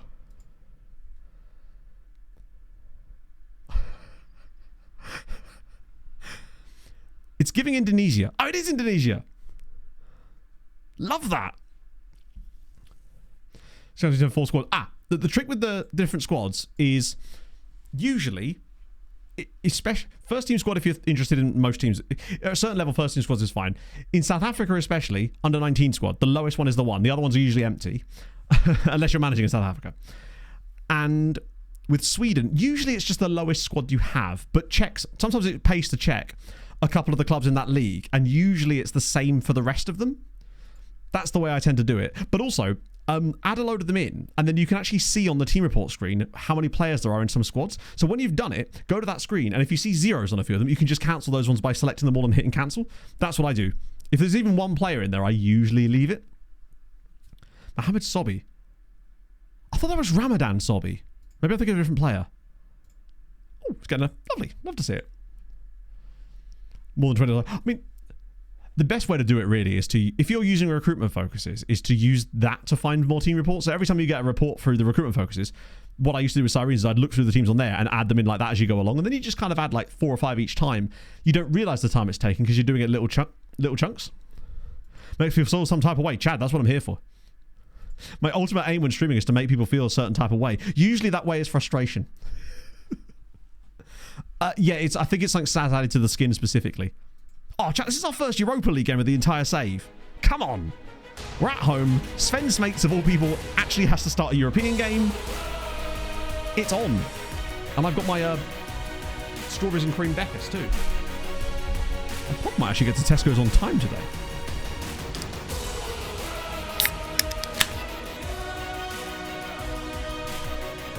Bloody love this music. I've missed it.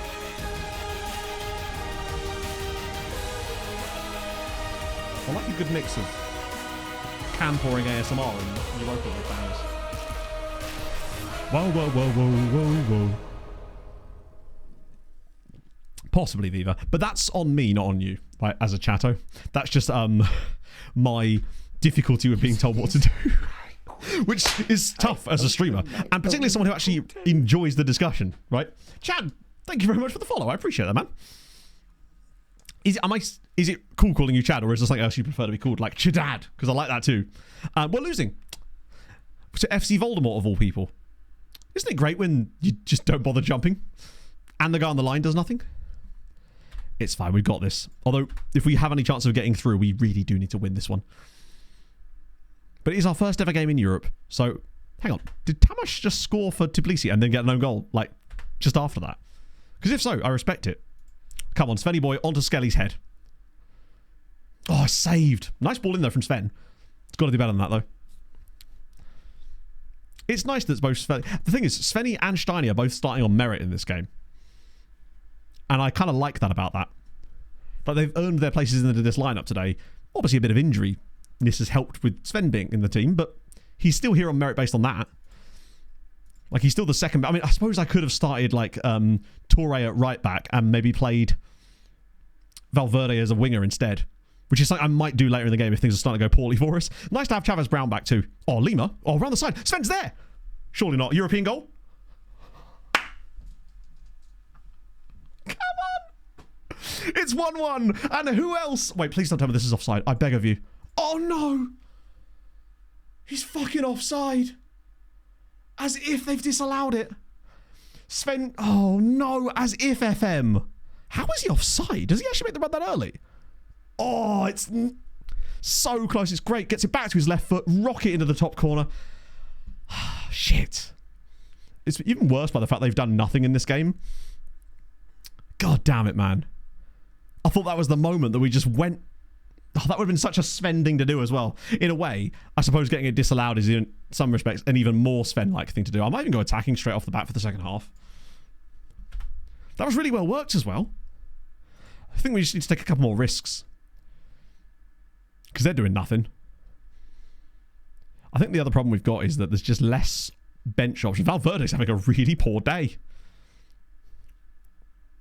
Got to call it out when it's there. Watch him be absolutely crap for us now that he's a permanent signing. Oh, finally, the camera's given up. Svenny boy, he's through again. Oh, come on, Football Manager. Give me a break today, please. I beg of you. Sven off the crossbar this time. He's such a chaos merchant. He just does things. I feel like Oriola on soon would probably be very helpful as well, because he does be doing chaos. He does crimes. Ah, won a game of stream. Yeah, we actually won our last game 4-0 as it goes. It just feels like we're not winning very much. Right, here. Oh, again with the passing. Wow, Valverde has really not been good today at all. Please don't concede off of that. That would really suck. Right, come on, somebody get out to him. I'm hoping that we can just be good and win the ball off them. Right, Valverde, buddy, you need to track back a little bit here. I realise that's not your big forte. Oh, well played. That's better. Unfortunately, he's just clarted that to absolutely nobody. Oh, for God's sake. All right, cool. Expect that one to be given. Oh, it's actually not. It's offside as well. Okay, cool. My coaster came along for a ride there. That looked more onside than the Sven one, but sure. All right. Sven has been really poor today, but fuck it. I'm doing business. Oh, shit. That might be a bad idea anyway. Oriola. Brown for Jesus.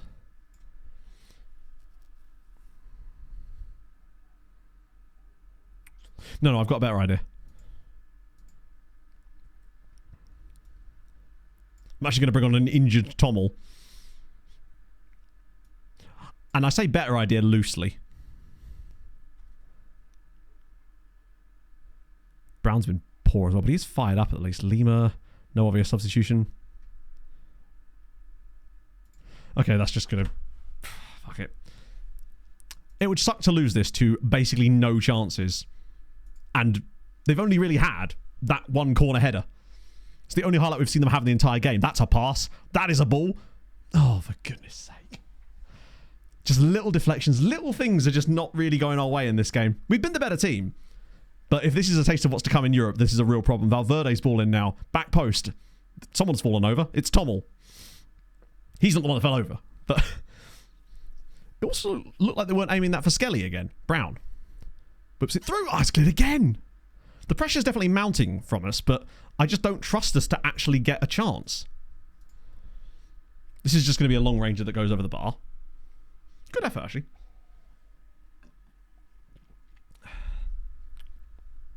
Right, come on. Are we aiming this at Skelly? Where is he? He's near post. I can see him. Ah, he didn't win the header. That's actually remarkable. Yeah, we are aiming for Skelly now.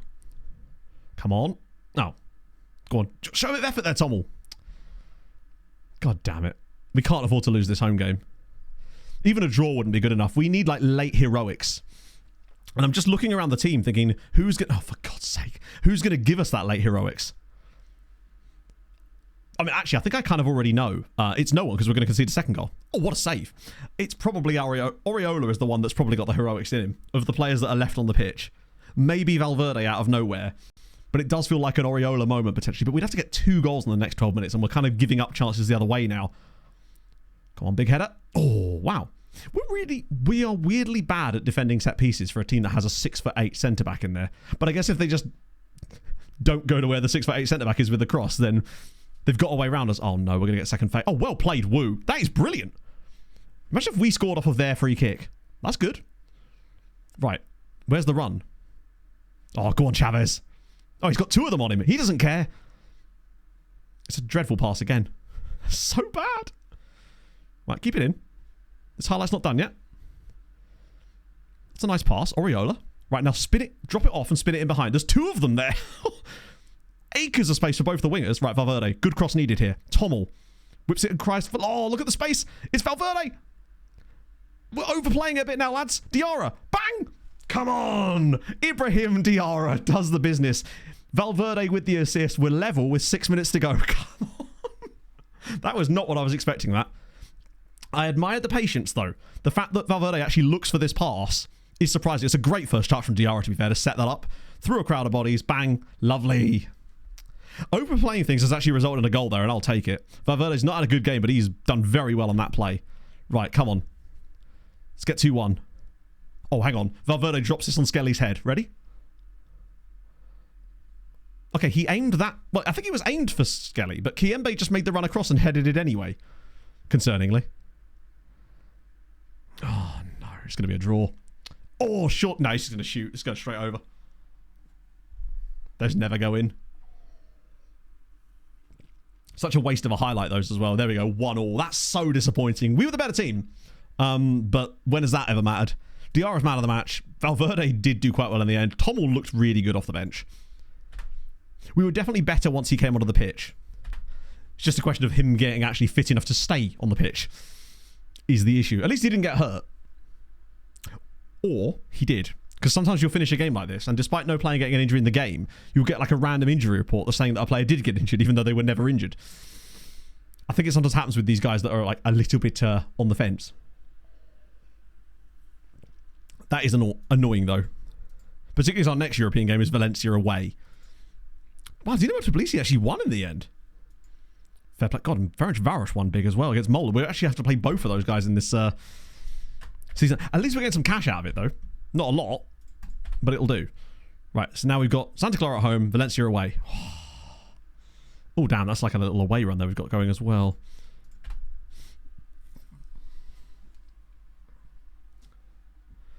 I think the other issue is that with the sheer amount of fixtures we're going to have, I don't know how well rotating this team is going to work for us this season, because there are certain roles that we sort of can't afford to be without, but I guess that's the difficulty with coming into Europe.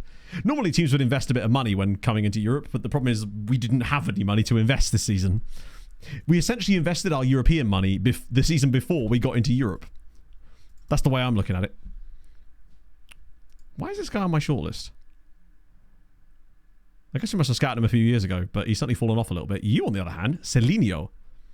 Sarah Rose get boiled. Incredibly, no. They only lost 1-0 to... Oh, they were at home against AEK Athens. Man United at bottom of the Champions League, though. So there's that. Presumably because they lost to Inter. Oh, no, they didn't. They lost at home. No, they didn't. They lost to Nice. They lost 3-0 to Nice. Inter would have been respectable. Nothing against Nice, but you'd expect, you know... Ouchie. Malta's coefficient. Ooh. Nice indeed. Yeah, indeed. Where are Malta? Oh my god. It's like anti-building a nation. Let me just move to the left. Actually, no, I can't because I'll be in the way. Malta have legitimately... They have a grand total of 0.792 coefficient points. In 2 of the last 5 years, they've gained 0 coefficient points. 1 year they got 0.33. The 2 years ago, and one they got 0.125. Only San Marino have a worse record than that. Not just that, but Malta are so far behind everybody else. Let me just shuffle over. It's like, you know, 9, 8, 8, 8, 7, 7, 6, 6, 6, 6, 0. Like, I get Malta a bat. Is that... it might be possibly because Malta's not switched on. And it's negatively impacting them because their teams are just not doing anything. I mean, Malta are shit anyway, in coefficient-wise. Don't get me wrong, but that's especially bad. Even by their standards, that's pretty bad. Can I just say no to that? Oh, no, it will make me reject it. I do want to keep Marcio Abreu around just because he's club captain, and I wonder if it could help with dynamics. Even if he's not playing very often.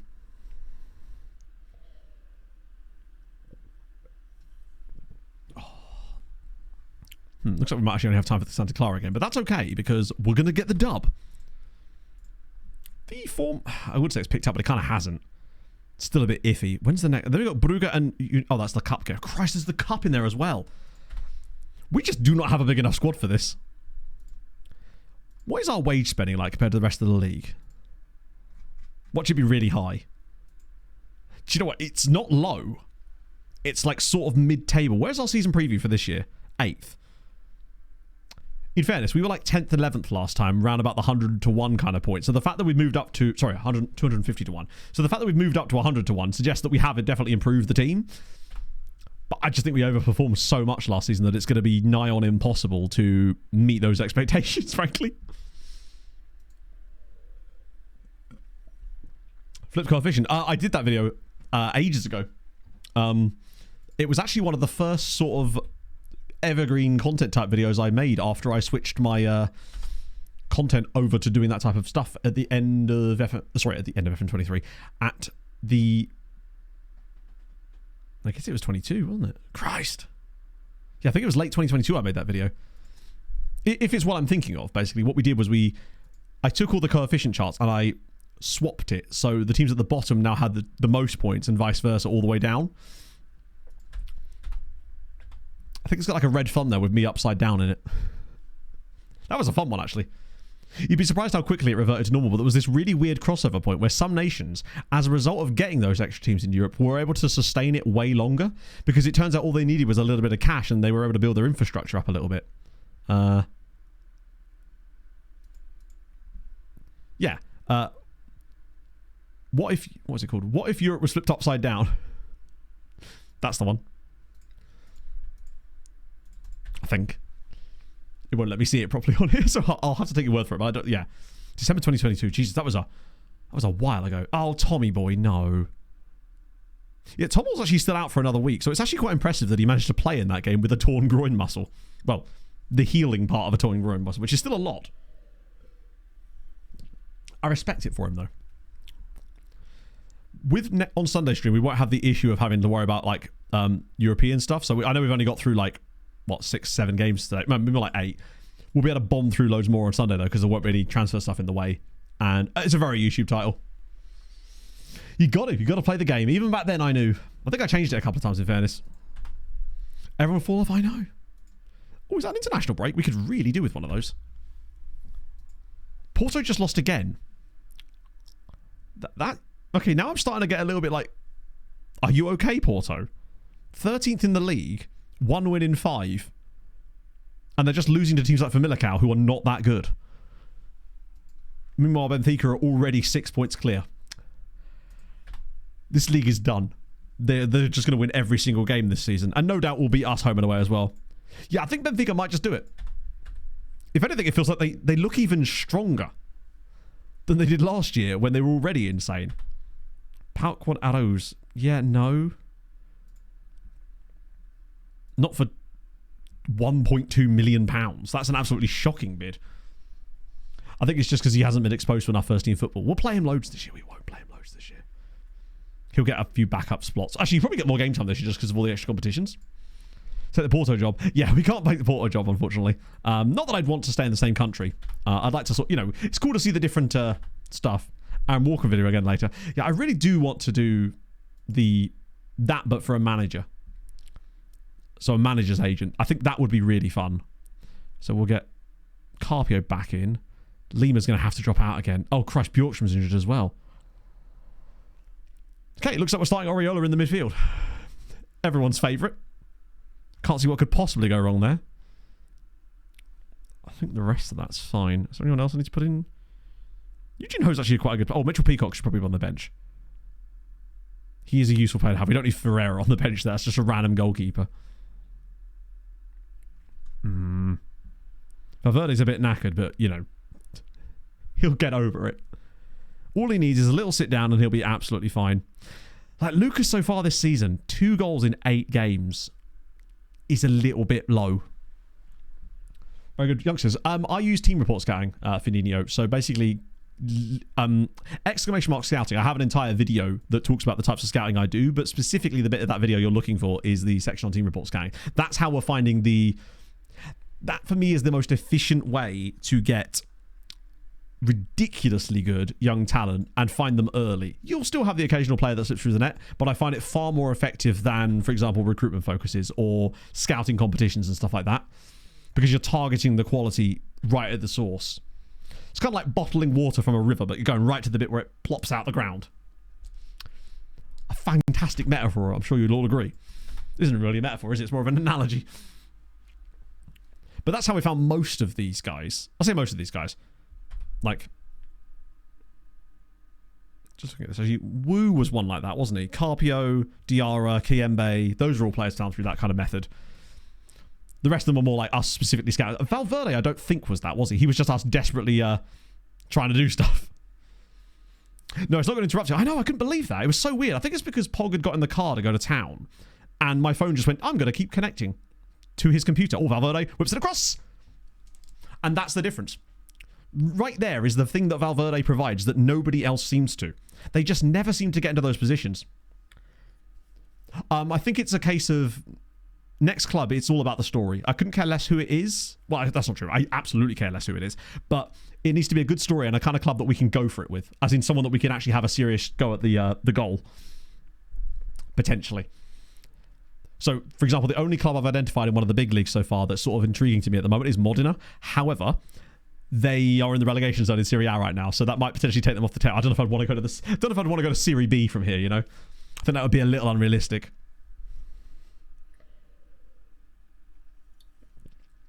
It's funny the new badge. Just rip off the thing. Yeah, by putting that original badge just in a big box. Lyon went to the second tier in this save.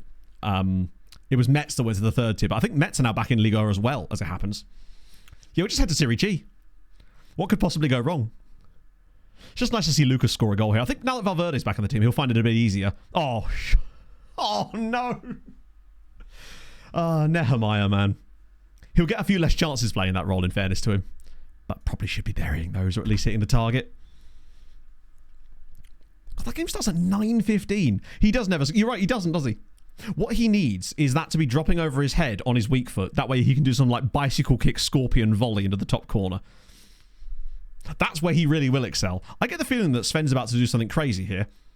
He's like limbering up. I feel like he's about to play this to a player that we can't even see. There we go. Oh no! Like, I like the vision. I don't know why it's now started stuttering. Just in the middle of the game there. Jesus Christ. It's just completely given up. Hi, FM. Can I have my frames back? Cheers, love.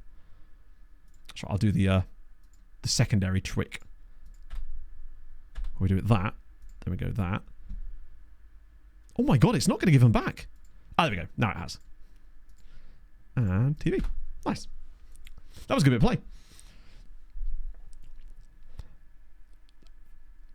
Maybe don't miss small. Hang on. User scouting 1 star to 4 stars potential, and the frequency is that. Okay. Sorry, that isn't what I do though.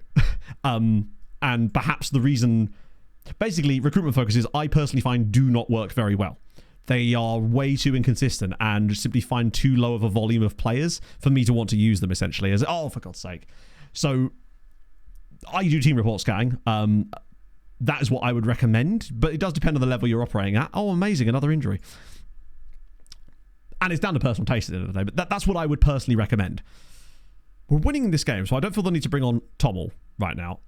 Although I might make a couple of switches at the back just to save a few legs. Jesus Christ, we are really lacking in quality, aren't we? It's time for Mitchell. It's what he does. Get a bit of 2D classic. You're like, oh, retro time, innit? Yeah, Steiny getting game time now. The problem is, Steiny is not great for... I mean, he'll get game time anyway because of the amount of games. The problem is he can't play back-to-back games very often. He has such low natural fitness that he doesn't recover fast enough. So he very often, if he plays a game, if there's another game within like 6 days, he's going into that game way too low on condition. So I think we could end up having to play someone we don't really want to play there, potentially, which is a bit of a concern. Right, come on, Peacock. Here we go. Toure, can he show us that he's actually good enough for this role as well? That's nice. It's good build-up. Oh, okay. It's a decision. So keep the pressure on.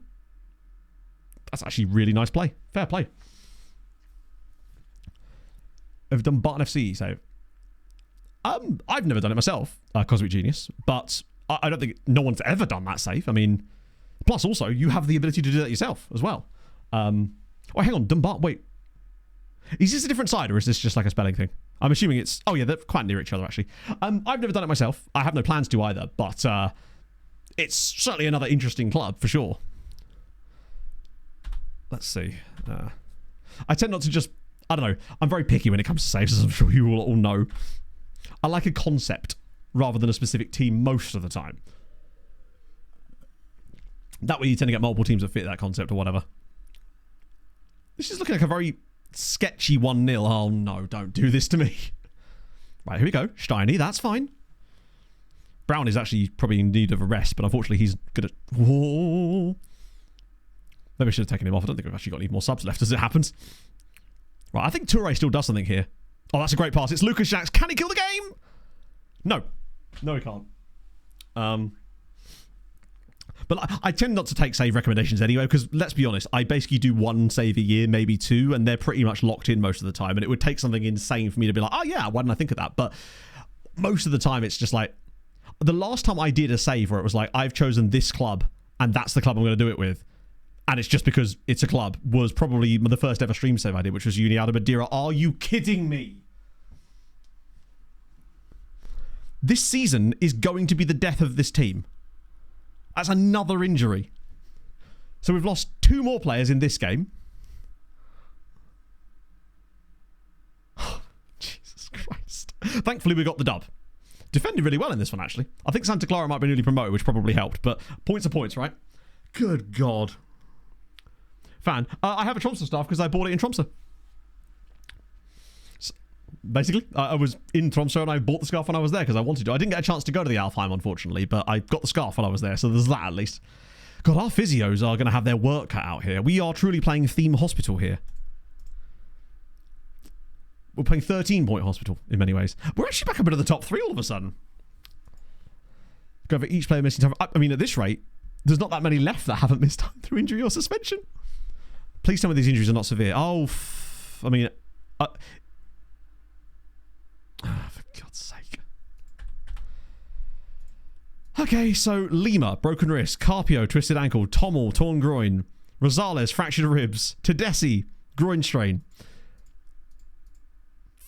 So at least Tommel and Brown are nearly back, but it's whack-a-mole, innit? The moment we get one guy back, another lad's like, time for me to dip out. And despite all of that, we're still 3rd in the league. So, also Darwin Núñez has got 7-7 for Benfica this season. Shout out to Luciano Enrique. Wait, that's a striker? Damn, 6 assists and 3 goals for him is very impressive. Oh. Sakic jersey. Oh, the Avs thing. I assume you mean this thing down here. This is a pennant. Pog got it for me for my birthday. It's basically just like a sort of flag type of thing, basically. It was one of the 2 things that Pog got me Avs related for my birthday, along with... One sec, let me just back up a sec.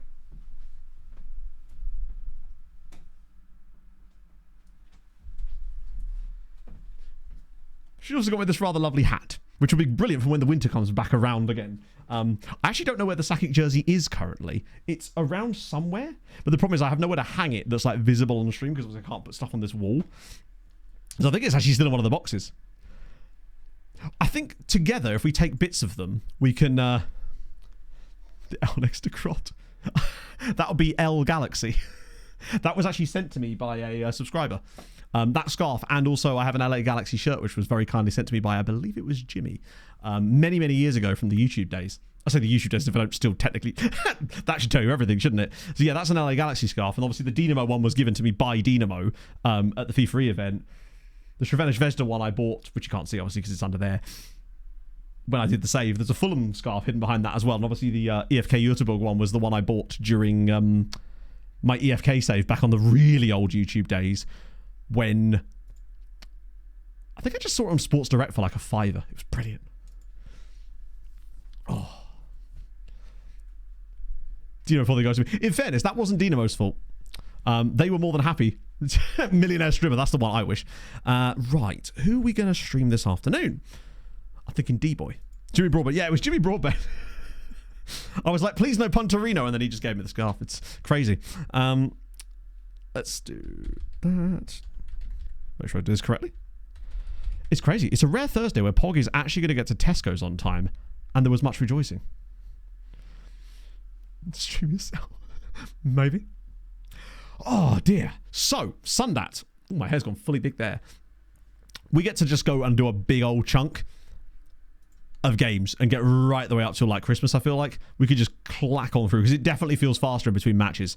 There's way less like stalling needed, and it was only a bit slower today because we're in the transfer window. This is going to be speeding up. Now we should be able to get through like 12, 13 a stream, if not more. So, and we're going to have a lot of games this season anyway. So I'm excited to see what's to come. So thank you for joining me today. It's always fun. Hopefully I'll have some good news. I mean, to be fair, you're not going to hear much about the whole ADHD thing for a while now, honestly, because I've just got to wait for the assessment. Actually, I suppose it'd be good when the assessment thing actually goes through and I have some idea of when it's going to be. That'd be kind of useful. So yes, as always, thank you for the support. You're all wonderful and beautiful people, and I'll see you lovely folks on Sundat so we can talk about the F1.